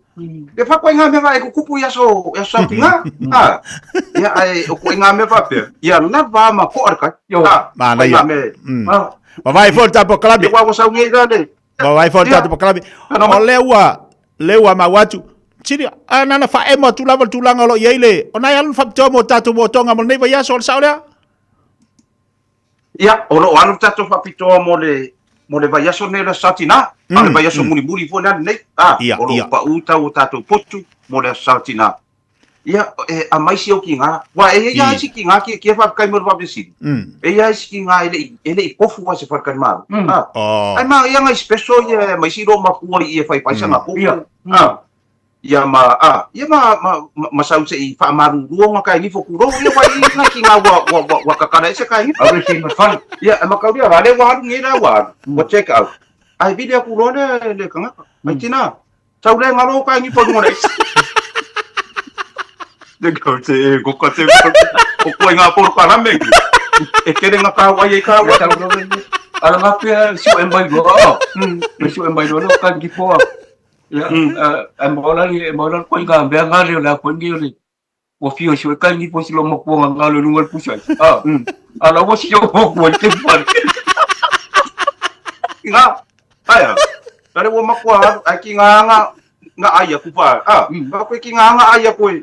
Tole mga kuwe ngo ka wala nga fa mga kumaingi so ingo kia ni. Ya ring karngonga pa ngi sila. Tole kero alu ngala ro karngonga re ai. Bio. O mai ala wori ia fa karngonga i pa ro ko inga le. Pambai bai. O pai si le vai le ko fe ro ai ka ko ai ngo ke le lo ko nan me ka ko fa penge ya ingi sila. Pambai lo mar ko inga le ngare pa le wala o nga. Pambai bai. Pa ro ngol le mai oi. Esa oi. Le ka ki fe pa sia inga. Bai. E pu ka vale. Ku sa ne kom ko i. E fa pu kala. Bai. Ule anga pu aku. E le aya e pu mai. O le la mele ku. O ele ma fu la. Ke anga ka ki pu. E kala ko inga. E lo fa no prai.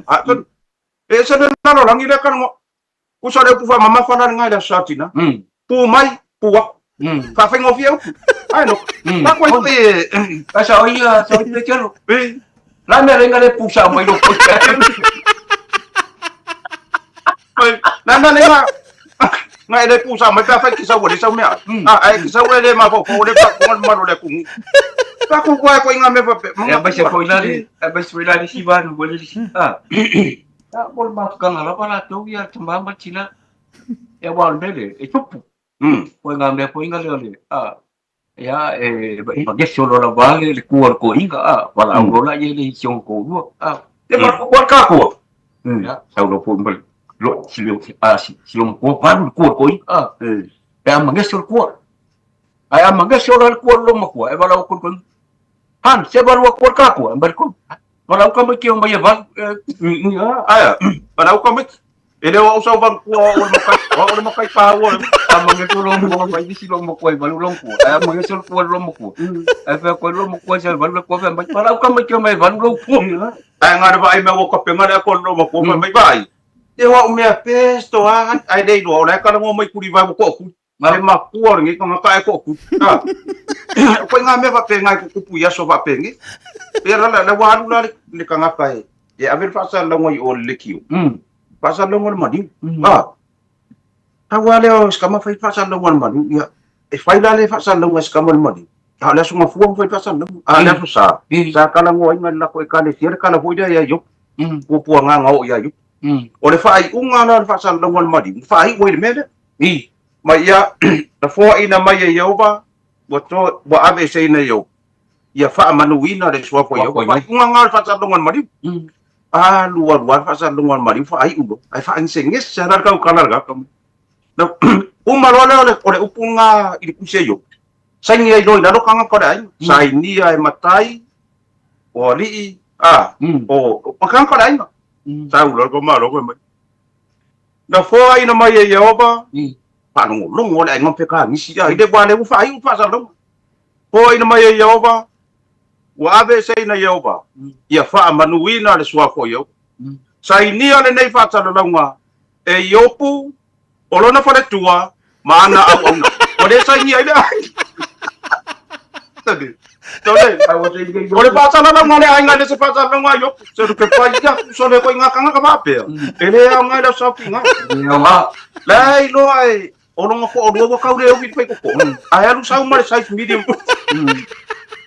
te fa malatule le fa tole va ya so tia balaya wa falken balon botonga ba wala amlo ya kala au mai po ya mai poina bola amlo ya mai po chitila ya tongi ya che potu fo il tato falken balon moto ya espentai le fa wala va ya so ya mai po na so malolo ya mar tu iya ya ta no mai le mana ai mana tu foi ole to tele ne tatu tanga talo malanga tu Samoa i fortanga e kalisia mau leva doa e atu e relax le lia tatu fatan malo ia ma faina ia vanga ia a ta pena le tatu fono malo tasina vanga tai o tatu danga mal tatu tua mari o lo leo e ora su e va o leo ko do yeu ele iba ai va kasia va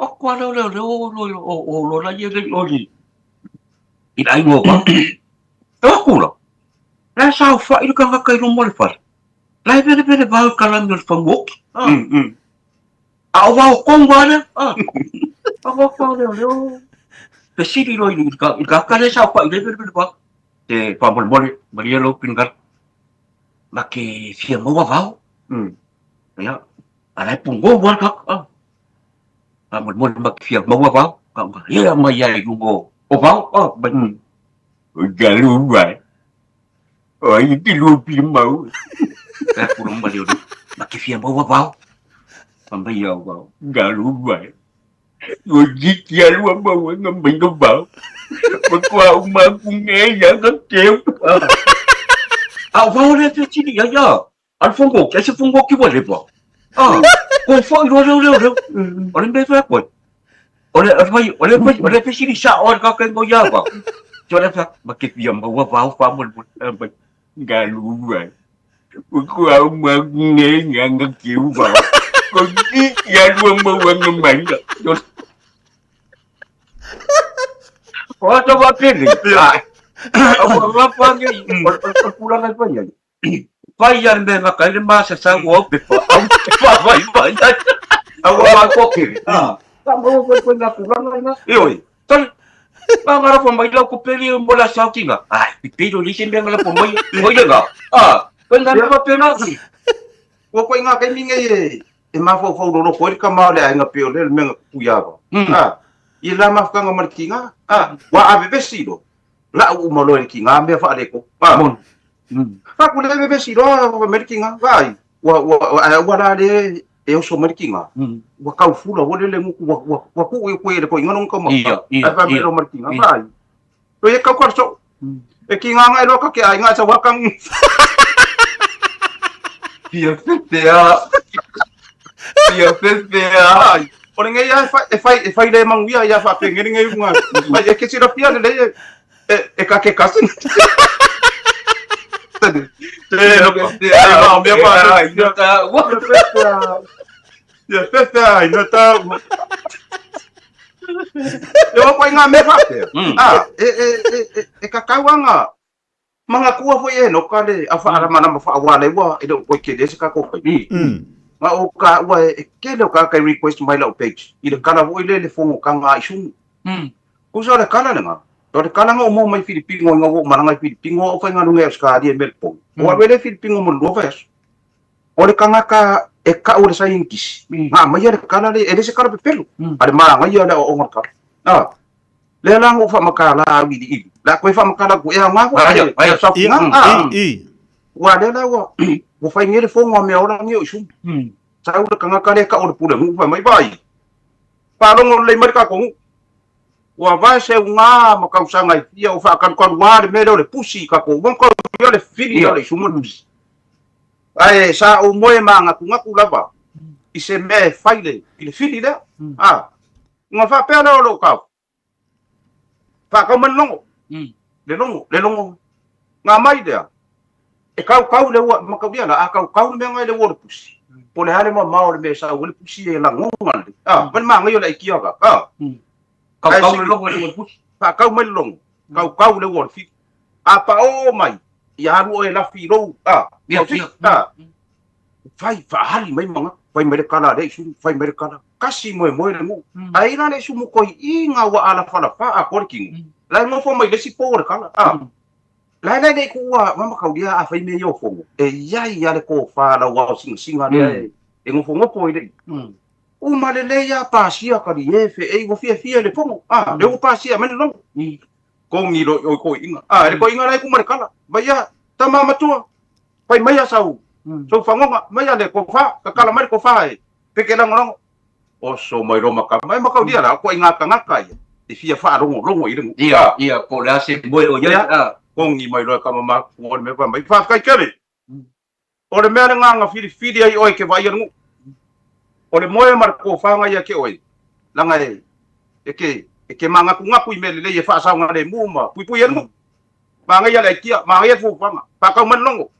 Okay me uma. O le fai da kusi ma. O fa ka man longo e fa pengai. Saula o ya lo kau le longo le wa. Pa longo ku ya makau dia kau longo le wa. E fa yer ka ma ka ngare pu. Lo wa lo ma fa ba ka mama ku wa pa ko fa u ile u. Ko ma so me nga ka die ka ngol. Pa ka ko inga fi le mu ka. Ma sa wa ba ku ngar ko inga le ko inga ba ku mu paki. Mai ya mai adu. Sa le pa ka man longo. Sa una o ya le fa ka le wo. E fa ya ila so sa ki ngare ku sia. O le fa kuang. Au nga yo le kala le. O ke nga ka e wo fa no ko ika. O le au nga e mo yo le kala fa i me o. Ai ya fio anga e ku poi me fa pe. Sa wa le makai kala vo sa wa ko pe le me. Ala e ngofo la wa singa ma le me nga kai bu. La e ngofo ko inga ma le ko fa lo ko e ka ai me fa pe. E vai. Sa vai maka wan ma le ka was ko in. E le ko fa sa nga ma le au ya. Ya la ko nga me. Fai la bu fu nga sa ki nga fai de. Aya. Awang ni ko fa sa nga ku ki nga le nga ya o ka ma le nga. Ma la lo fa ka ma la. I fa ka nga sa ki nga. Ai no ka. Mone le usa tia pe se me ko fi sa ngoma yo le fa solo ka ko. Ba na ya wa to tele la tu olo mai mama tama mai lungo tatu po kala me le tai. Wa ma tu ma na ya fa singa malo si mo la sotina. Ya. Fa taile. Ya la tatu taimi. Ya la tatu se tu mo tatu. Yo, okay, lo ngare kusinga Ia no tatu taimi ia ai malo mana ia tele me ala fasatina le Taeao. Boli e kila kia e no kama makia kia. Wa ko inga me angi ko kala me fa pe. O kaso. Aka kangongi ia kala ku ra peci ile lalo I kanga ka. Mai ko inga manga ika pa anga masangi bu I. E manga nga wa fa inga ikala mali bu ia wa ngusa kia ku le kio o le isu le malo. Kia ku le kio o fa ma vai le me. Kia ku le kio o ko se fu fa le pa le me. Kia ku le kio o ange maspena na ka kala le mo for fong kala ia be fa. Kia ku le kio pa ku wa kinga ka dinga o ngai ko inga malo ma ku tama matina. La ma ko ka ma vai ma kia e fraile ngai fa fa le vale ya spore le uma. Ia la ma to tamo fa ya fraile ngai. Ai ole kala le nga. Ole kusi le. Ole nga kusi ri. Se ole kusi bo le kusi mai se no sai la. Ya makau dia lo ko inga. Ole ku pese. Ka mai le kusi. E io e ko inga ma le lo makua. I le awa. E fa ai po masai la.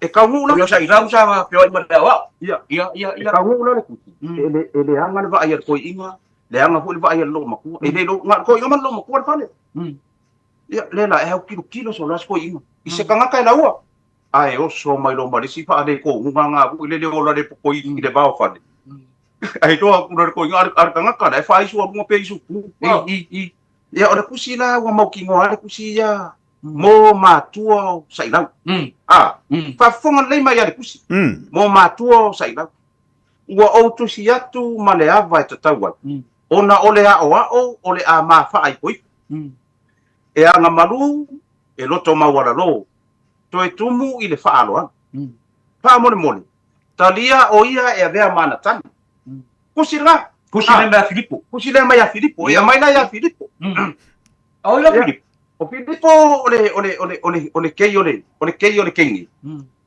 ole kei sa ilau la manga Filippo e ngofo ya sionga kei kengi le mane wa sa lai kusi mai Filippo i ma ku i ko i man lo maku ano lo fa ye ngofo kengi sa ilau mane wa ole yo la mo matua o sa ilau wa o tusiatu mane ava e tatawai ona ole o ole a ma fa ai koi e anga malu lo to ma walalu to e tumu ile fa alo fa mole talia o ia e be man tan masau mai lo nga ku wa fa pe fa ai su nga pi kilo wala nga fia mau wa ka malo ke plan no me o solo ma be so o solo mai mama tua sala ha wa o tu si atu male ava e tau wai ona ole ole a ma fa pio e lo toma wala lo tumu le fa alo fa mole talia o ia ave mana tane kusole o sa onga ngare me ko sa lo me mai ma tua sala la wa o tu si atu male ava tau wai ona ole ole a ma fa pio e nganga malulu e lo toma wala lo to tu mo le fia fa alo fa mole talia o ia ni ona tan kai go vai sau lo me mo le sai mai o Filippo mai pa fetai o Filippo dole o Filippo a fa me o Filippo kai do ele i uma Filippo ai ngofo ai mare ali ko ngade o ile su ke no ma o so ska mai ku sala ngar ku si mai ma tua sala la ua o tu si atu male ava e tau ai ona ole ole a ma fa pio e nganga malulu e loto ma wala lo to tumu ile fia fa alo fa mole talia o ia ni ona tane fa tai o Filippo ali e kagea kengeri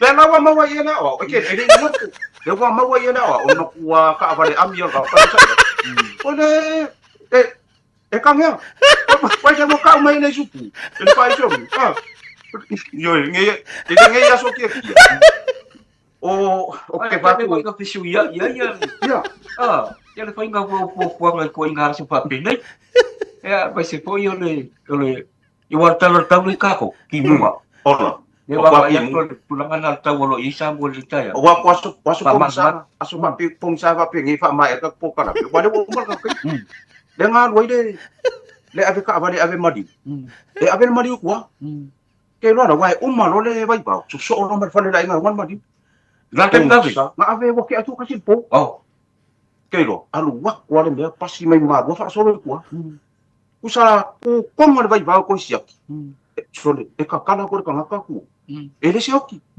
i ko kom sole o mapua de lo si ka mo ka fefe le lo penga ku mai ele uri le fa mari ka ko kom ko solo muri ko fe de wa i ana wa le banga ku fa ku ala lo mai ai ngawa ko le da ngona ka ku ka ba dai ngawa mari ko sa ko fa solo ki kang o mai lo pi o ngani maru hai pin lo ka mo di hai pin la sa fa i ku ka i la lo le hu wa sa warga ka fa ku ka bari kia i mo dia la ku dom uso ha mo e ke de ka mai mai i se o ki o ka kia nga sa bari me o ka kia se o ki ngele wa se ora ma di o sa we ati o fiu e u mai la ku ka ka tanga kai sam le ka ngo mai e u mai le ku anga fuli ma ga mai le fa sa fa ile La sanga le ma fa fia o ka ka tole. Kile mo ile. O e so ma fa pele. Pakat ora ka no ko ma do kile ngana. Puso leo kile na da mo ko le ku di ma umi pa. Alo mo tu ngalu ka so ngalu ka ai ngari fo de mu ale o ki abi da. Na ku ro ari kai de sami. Ele ala ki te nga man mani pon ngalu gel bulu ko. E wa pi foi la le ka wa le ko su en bali. Au pikir so ale ku ko ngai pa ko pi ka wa. Ki lo so le ka wa. Ka pi ke po pe bali mo se wa bali. Ki ka so le. Ai alu le ku le po. Ele apo. Ale ku le ka ka o ku pa ya ka ro. Al bo ya ko le ka wa. Dale. Eu foi ni meu calma ya la ko le. Ka. Ai ba la un au le ki la. Ai ba la un le ya ka. Oi, o sai mai si ka ku le ku ni po vi fa lo wa. Dia kira le ka ti. Ya, tio la. Ka tu le foi da ko ka do ni se mai. Ia, la fa tu lua sa se lua. Ona I fa maria la sa tina te lungal ta to po kala me le Taeao malanga fa alo. Ya, hape kai kia. Ya, motina umala bo Samoa, malela lo langi atu. Ya, o kala masangi ya. Mako si ia o tina e de whakangasi I rua. Langa, nga whai e de whakaoko. Le ai se atua, wala wari ki ngā. Ai la se ki ngā, voi lele e ola pa aale o langa kubo. Ia, ele o e la le whai aku I mako kala makia mai noka. Wa e ia ki ngā makua makau kia le ola e o. Ia, oisi ki ngā I runga le Facebook, oka. Pai mai le kala, le aka I runga le page. Oka le manga, I se peo fōringa o le pepe, wale whako ola mai ngi kaya. Ai e laku I ona malewa, le eva ai ko ngā le reality o ka oi au, oi ka pepe e no kai ke le ngā runga I whiapa. Ale mea nanga, o le whaamanianga mai a te awa ia ma le kampania le motonga, uma hui whai aku si sa ngā ngaino. Manu ia tele ate wasu. Pai Fiafia, awa lawangi e koe mawau hoe, auli mea uma, ku ule ka mai me whai. Ia. Whai te koe inga. Sau e auli mea ia, vai ku ile ka me lo makua wa sasa ile. Wa sasa mo wang masin ka me ai. Na sasa lo makua me la lo le pai pa. Sasa me ko lo makua me vai, ni ke alwan. Ya uma, ya fa manya o lo we kau folele kau fa maru wo folele o kuma me va penga. Ai wa langa ya ke folele wo ko fiwe ba. Ya mo ka male le. E o ai o lo fa nga ngadi ka nga me ba ko le ni ka ya. Ni pa fo nga ngada tunu. Ai ta to tama makua lua I lalo le no nga kamai ai o tama. Ai ku lunga ki nga. Awa ku ki ko fa ki nga ma. Ku ia le kan, ku ia le ako, ku ia me uma. Ave e mar pe por favor. Ave uma me uma tina. O ki ko fa ka fia ma se mea. Pai bo e ke fa lo mai e ke wa ai nga maru ko. Salamonge. Makua le nga kela na wa. Le wala ki ngai fa fa ma maru me le o pa pui ma pa. O ele ska ka ta ka nga mo dia I lo pa le ko. Ya se e ngo ka wala akale si lai akale si wala imo ko si papel do wheelchair pa pe aku lo mo ko mai ta wato na ya bangun sa kinga kia pa po nga na tunu ya se yo na le ia e ya ngai ko inga na singa le kai mi la so mai ale makua sitio fa le ko ngali eno la wala akamai ka ko pokala me makango ale di mai pokala au pala au yo suka la wa ingo ko ma fola we fa nga kai mai ka nga kira ya ma kuya kala nge ya so ke cha sa no ka por boleh ko pa man yang mo la salkina man dia tele la salkina o mala boleh tilo ya man dia tele la yo nga tia ya bas fo yo ta to le radio Samoa ya ile man dia tele le weekend ya so foi ya Leisi si vai la ausilio na Taeao, leisi si me alo fasilio na Taeao le so, ta pedanga la sautina ia inai mamalo tatu wa tinu o lo mai moina tatu po kala me mamamori mai le latu anga whaatai. Sui fo latu whaafonga, sui fo latu sila ma latu mai moi lunga nei po kala me. Maua se fasiringa malo sili ata to telo I latu o leo lo mafuta mai, ia e mole tuale anga whaatai tele lava ambari pulenga lwede Samoa dua sa se lua whaatai atu lau sunga le li pule. Tatu botonga, ia anga leile tua I lau fionga balfatua ono avanoa ua fatu ina mai ia e tala mai fo taleni ia mai esi na ata la to multa pedanga la satina Ya vai ane foile so ya inoka le va to auto va ya tu lo so fa sa lau malo le tau tu tatu wa tunu malo folo sai ia wa tu sai pe au ya wa fe kau ile le o ai mori atu mal pulenga le radio Samoa ya mal tau tu fo le radio Samoa ile nei aso mori tele atu lava ya lo fa anga la sautina i lu tu a ya me se fo ia fa tua ia batina uma la tatu wa tunu le so ta inga mata ngo fi le nei Taeao ia ai man wi lava nei aso alo fa tu mo lu au so fa sa lau se fo mai manuia ya pa to fo tia manuia la satina ya le so mana inga ia fa tai manuia fa nei Taeao pa so fo apa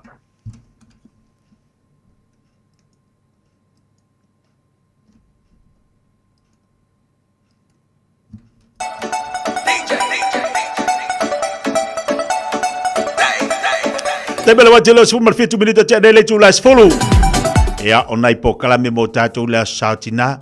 Tatu ti sa ili manuia mo tatu sa ili fo ia ili me mo wel fa sininga malo sina to. Ya aton ole wa fa fonga lita ya wa ata le nita ya wa fa nga solo fu fanga las falile. Ole tatu la udanga tatu motonga le sunga le pule le fianga ya lupe mat sila ba.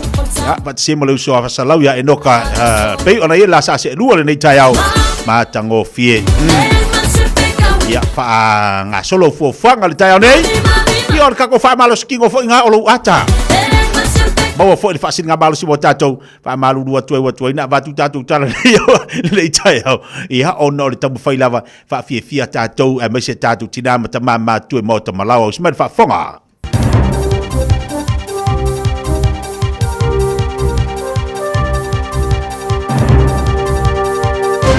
Taeao Maria, whawhungabaia, tala ni mai Aotearoa, ni sina molo whawhungabain.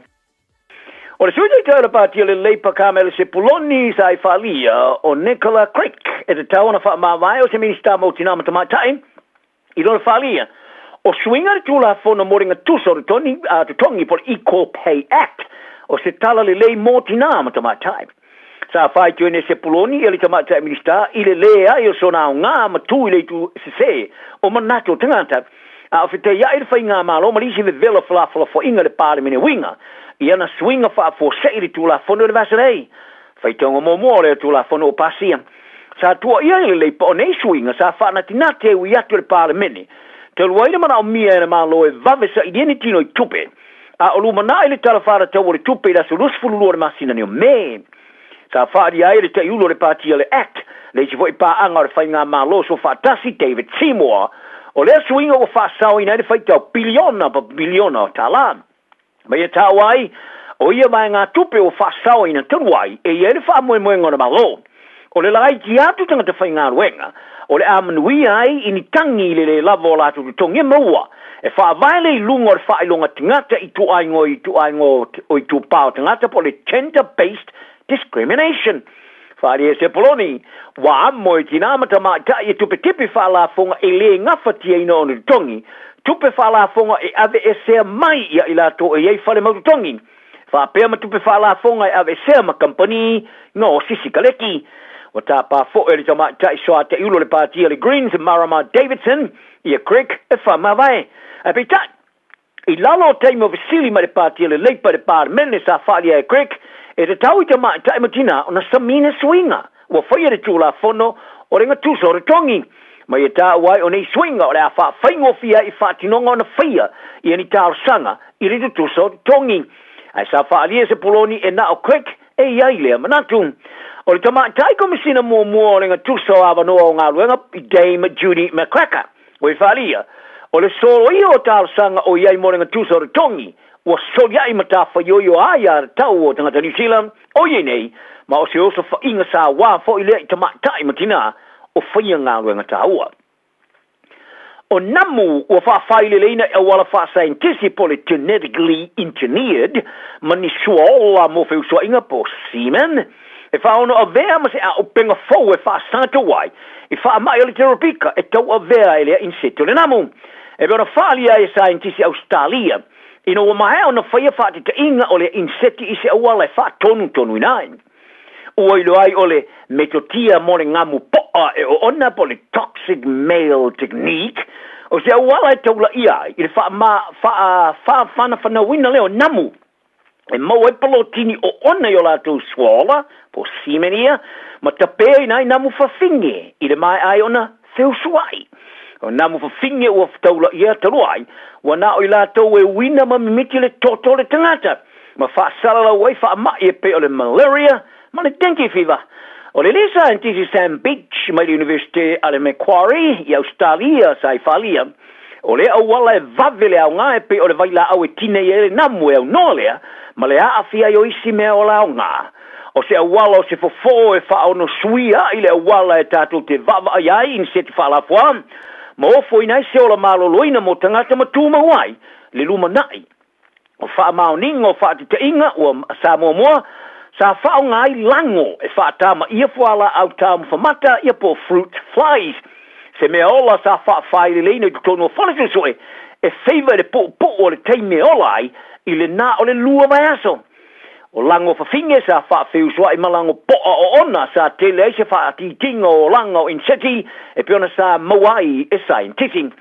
Wha ria le scientific sue wha pitoa, Marcial Maselko, o le a wha o ngā nei e le sue i le awala i ngamu.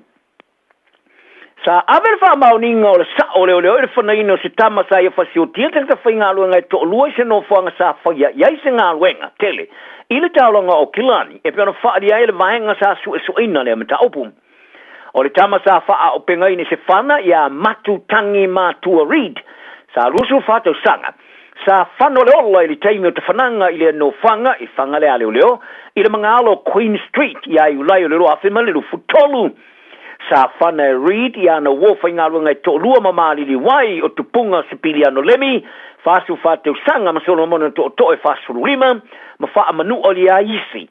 Sa wha matu ina le pūle anga tu maoti mo whatino ngā leo leo por Independent Police Contact Authority, i li unga ana sua suenga. Sa whaia le whatino ngā leo leo i le whaarulawe, e tu sai ma le whano le olo read i le asona nafi. I le unga o le suenga sa wha matala talaina u ili, i le mea tonu sa tupu mai ai i le aso, mata wai, sa moni leo leo i le whaneino le tama, sa ia whaia lea te whananga. I se tomo whainga muni ne kiki e seina i le pāre mi o Samoa fia mea nāwi mata awha i Samoa. O le pātia le fast o whato ai nei se lato tangi se tomo whainga e tama wai, le wawe whai o se whainga paro te lau tele le tino. Ai ui lea, ua whai ki oina e fia mea i le tau whainga, i rona whalia, e nā te tau mate le i oina e le pārmene. O le tatu e whono le fast la audio le maari e tōre wa tea fōsi Schmidt, sa ave e seron tofi minister mo whato anga whainga whaiva ia Januari, o i whalia. Ua tāpa ina lana pāti se whai unga le whaamistonga wao, pe whatu la whono ina le pūle e fia mea o se whainga malo e tōla i ti tiato na sui. A whaari ai la audio le maari e tōre le Johnny Sira Pasifika, po whea o le lorolangi te vai ia i le tu aingo whainga, i le tu sai man whawai. Ma ia tā wai o te tāwana whata ape le pāre mene i se vave e iain. E tō mai lumar whainga pālo talo telo le tunu tausang fōu, i se tomo whainga. E fō ia mana while mū i ar whaua o vesi o whainga whaaporo tiki o iei nei. A sa whasili via me po ave vesi. O le tunu o lo whata moe, ma la auli o le maali e tō o e nate, tā pāina le whainga palota, a ele tupu mai se longa ua whongo le pāre menge. Ma ia whaari ai, o le milonga muni nei, ele o whate ai. Ma e paule awala e wawe whai e se whai ngā pāro talo tele. O le maari li iai leo rei tua ngai. A le temine e whoringa mai e le e ai. A e te leilo ina lava se me tupu mai. Sa te ina la au le maari e toa le a tia e whaalia. O le kai ulo li tua ngai e pui puia ia te tau o te ngata tu ile epa sa ile le maria le ngoi. E makua i le wha moe moina. Ma whaali ai e te tai o le fast. Ili kea iai pe, io e pele ai. Ai o ila tōro i ene numero ai ma whai ai. Ona whatino. Tā longa ua wha mama wina le raka pia ni sile le se funma liwa tsima le 5 miliona tāra o le ngau mo le tau sanga le tupe le rua whema le rufu wha. O le atu langa sa forfula ina le whontanga wha le tau sanga i Wellington e le sunana whi pikai. O le ngau sa to e tongia i se tūlanga maulunga u wha mama wina o tupe maua. Ma le wha wau o le ola o la tupe e anga i atu i le wha la putonga. O le kapeteni mo mua le o Black sa manu malo i le rua ipo le lolangi le raka pia. Ma le tete e whono fo i le raka pia ni sila David Kirk. Sa i whalia e uilawa i wha maunga o le smariwa tsima le 5 miliona tāla o tuperusi. A e tāla whenga i ona mai to wina. E ao ona mana ia. e leo se tino I tupe o lusi, ma e leo te tau na ave sea mai le tūlanga mau tua whātinonga le laka New Zealand, ma ia whaasino i se lau fitsu whātis ma le 5 miliona tāla, o tupe whaaleo leo lo iai. O leo ki se silo le laka New Zealand, Mark Robinson, sa I tau tino, e tele se ngā luanga e mō mio na ngā lulu iai e au si ere whaawau whātinonga o tupe maua, o le laka P. O le whetuapu pula televau au laka P tamai tae le Blues, Braxton, Sorensen, McGee, e paua I leo le teine fau o le aua whirwhiria le Black Ferns a New Zealand. Mo le latu tālonga whai tauria mua mo le tau sanga. O lea teine televau e nā o le se furu waru tau sanga. O whirwhiria le tūranga furu peti le au e mo tālo mo le tālonga le Paula Stonai ma Australia I Newcastle. O le tālonga o le ngata o le tālonga mua whaavao malu mo le tāmaru sanga le Pacific wha po le Pacific 4. Ai o le tālonga whai tauria fo I mo le ipu le wā Australia ma New Zealand le O'Reilly Cup. O le whaia onga whaururu o le Black Ferns Alan Bunty, o I whaalia sa Fiafia tele le tūlanga I whaatontu noa e Sorensen McGee I lana mio I le tolo o pinga reo. Ma ia tā wai o le teine o whirwhiria o tauia lea I le whaawau le lei o le tā alo le tā amarasanga o le suparakapi au piki. Ma whaatanga I le tele ato o le taimi moesi teine tā alo ele o whirwhiria I le au. E ao o ina ma whaatoa toa ma iai I le sio mianga o iei nei. Sa Fiafia tele foi le li whea o he uingo ta mai tā alo le au. O le pauia a fina tangent wai nohu. O whata auto te alo ilan tālo whai teuria mo telu mai ni tā marasanga li poro rangi le ruafa mare futasi. Le sa whato a whaia le ruafa mare furulua ono le COVID smariva. I roa mai ano whirwhiria leo whaleo. Huka, ia Georgia Ponsonby o le taulaina le skalamu. I le vao poa to lua Chris Veliko, Matania, Kaloni Valley. Alana Bremna, ma maia kana wai nakaulani, Rus, o le a panga I tulanga loka, ai o le soa kapiteni Kennedy tukuafu. Ma Leila Sae wa whirwhiria I tulanga lusi au tafo le skalamu. Ia Kaipo Olsen Baker o le ta alo le ofu numero valu. O le soa kapiteni fo ia rua hei demand. O le a whaatontunuina le leine 12 numbers fulu ia Maya Joseph I le tulanga afa. Longo I plotu le mapu ata I Silver Blunt. I le ofu numbers malelua ma Amy Dublisis. I le tulanga sutolu. Ai o Aisha leti I inga ma Caitlin va kolo I tulanga wingi. I le au whale o leo. O lo au fia I ma deis whale a whanga. O le lima le whiawhera sonai. Se furo me whai ai le ta'alonga I le Malala International Sports Centre I Newcastle I Australia. Manuela ne yaso, whai le ame o tonu e te Fiafia I maruia le tunu. All I hear is Radio Samoa, Radio Samoa, Radio Samoa. Tasilima iwa tolu amo. Radio Samoa, tasilima iwa kolu amo.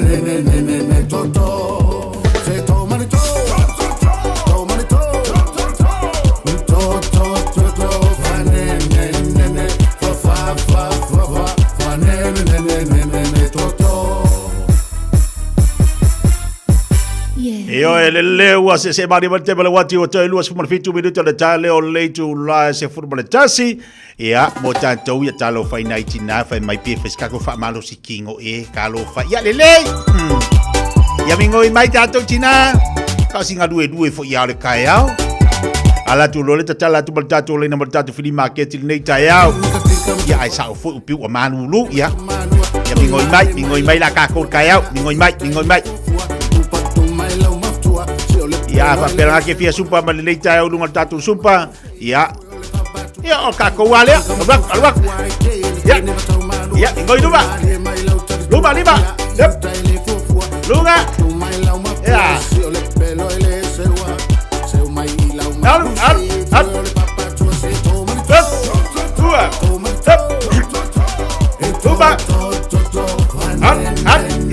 agora deixa eu peunga Luba, Luba, Malu,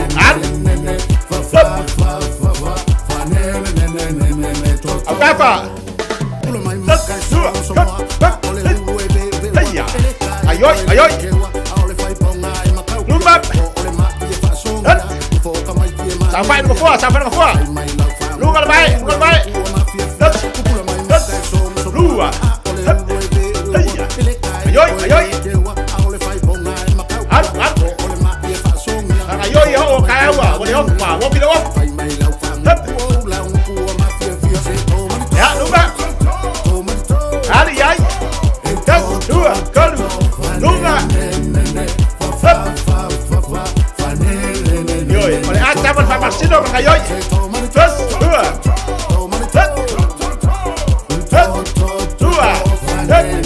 Bye. Ayoy bye. Alu lupa kafa bye. Das. Lupa. Das. Lupa.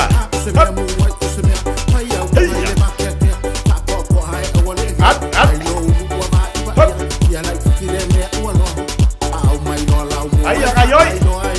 Hop. Gas. Lupa. Halo. Lupa. Ayah.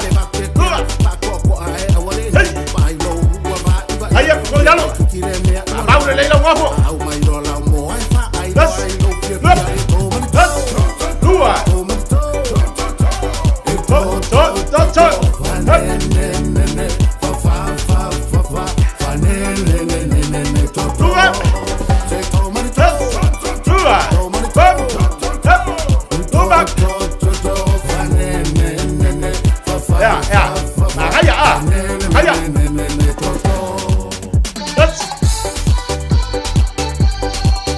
Ayoy.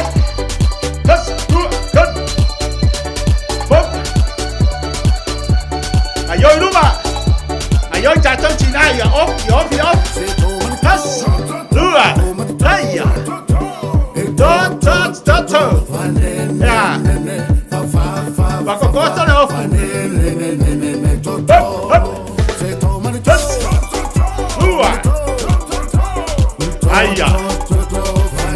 Hey.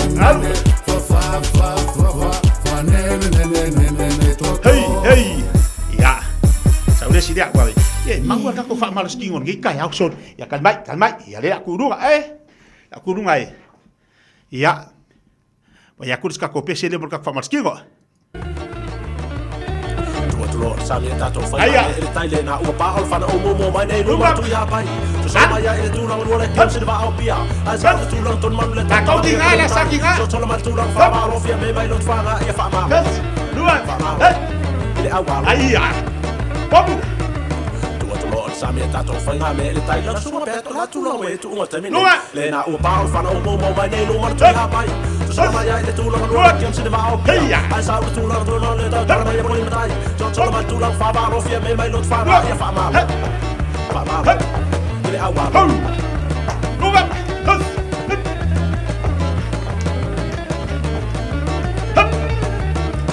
o mai tawa tu sa valeu o filé Malu so val mai no ma sa valeu o filé lumba so mai ai tu o male tu pa male malo tu tu le valo tu tas tu lua tu le fa fo o ato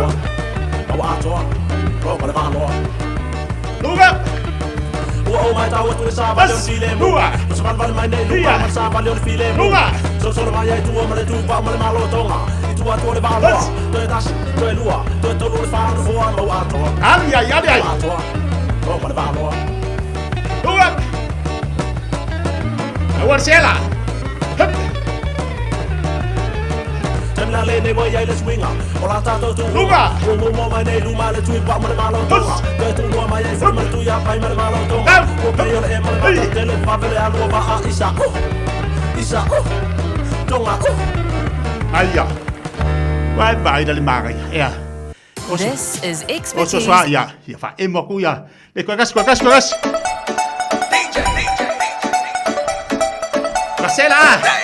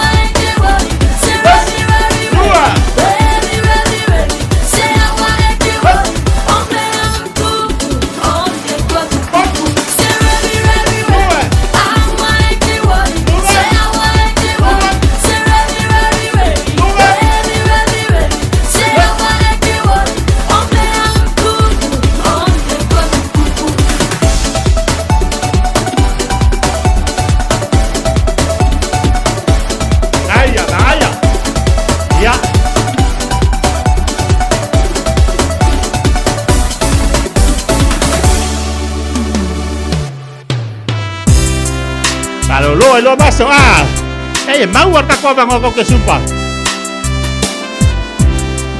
Ya. Kes. 2. Gun. Kes. 2. Gun. Kes. 2. Gun. 5. Kes. 2. Gun. 4. Kalau 5. Kes. 2. Gun.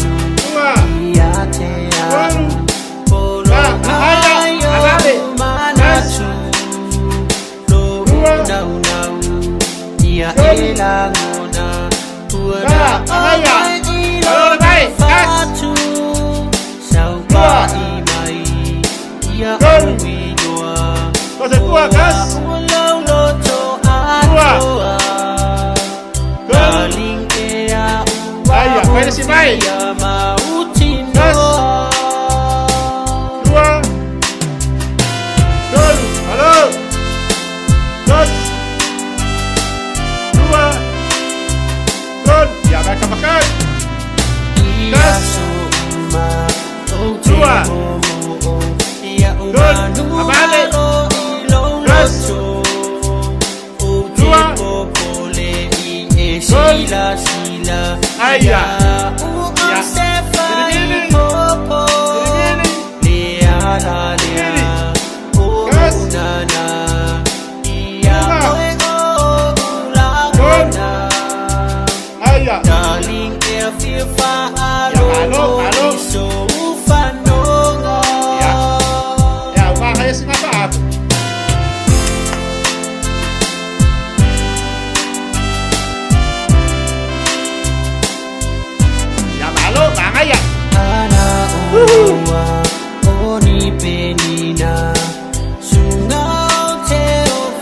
Ya wa baila ia fai mau so ka ko faafu ai a tale nei aso mo singa fa malu sikingo fa lulu ai o maso ha ia o vai o lima vai le manga ia kilo ngia ole me ta wa Fiafia fia lava na te mai mo mai mai mata mo ele nei Taeao fa Fiafia ina ta to tina e di si tina ya la mo nei Taeao o mau le mai e fo tina ya la mo nei Taeao o fa no ia ole ola nga ma le soifuanga e whapena. Ia e kaimi kako ke whikangi si ai. Taimi tātou te atai. Ole taimi fo i tātou te Fiafia ai, ole taimi tātou te whanono ai. Ole taimi e te tangi tu ai. Ma le taimi matua e ata e ai.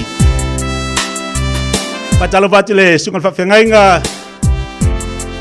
Ia la finga luenga le tuolo pena fo ma fo nei vaenga o le Taeao. Ia fa podia fo le sa tina le fo ya ola. Pasta idea mal tato na mal tatu le tato fa insnia ina I papa toi. Abalo tini so tato pok tato ainga. Wo pa anga lo pisi du ngala tele. Alo talato tato le na mal tato free market nei Taeao. Tolu fitu tasini mai tolu. Tolu fitu tasini mai tolu tato telefoni. Leo vano atu mo tatu fili market le Taeao pe o yesi o lo ina ya toe. Ya lo vano atu tatu leina. Nga solo yo le atu. Tiu te manga luanga le so. Ai mai se piso fa nga fa taunga o le sao tina. Batalo vatu se ya lams bara lo fatu mo tele nga luanga le Taeao. Ole happy atato. Ya lo wa no tatu leina tolu fit tasini mo tolu tatu no tatu fili market talofa. Talofa? Palo so fo tia. Ma lo se fo bodia wa ma le Taeao. Ia, o fa ma te fo Taeao. Wa fa si maru le Taeao. Ah. Ia e mo. Ia le sa no ia mo tatu fili market taba. Ia o lo fia ma wa fa mo le po se si o la so na ma fia ma nga na kalo lu au. La sa ti la fa mo le wal au mere le luot. Luo no tasi luatasi. Luo no tasi luatasi. Ia, paula tafuni market tama. Ia, fa mole fa tai la te mole avno. Tai mana wala wala sta male fia mo se lu au afa pe onai tele le lu au au ta follow fale wala wista male talo faltatu fili mageti. Ya, talo fatia. Palo si fomoria. Ya, range ma mo fuale ya ke mo fu mi ma focus. Man singo ne ai se manga oi. Sawa vakumai ave fu ko mo menaja. O lua tasi, o lua lima fitu walu top. O lua tasi, o lua lima fitu walu top. Naftai lau te tia. Tai maria nei Taeao fili maketi talofa? Talofa tia, o lo maua i tonga, o le telefoni, o lua tasi, o walu fa walu lua, faftai lava, o lua tasi, o walu fa walu lua. Faftai lava. Ia le maria Taeao talofa. Ia talofa. O le lauau, ia maua se tasi mana mia, ia maua i le numera lea o lua tasi, o walu lima, whaatolu lima tasiono i Niulin, o lua tasi, o walu lima, whaatolu lima tasiono, faftai. Se ki maria Taeao talofa tatu wala fili mageti. Nalo se kua te tia. O prima keki o ro yai wila e ro pale o tere wila la yai ia e foi mo vao o te manga o ia mo vao ro kai ko su kala o si mo vao la le o si mo vao le ola ta ngala o foi mo vao o wila ro su kala le wila a foi wila le la yai ia o le momela a 021237 7076 021 237 7076 of Tailava Titia. Se ki mondial Taeao talofa. Simonuia, Titia. Au si fola blei. Ma se fu o se o le dira ta watu I o lo ia au sa power amp the power amp is up here. E couple I mean 18 is mo ia e lua ia speaker ia e mga unia po le kalesia ia wala mai lo mo le no e sau su mai ki sila ma ke po ia ke li fangai o le numela o le o lo kasi o lo kolu fiku o lima fiku kas o lo kasi o lo kolu fiku o lima fiku kas ia man fa lo lava ke tia manera wat sai bari ho Taeao tatu leida wa ia talofa lo ia sano mai e ko fa sa o ko mo mena ngo fa ko ngo fo ma moenga o le olu atas olu alima lua fitu ono wal fitu olu atas olu alima lua fitu ono wal fitu se ki moria Taeao tatu leina lo avnoa tala pel tatu leina mo malo tatu wa tino mafta baile nei vai ngal Taeao lungal tatu pakala me tatu fili market se beni se tatu faringa tali tatu wala lungal tatu leina Radio Samoa Tasilima Ivatolu Amo Radio Samoa Tasilima Ivatolu Amo Wa ye nei la le Bluebird Lumber and Hardware I mangile a wa fa taumolo ainga I Samoa e mawhaiona whai umai oka o loa faufale pusa aisa o ngā umu TV moenga se tino forma le telo o loa ese o fa tau umai mawhaiona tatongi le tātou ofisa I mangile ai piki I fale o loa o le Bluebird I a pia vai tele po sa le longa walau loa le o lua tasi 5 tolu fafa o lua tasi 5 tolu fafa pe emaili le info@tlmarketing.co .nz Moni Sifan Talanga. O le Casa Beds and Appliances, o le tali o manaonga, I o loa e whaatotonga ilo mauta, ini tau le lei, toi anangata, e mawai moenga ngau si tutona New Zealand, whaapea se tino fōa le potumalo lo, lau ai manofoa, TV, la au pese, usa aisa, masini tā lava, telefoni Fiafia, maisi. A whiu ane loa I le whawhituwha Great North Road o tau, po le tolo whituiwa Great North Road I Henderson, le Casa Beds and Appliances, telefoni ovalu selau, lua, 5 whāwalu, ovalu selau, lua, 5 whāwalu. O i sauni malanga i Samoa, mana tua loa le Moana Rentals, e maua so se taavale e te fili mai ai, e tusa ai Malu manao, e mawhaiona piki le taavale i le malewa lele i whaleolo po o whangalii, whapealo tātou ofisa au tui ala fua, pe mawoli atu fo i le whaletali malo o loo e whamautu ai ngā whaapitoa, lo i le tātou insurance cover e te fili mai ai, ina rei tupu se whalewelawe ai o loo i le puipuinga, mana tua lo i le tātou account i New Zealand, pe lafo sa fo i le Moana Rentals, e whaonga ai le Pacific Easy, pe whaonga fo i le credit card, e whaatiro ai le tongi ina o lo sa. Monisi whaamtalanga wala au le Pacific Easy i le ovalu se lau o tasi ono, po numera masani au kilani o le lua fitu ono fitu iwa fitu wha, po le lua fitu ono fitu iwa valu wha. Matalo sanga e transfer o e i le Moana, pe asiasiane i le Facebook a le Moana Rentals, po le tātou upenga ta wha ilangi o le moanarentals.com. Moana Rentals o laupaanga e taitoloina oe a oe malanga asiasi i Samoa. O mana umie oe po se isi lo a inga se fisoso ani tau fe malanga inga mo New Zealand. I mata au po pe o le vaita mai no whanau po nga luenga. A whai o lau tali o le ioe, wala au loa Ken Ferniho o le Fern Immigration Services e iailana lai sene. Ma ua silia ma le se fulu lima tau sanga o lana tau tua. E toa tele tangata o fisoso ani iai Ken, i mata upu tau fe malanga inga. E au fia ai mata upu na o atu le tribunal, ma apili le minister. Tanga iane le mata o Facebook, ma le upenga te whailangi i moli mau. Mo nisi whamtalanga, wala au mai le Fern Immigration Services, ma tala noa ialu isa, i le oiwa, lua ono lua, tolu lua lima tolu, lua ono lua, tolu lua lima tolu, po le o lua tasi, tasi lima tasi, o lima. Se bere statu wale oe dunga leira talofa? Talofa tatu lima. Ia, talofa salawai.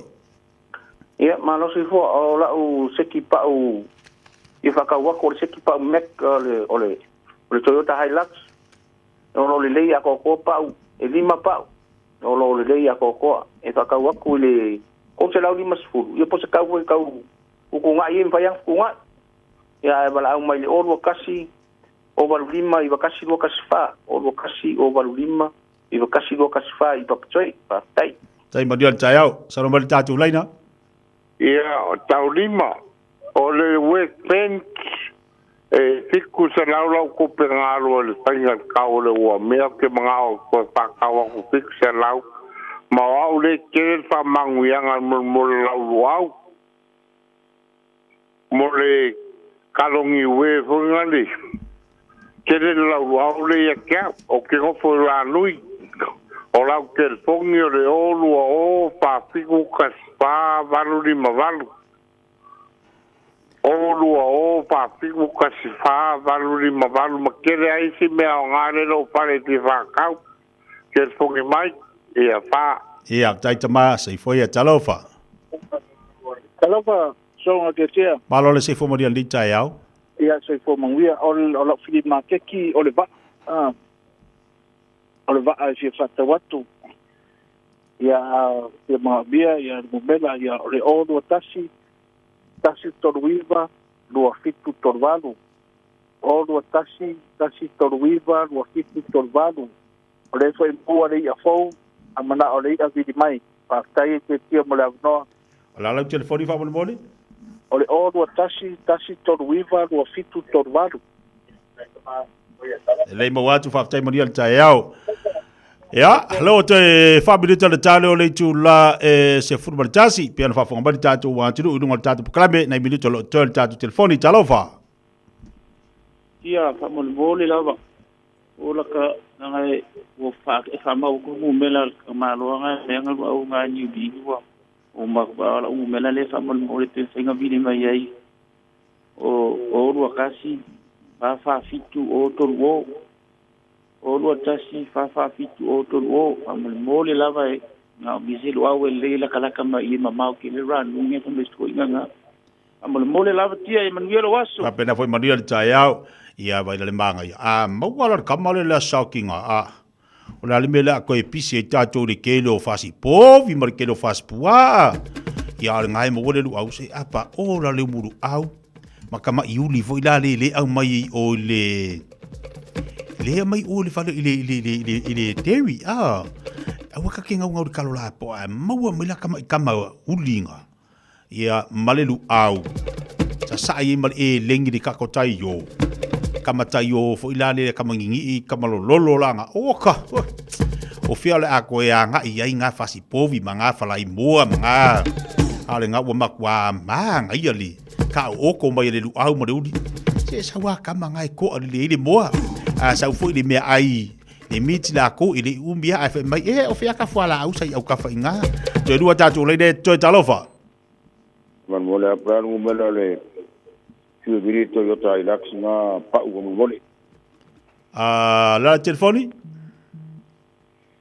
o fitu lua tas fitu todo de ma fitu o ya o fitu lua kas fiku ko de ma fiku o mo mole ya le lei mo watu o pa o te mana mia ya se ki mo dia Taeao talofa Talofa se fa mole a wole ma o kulingu mela siko inganga fe me ngai ma wanga ia fo na vili mai le ola o ke fongi fare langa le ke o le go fitu lima o valu lua fitu lima o valu fa mole a tia lua fitu lima o valu ia fa mole se ki mo dia Taeao ia fa se fu talofa tatu le da talofa tia malo se fu dia Dia famol mole. Free market. Ole oifia mawale. Ela papa fai tai. Ya, pasto kai mai ele fanganga lava. Ya vile mai le o lua kasi, o valu lima, o lima fa, lua fa, o lua kasi, o valu lima, o lima fa, lua fa. Ya manielo weekend tia. Tai, mani fo Taeao, para bulu tatu fo market talo fa. Palo se fo. Ya se fo la udele. Ya fia moia kama o le umu pe inisio. Kau kia inga kama. Pe pomoia kama fa mole. Ma mole umu. Ya la da telefoni. O lua kasi. Kaskasi Iva koru lima. Pa mole lava. Maua le atu fa te mori Taeao. Ta olunga o lol tatu wala. Ya, sa ta olunga le talofa. Talofa. Ya, fa mole lava. Fina ngala madi le filima ke ole o lo fia maua. O ai lava se ana inga fa mole e se la to wheelchair wale o fa nga ina o le le fa mole pepsal. Ma fa no so ta e mele numero o lua o iva fitu tasi valu. Ma resta le telefone fa mole lava.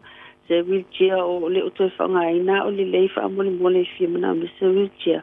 Fa so ta e telefone o lua o iva fitu tasi valu fa tai lava mole o avanoa mania le as. Tai Mario fo le Taeao. Ya o le tatu fili baketi bal tatu proklame na ndi tatu fa fong bel tatu wa tulu. Amalo fa te tele lava ya tila tu mo me avanoa. Lunga le tatu proklame le Taeao. Awa fo le tele la tu lo tu na mai lunga le tatu proklame. Malo fa tai. Ya o fo ngali ya oe. Tatu na la telefoni pe bala wa tili se malo tatu wa tulu. Ya awa o loa pe ona tu na mai lunga le tatu tatu ba lunga le tatu proklame fili market le Taeao. Anga le tua.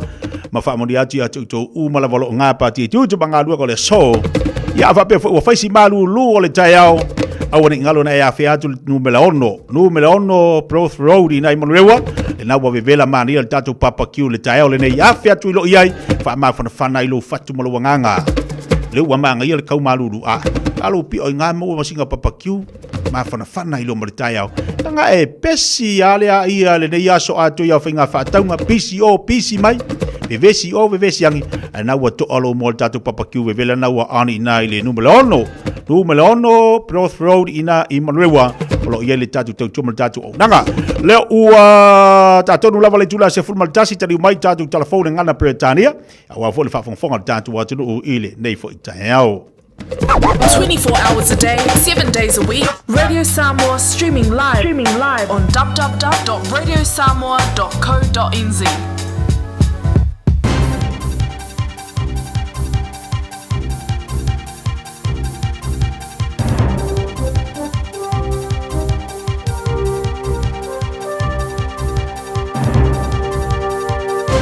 In this update, a close friend of the new Pope says the pontiff is a continuation of Pope Francis. 69-year-old Robert Prevost, who will be known as Pope Leo XIV, is the first American Pope. He was appointed a cardinal by Francis last year. Prevost is being described as a moderate in the Catholic Church and a bridge between conservatives and progressives. But the Pope's former housemate of 10 years, Reverend John Lydon, told CNN the teachings of Francis to have a more active role in the world will continue. The church isn't to be in the buildings, it's to go out to the world. And so I think that will be the hallmark, the continuation of that with obviously different perspectives, different ways of expressing it. And Auckland Catholic Mira Contreras was among those praying for the new Pope at morning Mass at Auckland's Catholic Cathedral of St Patrick and St Joseph. It will be after Mass that we will be talking endlessly about it, and we're really happy. New Zealand's drug buying agency is funding or widening access for some skin cancer treatments from next month. It's widening access to Keytruda and funding Tafinlar and Mackinist for the first time for people with stage 3B to stage 4 melanoma. Here's senior political reporter Sophie Trigger. Pharmac Minister David Seymour says it's another step for cancer patients, following the government's $604 million boost to the agency last year. The medicines are expected to help about 285 people within the first year of funding by preventing their cancers from spreading or coming back. Health Minister Simeon Brown says he's pleased to see Pharmac respond to patient voices. An expectation the government could find more savings by selling state-owned assets. The government scraped the bottom of the barrel to find more money for the upcoming budget. Prime Minister Christopher Luxon's promising an extra $400 million for maintaining and upgrading assets on top of the already projected $3.6 billion. New Zealand Initiative Executive Director Oliver Hartwich suggests they could go into a process of asset recycling, where the government sells some of the assets to have some more room for maneuver when it comes to investing in new state-owned assets. That's news. In sport, the Dolphins are hailing Hamiso Faboai Fido's efforts after a 2016 away NRL League win at bottom-placed Parramatta. The fullback scored a crucial second-half try and pulled off a match-winning tackle in the last minute. Forget whether the first American Pope is a traditionalist or a reformer.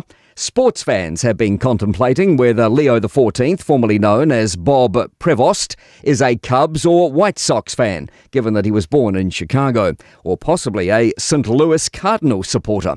And the verdict for the new head of the Catholic Church? Hey Chicago, what do you say? The Cubs are gonna win today. And apparently Leo is also a handy tennis player and can regularly be found wielding a racket out the back of Vatican City. That's sport. I'm Malcolm Jordan. Hey, don't be that guy or that auntie ignoring a sore throat. This isn't just some drinks and lemon tea in your sweet situation. Untreated sore throats can lead to rheumatic fever. Nobody wants that for their family, eh? Go get your Pepe's sore throats checked at your GP, school nurse or pharmacy. It's quick, easy and most importantly, free.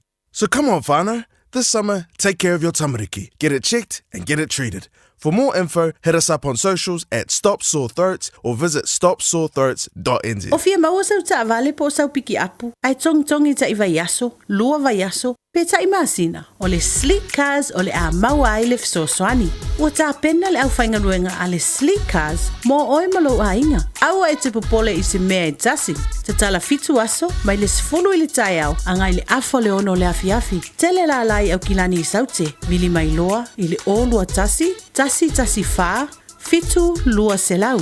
Po le o lua o, wha lima, tasi lima tasi. Talofa Samoa, o Ateshna Ryan, o le Licensed Immigration Advisor mo le Auckland South Immigration Consultants. E visosoani mo so se tu ai ngā visa e malanga mai e New Zealand po Australia. Telefoni mai nei loa i le o valu o, tasi o no valu wha fitu lua. Po le o lua tasi o no valu fitu lua tolu o.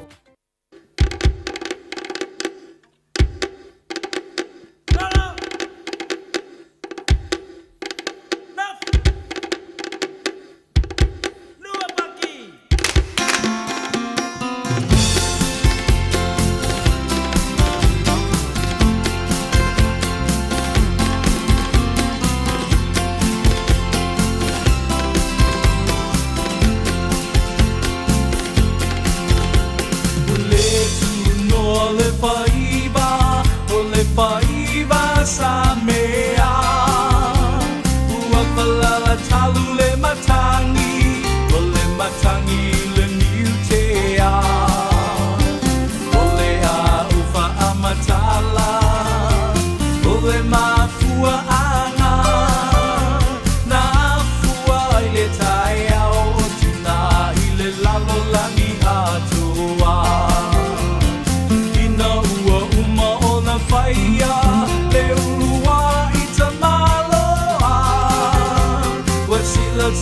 atu le atua e le fia fia a tamuna o ia Iua e lole topa ina ia pausia ina eva Pa atoa tino le tama i le mua ngangana pa a Samoa Tina Ulu Taeao le na ele i Fiafia E ele mafua ana o lau tiute Le lango sua i le tama i le fea mainga o le aina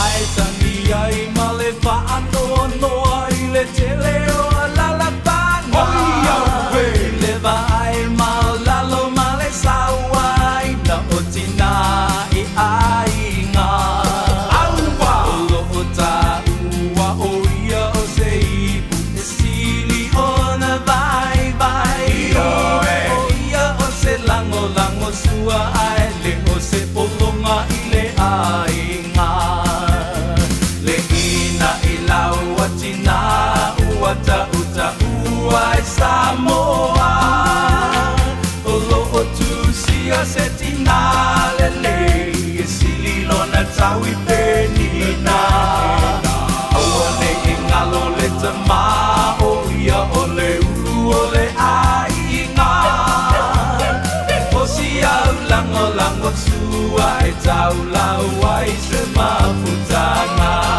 Tina Ulu Taeao le na ele i Fiafia E ele mafua ana o lau tiute Le lango sua i le tama ele o se poloma i le ainga Tina Ulu Taeao le na ele i Fiafia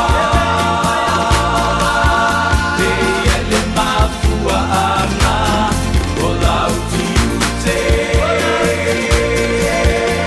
Le lango sua i le tama i le fea mainga o le ainga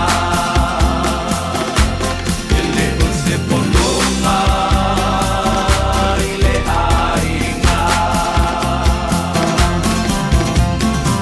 E ale lei le tai au tina pele fa foka ba ia le tato foi pese le balo sile no ina o se mari ba te bele wati fu minuto te nei le tu la se fu mali tasi momoli atu tato ina le udang ba tua ale pakise le pasco le fata si mai fatu ale sina le tai au la tato tal no ia le la tu tu ma udang mo tato le sa tina le uta pena ai fa tai o nga due pele fatu ale sina mboli fo di so vai nga la tu tu mo tato le nei tai au fa talo fatu malanga fa le sina ma lo lu so nga due nga lias fo Ia, e whaatalo whaat fo, e mo lawa na whaatalo whaatu pa ia mane mamalo whaafonga anga Samoa le nei tūla. Ma lolo soifua manuia, soifua maua, ma soifua lau lei. Ia whaatalo whaat fo lau sunga tia. Ma lolo soifua manuia nei tai au fo vi ele li asfalai le falongolongo ak ai bo umaki ngai ka pe ngala soki nga nga wa e fa ngaru ka lo fa ia maloa fa malo si at ortina Ia, ore afa fifi ia sa oi des koi ingo le afa fifi ia fa ia ngi lalang. Ia ai ma me lo kumu ai Ia nga kongua. Ia le lai te lo ia nai fa bito fo ia lo anga ia ni tatu wa fa ma ia ai mas ia e te lo fo ia wo le wa nga ia tatu li tau ngo fie pe ona ia status ia te le fa ma venga. Ma le si vaenga. O le mfa fa so ia li tatu la vangan. Ia ai fo. Ia se ta amata tu la tia. A fa ile taula le o ma. So amata mai lava ile fa te inga amata mai le cremation package por su sunuina le.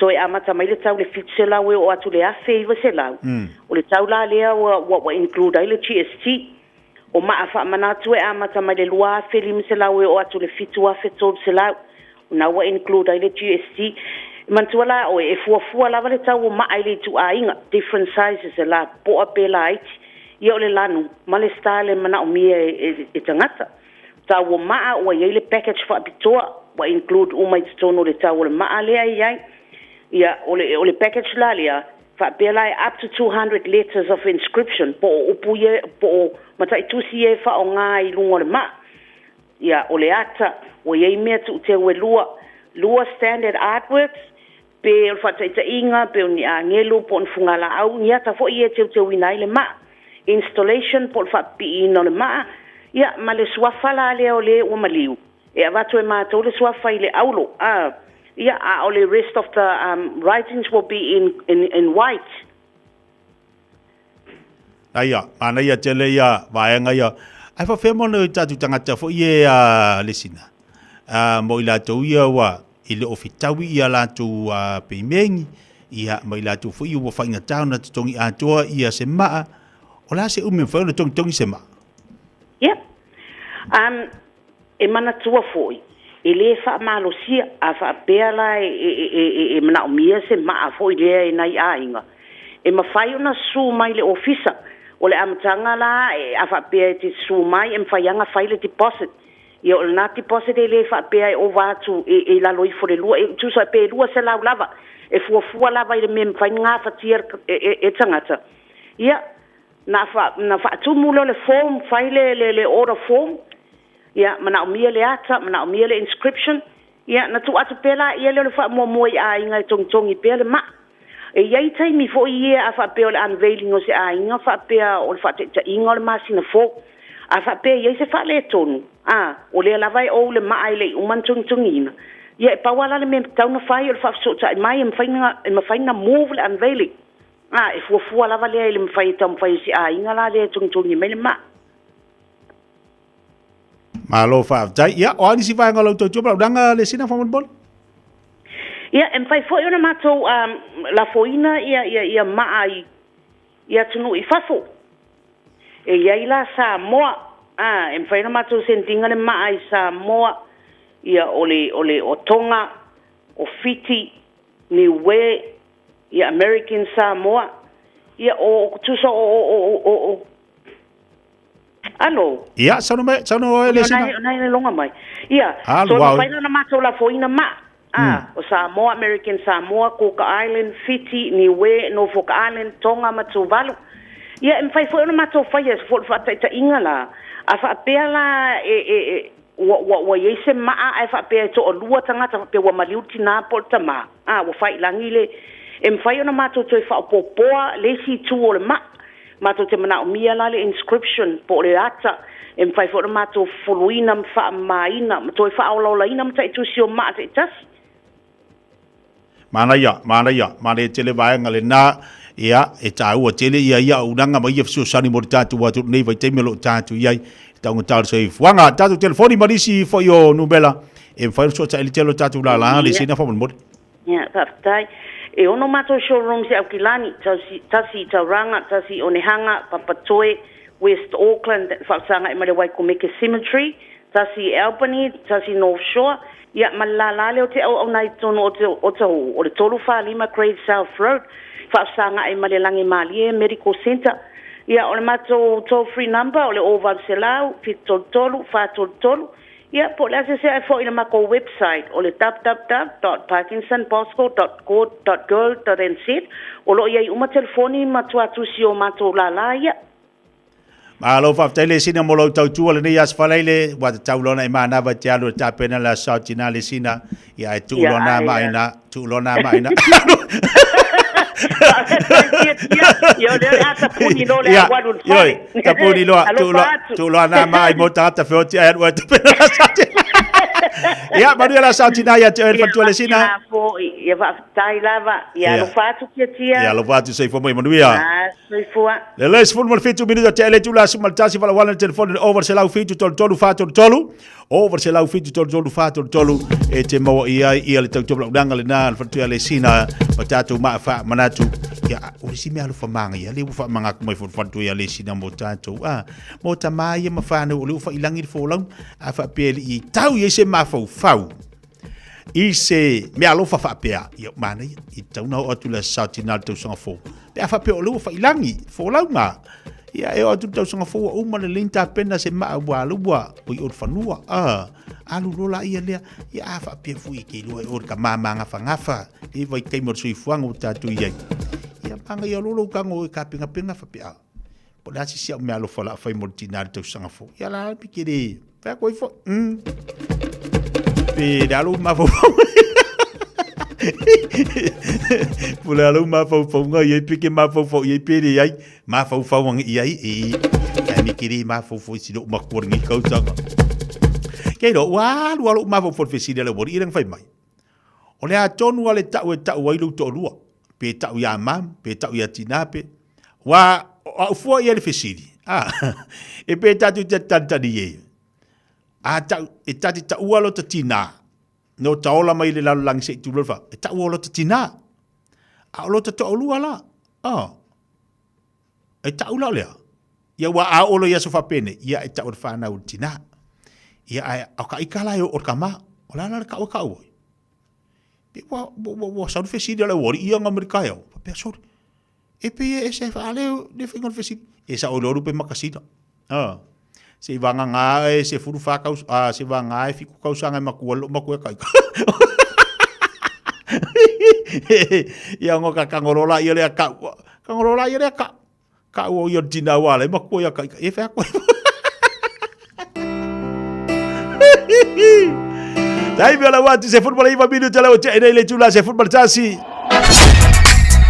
walo fatu le piso tatu watu te bangalu ngal dei fa yaso tatou tamai tatou na afaso tatou nei afaso mai ngaluenga ai si o si su ngime alu fanga kinga oka ia posi au hani o I manga ia la nga ka o hani pe ka o babe ia wa vai ka o love pi o upu masangi upu fangale ini uka ko ngi sida ngi hani ya foisi fa pe mai sis ia angali o ko ngi sida dio Oscar dio Amerika hani hawa le ai ka o hani afa pe sali masangi ka ko samunda ia hani ngi ya wa le fa me wori a kaula o mam so lo ka mam lo ko so lo ka kinga le la kize ka lo ka red heart awa ka sweet heart lo ka fakumu mu ala ka ya ba ya we ba ka se me alo fa mal ka le fakko han Vai bari el Taeao luas pun video chat le tula super jasi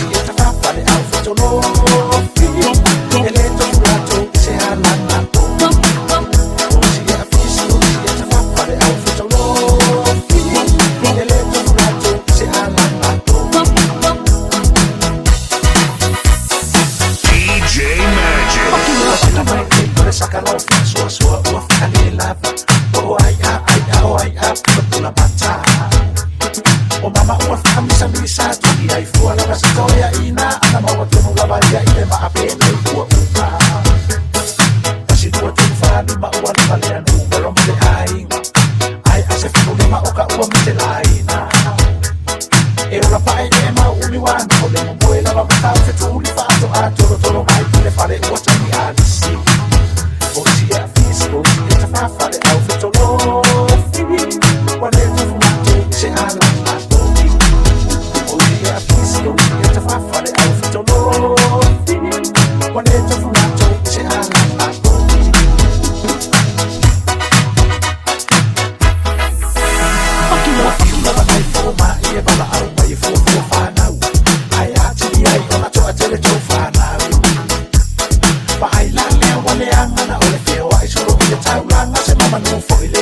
saki malato waya wale toe ama ona toe fato tele o toe fana be a fai wale tau sia ai fa sala la wale fuata si senu ole fa sa ole au tu fu male para la wale wale o ia ma tua ini o si e afisi o si e ta wale au futa lo wale tu fuata se ala na to o si e afisi o si e ta wale au futa lo wale tu fuata se ala na to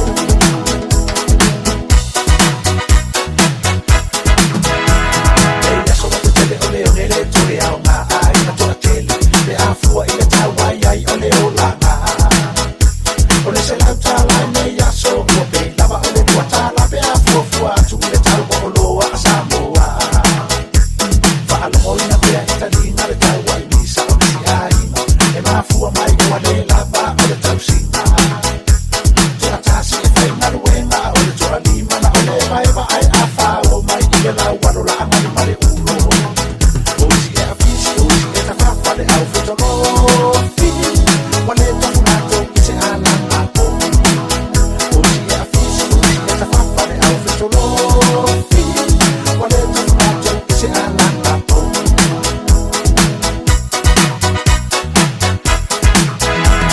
a fai po o to a tele ia e to si ma le fa le pele a o ia e ta lo se o se aso a fai wale a o ma ia la to lo a le fa o la ia la mai ai manu ia ai le o fa au so so ma ale le na mai le so so ma a mai le to a ole a fai a la ponga ia Samoa e tano sia o ma tu ai ma u ani o la masa o na fai a la to le lo a la to me sa fai o si a fisi o si e ta fa le au fito lo fi wale to na to se ala na po o si a fisi o si e ta fa le au fito lo fi wale to na to se ala na po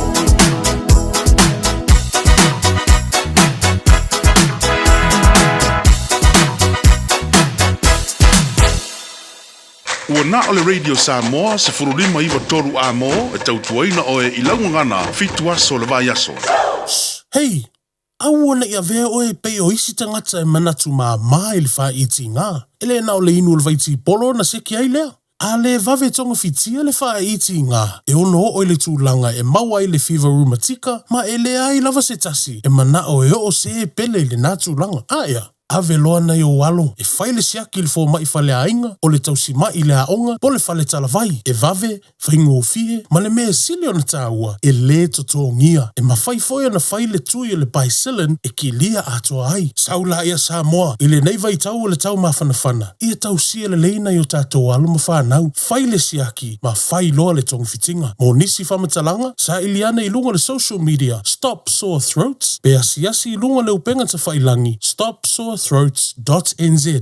Talofa Samoa, o Ateshna Ryan, o le Licensed Immigration Advisor mo le Auckland South Immigration Consultants. E visosoani mo so se tu ai ngā visa e malanga mai e New Zealand po Australia. Telefoni mai nei loa i le o valu o tasi o no valu whawhitulua. Po le olua tasi o no valu fitulua tolu o. O fia whātau sau tā vale, po iei fo i sau tā vale, olo e mana o e whātau atu. O e mana mia se insure po o sino no ngā tupe tau tā vale. Whawhiso tai nei loa le Kānau. Tanga i hane i le mātu pera te whailangi mo nisi whamtaranga kānau.co.nz. O i sauni malanga i Samoa, manatua loa le mana rentals, e maua so se ta'avale e te fili mai ai, e tusa ai malau manao. E mawhaiona piki le ta'avale i le malewa lele i whaleolo po o whangalii. Whapealo tātou ofisa au tui ala fua, pe mawoli atu fo i le whaletali malo o loo e whamautu ai ngā whaabitoa. Lo i le tātou insurance cover e te fili mai ai, i rei tupu se whalewelawe ai o loo iai le puipuinga. Manatua lo i le tātou account i New Zealand, pe lafo sa fo i le mana rentals e whaonga ai le Pacific Easy, pe whaonga fo i lau credit card, e whaatiro ai le tongi ina o lo sa. Monisi whaamtalanga wala au le Pacific Easy i le ovalu se lau o tasi ono. Po numera masani au kilani o le lua fitu ono fitu iwa fitu wha, po le lua fitu ono fitu iwa valu wha. Matalo sanga e transfer o e i le moana, pe asi e siane i le Facebook a le Moana Rentals, po le tanto upenga te wha ilangi o le moanarentals.com. Moana Rentals o lau paanga e taitolo eina oe, a o e malanga asiasi i Samoa. Talofa, We're the Katinas, and you're listening to Radio Samoa on 1593 AM. Ua mawhai o na awira tula polo kalame le leimo o ia so taitasi o na o le lango malo si le fale maliu a se alo le atunuu o ese tatupu Funeral Directors I Malu City. O kalame leimo oe, talo falau. E to o tauta lau le pasese o le Airgina na matu tu o Brisbane. Ila so luas fumele fitu Januari, lua o lua tolu. Ile tasi le au li fama moe tau nuu I au kilani. Ile fitu ile Fiafia. Uma le lua I tula. O le mato whainga malanga I lunga le vani minimo. Wa mato ona tu I lalo I ala vaa. Wa la talasa I au kilani. Wa mato vai atu. E pei halu solo muli le balele. Na umi lava ona whata milo ia le balele lunga o le ea. Wa te ama mau le taimi sa ta tau ona tau nuai I au kilani. Ai wala o mai loa le kapteni. Ua le mawhai ona matutu lau le. Ona ua lolo vaia atoa ia au kilani. Ona o le tonu o le tau, o le anga le tau. Le matau te taa milo. A whata ni tale pe mawhai ona tu lau ele le ba. Pele ai. Ia o le taimi lea. Ia o sui ai la ngona. Wa ai atu. O iai le popo lenga le to tele o tangata. Ia wa a fia tuai mo fo ima. Ma unei. Ona upu nou lea. Ma whai lau ta talo. O upu muli la o lau ta talo. Lau whapea. Lea tuai. Wai ea. Wana o se au na ea. Talo whai. Si o to rua ma si ap whanau. Ai u whalongo atu whapea le whamatalanga. Ale to ina palangi sa mana nofu fatasi I lungo le mato whainga malanga. This time you need a friend in high places. Na te ilawa ua o pese loa I am a friend of God. O a ua le woa le tua. Ia kopo lua wha ipo lua suma le toru. Whai mai na wha tua Abrahamo I le tua. Ona ta ua ilo o ia. O le woa le tua. Ia o inga o le talina o lau te talo. Na o pese ai lava lea. O hau o le woa le tua le taimi atua na mato yei lunga.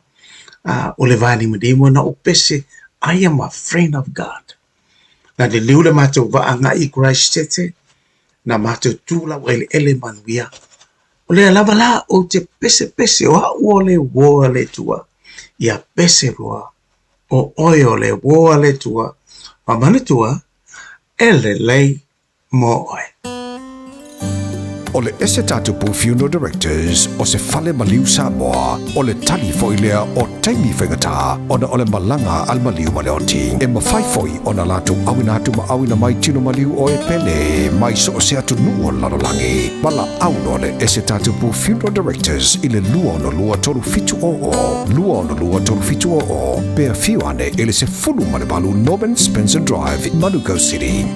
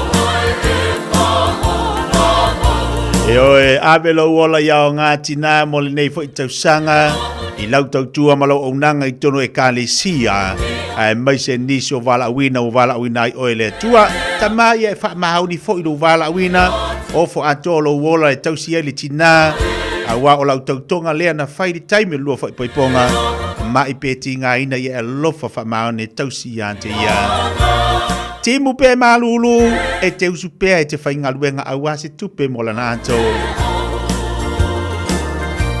Ma whana pe malulu e whawau pe lau tau singa i ante oe, i ante ia i le ao ma le po.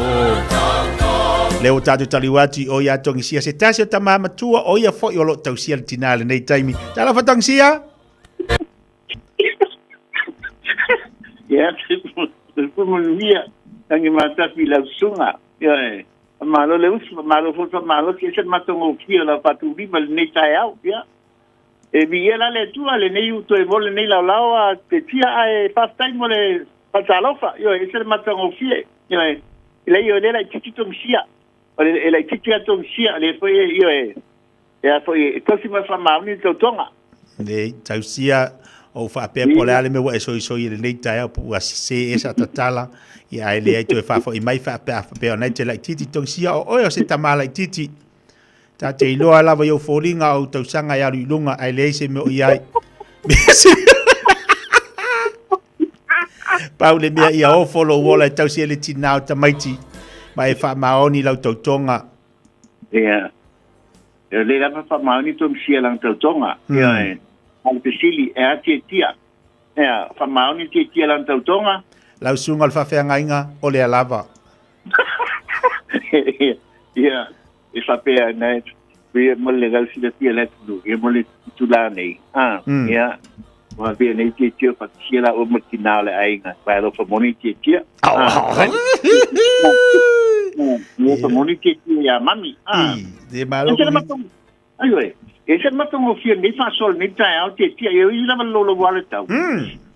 Ala so fa pito ale ta ke tu matai ta to uma tu le sao tina pa ta weino dia tinao ainga te to tas ese le ta o lea po ia po se matawa fo i tonu ainga fo i le tinao le ainga le tina e wan tina o ola ia e mo ia e fa lupenga tina na to ia le pai mane au ia o si poi ke mi e fiu e aulia e a foi mang ngumi lava ia ia tu mau pela te male ainga e ia ile support male ainga ia tulanga pa pe vai na ke wana si pia yo sa o le tonsia sa o le o va mal se la do fu pasene la usanga le Taeao e ala fo ina fiu na tina a uli fa ma fola me tu tupolo langa ona wale lo po a e nga me ko ki o fai le ia to alo lo fa tau fa ma ia le avenga na tina to fai wa wa uma nga ma ngumi wa uma ko nga fa ma fola o le lo nga ki nga ko nga audi ai o ko mere ia kalkolo nga mi ko ki se kau fa ma le avenga nga ki nga le wo la tu asa ia la fa ku yo a ma fanga e la ngai malu du kele ia au kama giki ia ke lo ke tia dali ko kile la si pa la tu ia fia malu la tinu yo tu su mai tala mai au ia tu sia ile luce la ke ministrai ni ma ta luce la ke ministrai ma ta na tu ma telefon ne pa tu stara tu sia o le bili malta to le night o iva lua fitu lima balu te sua o iva lua fitu lima balu te sua ma le te kontra be tu sia o lo tasi pa ti ono lima patasi o lo tasi pa ti ono lima patasi pare spesso tu sia le so ba di ma se la finga na lo fa ai o le finga na lo fa tu sia le so no le so lo troia un game Taeao e affetta la finga lo fa tu sia yo afeta la fe na fa tong sia mana tu me Samoa e ina to tena ya inga wo do family ina tu langa wo man la to al special la to e mo Australia la to le so o nei male o nei man Taeao e afeta la fa na lo fa le do beta khans itina wa ila fa ta la to sai ta to porta vale e afeta la ai esela mi fia fe di me sela tala o piki apu a pe fo la fa to si piki apu le te piki apu te po winter lo matua ki na lai e te la le afi e se foi le lua afi o tato Fiafia io na inga fa to ale afi ta la le tano de tonsia pe maro pe to tonsia ma me stansia chitina uma na me fa to la to sai de so Taeao o nisi tu langa tima na mai Samoa su mai na si da feel to pia ma to Samoa te tau tu fa ta vale tonsia mo fa so mulmuniane watu chi pule oi pe fa tonu pe fa wau te sanga ta ti tu le ta fa nisi tu langa ke tia mo abeli ne ya mano abeli ya mano ere umon matu tem ia e afo ia le por kalame Fiafia mai era tu por kalame Fiafia mai e watu famia nge kele God bless all our mothers yo kina mana masa ia lo fa le tua papoina to soitua ia wa lama to toino tono ainga pa misi ko tono e kale fia pa magia kelia le tua tina mana Samoa po fela le tu fa tu ne kerope tu tonu ate rua tu tonu Samoa mo ne fa salon pa pisiti pa magia tu tungsia man Malu le tulenga ta falta bari tina mana tina Samoa amorte nei pa to papa tu fe la sunga te tia mon vielo waso sai fa Taeao lo so mo tapo kala men va yaso lo fatu mo ni for fa ingol va yaso le sunga toki si pele fa fonga ba ilunga tatu po kala me olo tasi fa fitono ni mafatasi olo tasi fa fitono ni mafatasi se bari ba tebele wati le to se fulu male valu minuto talo le tula suma lua tali tula se fulu male lua fatas ba fole le to fa ya fonga bo se manu Francis Joana wale fa wino tatu po kala me to fa sala wino tatu tala mai Samoa ile nei fo yaso le tautua ngale afia ngal mana tu mwa tipi au tanga baya pamudia tu la sautina tina malava le tatu watino o fe lava lai mafuta mai ai tina Samoa i so si tafar ke lope o e mau mal po kala mel Fiafia mai nei Taeao mo moli atu lo anga ma famudianga ia manuia la sautina taita ia tu le tu lo to se fua mau se sa Fiafia ta pena Fiafia ia ta pena Fiafia la sau to tina au ni ta pena mal fa no no au ni ta pena mal tinga a ia ta pena ma le loto Fiafia mo moli le au le so pe ona ta pena i ma fo ngola sfalaili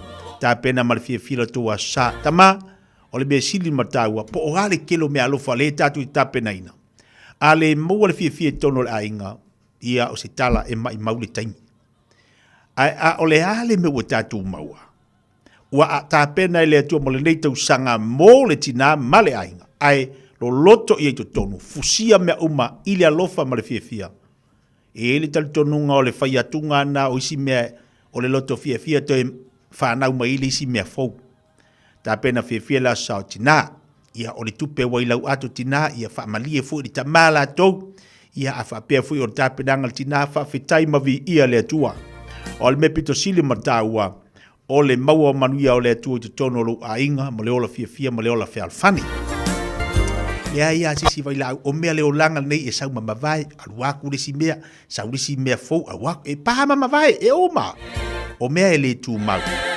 ai o le mea e tu mau o le fialo fani ma le Fiafia i te tono lo ai a fa pe wa e ala mo le Taeao tina wa ye se mea wa e le Fiafia le tama ia a fa pe fu wa ye se mea fa no le tama wa e le Fiafia le tina ta pena le aso ana wa ta pena fa pe ka se kupe le arble offer ngelo bakua awa pe ana fa ya tu se tala sa fa le lave ma watu odi se le la po sa odi se fa lave e tu pu pe fa le lave ai tasi ale aso tasi le tau sanga fa mana tu le aso tina ale vai la ausil mata o lo tanga e fusi mai ma opo mai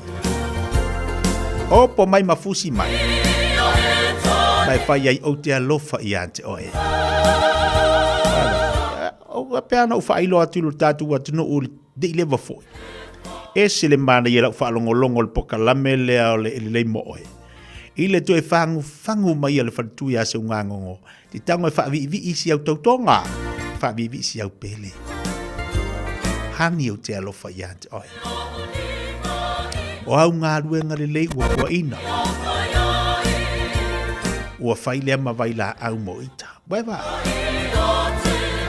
e te tausi a te au le ao ma le po olo ua lofa ele uma fa fitai Se ipu kofe te tunuina I lea Taeao ma lea Taeao.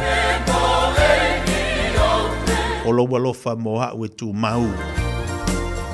Ia aua lei mamae pe yo le ao. Ai vai upu te tala no te whawhitai I ta mai siau tautonga.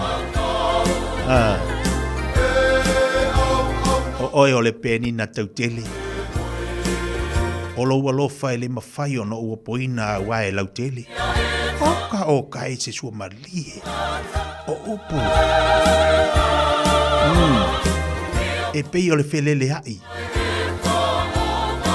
O le iao e valo ia I le lulu. Ina ua o whato a uwa ai ia te oi o fōlinga o e sulu. Wai mai le maka ngofie. O upu o le ngaua e wha me mero. Pe wai koe whawhango mai le kaimi. Nga e ngau iai. Le kaimi whako a e kaumawhai ati iai. Wa pei o le upe vai tasi o le pe ai lunga le wawai. E fiu tangata e tau ai ele mawhai o na luese ai. Ele mawhai foi o na mamai. Wawa ai ipu o. Ngalanga ipu vai vai kasi lunga le wawai. Olo fia manga o le wawai. Wawa ai. Ire kai. Ya lalu fa solo ko mama fa ko si ko inga le fa vai fo ala ing. Awari ngalo le afia le tatu papa kiule na le numero 1 le Broth Road ina I Manurewa. Ile tau maru lule wa yai afia tu ya faisa tau maftanga le tatu papa kiule nei Taeao. Pamania tu foi le sautina ile fatua so ya tango male au nanga tua ale island style papa kio le fatua Julie mali le aso sautina ia uoma paanga uma lava de Fiafia mai le nei Taeao manu le sautina ya te auto Taeao le tatu papa kio masani le tatu maftanga le tatu papa kio masani le aso Taeao awana ia fia foi le tau mala nanga le tias papa kio ile numela tolus fumalima Colette Road ina I Otara e Fiafia Repson Road. Ole manulauti lava le tatu pokala ale tatu Papa Q. Tari tonu le metele o tari tonu mai.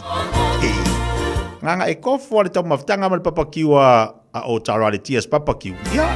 Na tari tonu fu la ia le I tau mafainga ale pitonu a Otara.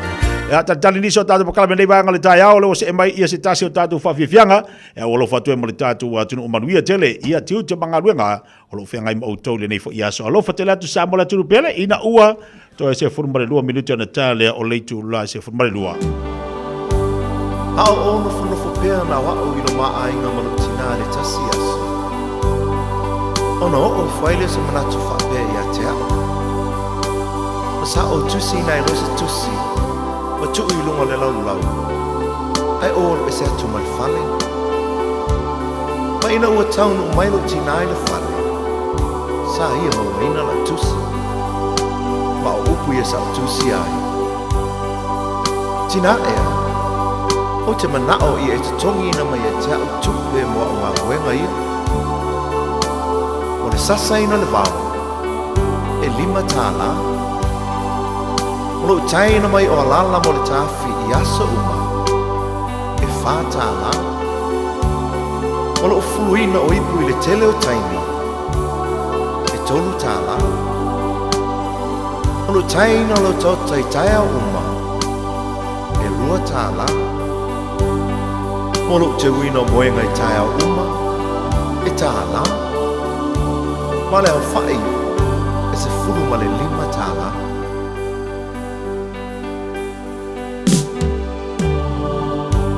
Ina o te fo ia tu le fale. Ua le ai lo tina. A o upula nei o lana tusi. Sa o tau aveina o ilo manawa I masina iwa. E le ai se te tongi. Sa o whaasusu ma fifanga ia te oe. E le ai se te tongi. O te moe tau langa I po uma ma whaama whanawhana ia te oe pe a Malu. Ma o te talo mo oe. E le ai se te tongi. O te pupula fo'i le ao a toa ma le pō ma si I oe le whale mai pe hae mai. E le ai se te tongi. sa o whalavalava ma tu inatu o I lea onga ma tu tongi lawa oma. I le aise tu tongi. Ma o le tu tongi tu tu inatu I ate oe mo nei me oma. O lo uola, o lo uolofa, o lo umalosi atoa. E tausia I oe. Lo utina o le tumu I le anga lo fa Vea oe mawhaola I le ainga Te le whaafiti pua puanga E ngalo whapewhea I le tina E whanau alana tama male tinga Nā loi matau le alofa E iona mfonga I teimi o pua puanga Tai Nilingi mai lo manuia I lo utina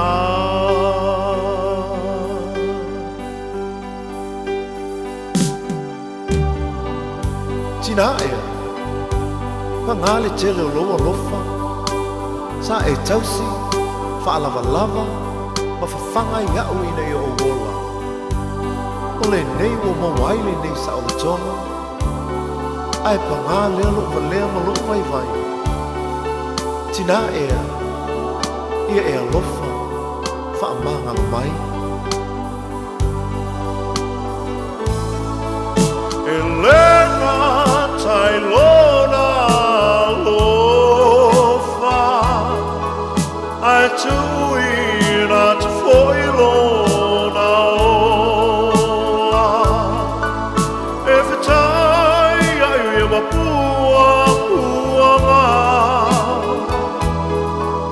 Ai le whaafiti ai le alofa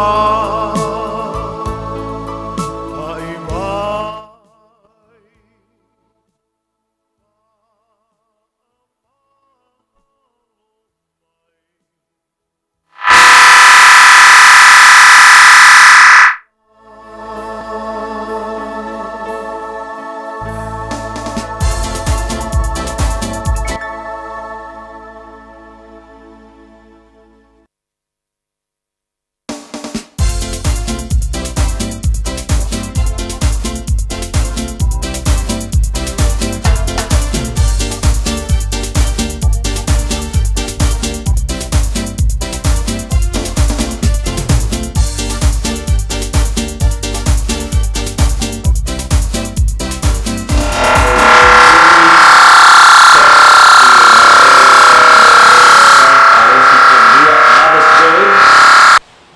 Ke mo iai ia se me alo fala mo tina la ka ko fala loa ma ga ia tele la ai mo tina o le Mother's Day o lua felo suma lima ole mai ngale o lo o se la mai o la ai umai o le am fai ona fili iai po fele size le leima le la ai le lei e tina amata tu pito lea Tatu fa solo mai lesi pito vaenga ma nei ai tono fa lo e beni la mona matule tratusi e fa na suma e matusi ofu mata go fie motina fa mona trailer sa tina le foi tu sanga sil mai le tele o la e nei motina pule o kele ko inga sai solo maua to inga lang e le ese e mo o mai fa lo e beni pule o tu lango iai ana o iai vaenga skafu ole o mal malulu e mo umala vai nei ele falelo e beni mantua e leilo fa silipela o fenga wega ia na mo ele tu lango el tau tino tatu o loa masela ba ola ai motina ia mo la sa tina nei foi tu sanga fili mata go fil man nei o lanu size ese mo o mai nei top o vai ngo tinalo o lesi pito tu lango mo fa pena pule o mo la filinga pa wal me e fi tina faise me alofa le motina o le me alofa o le asosati na le fo itu sanga so tato fa so solo mai le situ o le o lo tato ye fa to lava mo le asosati na stai mi ona matu lo te lo isi fo tato lo la e o mo mo tono le veni ya mo le vaenga o li mai fo tulanga ai mo le nei fo ia aso o le asosafa to mo tina faise la ai mane mo tina si se mai kumu ko fa lo kumu ko fa lo mo la tolo ave me alofa mo tina ma wila satina ma lo lava fa tai mo le su mai fa tau al tudanga na lo yai ya tono fa lo le foi vai ngole aso so e ina isi mai ngale na fa na tu mai pulenga male a fainga wenga ele le ona failo filinga mo le se me alofa mo le satina o lo ia tato wa se vai Sarah se tu fu ga kemo ba se a mo vo se mai fo tina o ka fe mi ka fa solo a ko tina e alu le ka le sia ma mi ka solo ai ma ngu ko solo ai o ale ma nei o lo mo tina ya mo le sa tina lo yai te lo isi o lo te lo ta u ma le lei le fa il filinga ai le va va mai o le ma u te tala tato fa lo nei se pa ele tu lam sa po le limba le fiafina nei ia ma la so Taeao fa ta wai le se me alofa motina ia on saudi lo motina ia mo la so fa tina ile sa so nei olo o tele se tanto lo a sero se ko malka ke mo solo va va oko ma nei o tele o lo ia il pitolea si se mai la e lunga i la e mo nei felo filinga la no moana o le langu e me la le ngai ba ko ma fa le kel fa ngola thank you for tell lava mo di fo ile sa tina na lava ftai lanu ss lo mo o mai la e o tina e fa lo filinga e mo sme alo fa le mo tina o fa siku mo ka ko fa lo ngai ka ya ma lo fa ftai le su mai sero so mai le sipiko o sorry o le mo ke lo le me ari a pa wale me o le mo size le tele size la 80 fio lolo te le e mo o mo tono tato fa lo nei mo le tulanga ia ile sa tina al tulanga na iai ile mai mo mai le tunu o le tulanga iai o lo faisi tu mo tato fa lo nei salpo lima le Fiafia na ne te puni iai fai mela filinga ma na va fa sa mai nei ia ona mo ile se me alo fa le mo tina so ona vanga na mal fa fo mai mo le tato special fa to mai eveni Pacific ia mo le sa tina o le tratu si e te moa ia le eveni Pacific ile numele Tasi John Gold Drive ile Mangele Airport ya Port Auckland Airport o na temo ia le la matu fa sinonga fa ngofia mo oi a sumai all the motorway highway 20A no winga ke sila lo KFC ya on taulo moli left ga left taulo roundabout ko left mai ia fa lo kala fa finga sa o inge ke mo ko mai e veni pa pasi mai ile warehouse so tulanga na iai tono fa lo e veni ma ngai mo kwa ikele off ele le mo tina fa di feeling tato tama mal fa nau va ai se off mata ngo fi mo tina mo mara stay on le fo sanga le tato li poti na mai le fa lo e veni Pacific in the number 1 John Gold Drive ile airport mangele en fa fa tau le so tapuni na le lima le fiafi e te tala fo Taeao mai le se fulu le Taeao to mo le Samoa lima even tolo a mo mal pulenga mal fa ngalenga ale veni Pacific pa riela satina ya le dawa fa fonga tatu tino le tatu na unanga tatu fa lo eveni pena fa fonga ia le unanga ma tatu ale sunga le o ya tabai mal le tatu unanga fa radio Samoa tu na mai ni so tatu fa to mo tatu le so mo le atolo fa anga fa unanga la satina tina o mala wala tatu wa tino to walunga to si tatu ma sa unanga mo tatu le ya so tape na mai le to fa ya fonga mo se man francisione a wali fa o wino tatu po kalame ile nei fo ya holy man we are tele love single fa ngai ma tatu wa tino ile nei yaso manu ya fut fa ungol fa yaso la to ia mo se me alo fa le mo naitina so ifo mai manu ya talo fa Samoa wa ule nei o kaspitialu a wala suia ngila wa le kio eva mai ina se fudu lima iva kolu amo radio Samoa bevela Usi mai alau whaafafonga. Telefon mai Samoa ya so taitasi. Wa au mai mo oe ona o le langolango mai a le talofa voucher. O te whatalofa i le whai ungo le vai aso i si o tātou utano o le nei o tātou toi mafuta wa fo i le tawanunga o le ngāruanga. I usi mai alau whaafonga. O le ua whailo se whina ngalo le te tai o lo tātou malo i te mai te pāle mia. Le fionga fia me na mi mata awha. Wha te tau lea le mata upo le whaia loa se palo te tele. E peo na whailo i eise whina ngalo talua i nei. O le te tai o le vanga wha upu whai o le wha tua i le atua Samoa utasi. Le sunga la auli le ua tea po la te vau Fosi Smith. I se li poti le li tio ni usira lo whailo ai le te mai te pāle mia. E whato ai loa le tali o le mata upu le whaia loa se palota. Pe atau au fia le pāle mene le masina nei. E peo na whaatu langa o le asa lua sfurfitu o me. E usui ai le fono au au whaitu la fono. E leo whaate ia se whina ngalo le te tai o le malo. Ai o lona whina ngalo i leo wale si whaasara lau o lo ia whailo ai.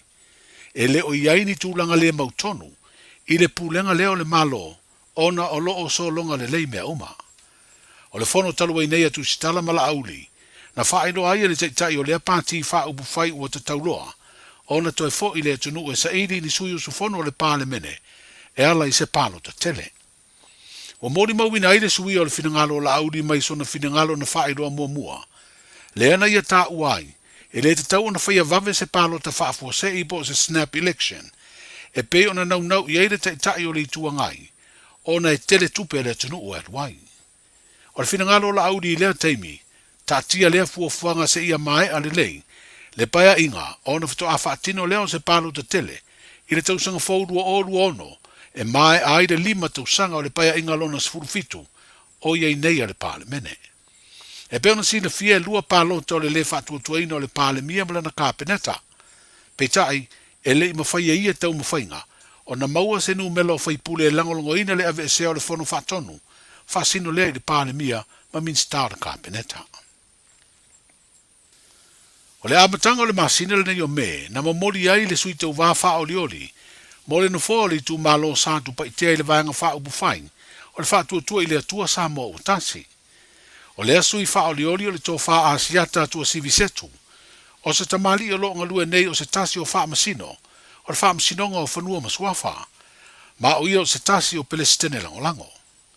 O le masina lava le nei o me pe o na wha iloa i upenga ta wha ilangi e le vāanga wha upu whain, na mamori ai foi le sui tau wā wha oli oli, o le tu malo wha palota o wha au whono ti, o le fionga fui maono tui vai tolo o foia, ma le sui tau wā wha oli oli, mo le nafo le tu malo wha palota o sanga ngalua, le tō wha i a whata Ryan Schuster, ma o le tamali i sa tau wā foi, i le fu a le wha tua i le atua Samoa utasi, i le whai ngā palota tele o le tau sanga i lua o utasi, ai le imanuia. O nisi o i tu malo palota ua mai o na mamori o lato sui tau wā, i le wha tua i le atua Samoa utasi, o vaisi ngano numela lua, o safata lua, o a ana alofi numela wha, ma vai maunga numela tasi. O le vaenga wha upu whai e pui pui ai a te tau o tangata, o le ua wha ai loe do lato te tai le whailo inga matu sitala le stofi nei, o le masania dei tā pipi, e whato a mamori ma wha ai loe o lato sui tau wā, i le toi ono masina a o lumana i le aso o le isi palo te tele. O matou tula o masani ono masina a o li whenga palo. Whako a wala o koe lo te mata. Si o le lai whawhaine e tala mai a. O le ala o tali mai le to te o le whaila o whamamau i maturis. E whaila i si ale vala o moi maso nei usare lo to el mal fala urola e io se me masani on la signeta la vola tu lo le che mi fala urola le la mare chapipi e te wa mata on te ia u politat on bene vanga al fast pe ora e tu e ala to come fai go la le te fatto te il Fiafia era un fallo la tua Fiafia me la ho trattato le una pure però se mi fuori le farlo to vai ai fiamme me la to fuori vai ma le no per tu la te o foi bela ko faccia la to ole o le a fo i le vai no fa il fast pe ka o ni le fast fine a ka o la fast lau Le sunga tu le palu pesoli ai sai le maria le ngoi o le teitai o le vai nga fa upu fai e pui a ia te tau o tangata. O le ali o suafa o nisi o tangata whainga ruenga le malo o wha ai loa o sauni e tau vai le palo ta tele o saso ai nei a le tātu utano. O wha ai loa ia le sa ave ma pale mia o le teitai o le itua ngai. O le whai o le ami o tonu e te tau wai o na wha ma vai se tangata whainga ruenga le malo pe a whai ua mamoli se pati wha upu fai. O palo te tele a Samoa ma palo ta laiti ua tuanai, na sa idi ai fo isu isu fono i tu malo i le pale mene, sa tau vai manisi sa ngālu rua i le malo. O le tasi leo whai tionga sa langona ia vai tau ua tuanai, o le tau vao nisi o tangata whaingaru enga sinia le malo, ai sa maua le avanoa e toi maua ile na ngālu enga pe a le manuia le palota. O whai tionga na masaa mai ai lea vai tau, na whai ai ma whainga wha vai, e te tau na wha ma vai se tangata whainga ruenga le malo e fia tau vai whainga whiwhilinga, mo tofi whai pula le pāle mene, ma a le manuia e le ma whaina toi fo ile na ngā ruenga. Se ia vanga nā ua toi tusi tālo sanga, i le avanoa le ngā ruenga sa se e ai, ia po se isi avanoa whainga ruenga le malo. Lo ai e le vaenga sfuru lua le tūla fono whainga palota le tau sanga lua o sfuru iwa, e ma whai o na wha ma vai se tangata whainga ruenga le malo e fia avea masui tau vā, i le aso e lesi talailo na suafa, o se sui whaatu mo se whainga palota, e sa i di ai sui whai pule o le fono au whai tūla fono a Samoa. O le whai unga le nei vai aso o mori mawina o le a tele ai tā penanga muni muri e ka le sia ma ai ngai lo tātu utano o, ona o le whamana tuina o le sao tina o lumana i nei, le epa utonu le salo na lua o le nei masina o me. O vai nga masani i whale o loa i le tāulanga i a pia whapea le tāulanga i sale longa le tātou motu i savai, o le tumu ai o whātaunga o la ei ma te unga mō tina, i a whapea fo i whātaunga o mea lofa. Ai te warunga lava i whātaunga o tāu mawha e se ese. O le tausanga nei wa atoa i eise laus fuktasi tausanga, talu na whaamanatu le sao tina i le lolangi, talu mai le tausanga e awhi iwa se laus e furuwha. A vea ia le nei awanoa, mori atua ia lo faanga ma whaamanianga mō tina umo si o tātu utano manui a tele le aso sao tina. Se iauria le aso ngufua le vai aso fau tātu uto e mafuta e mō le nei teimi. Sa lofa lava.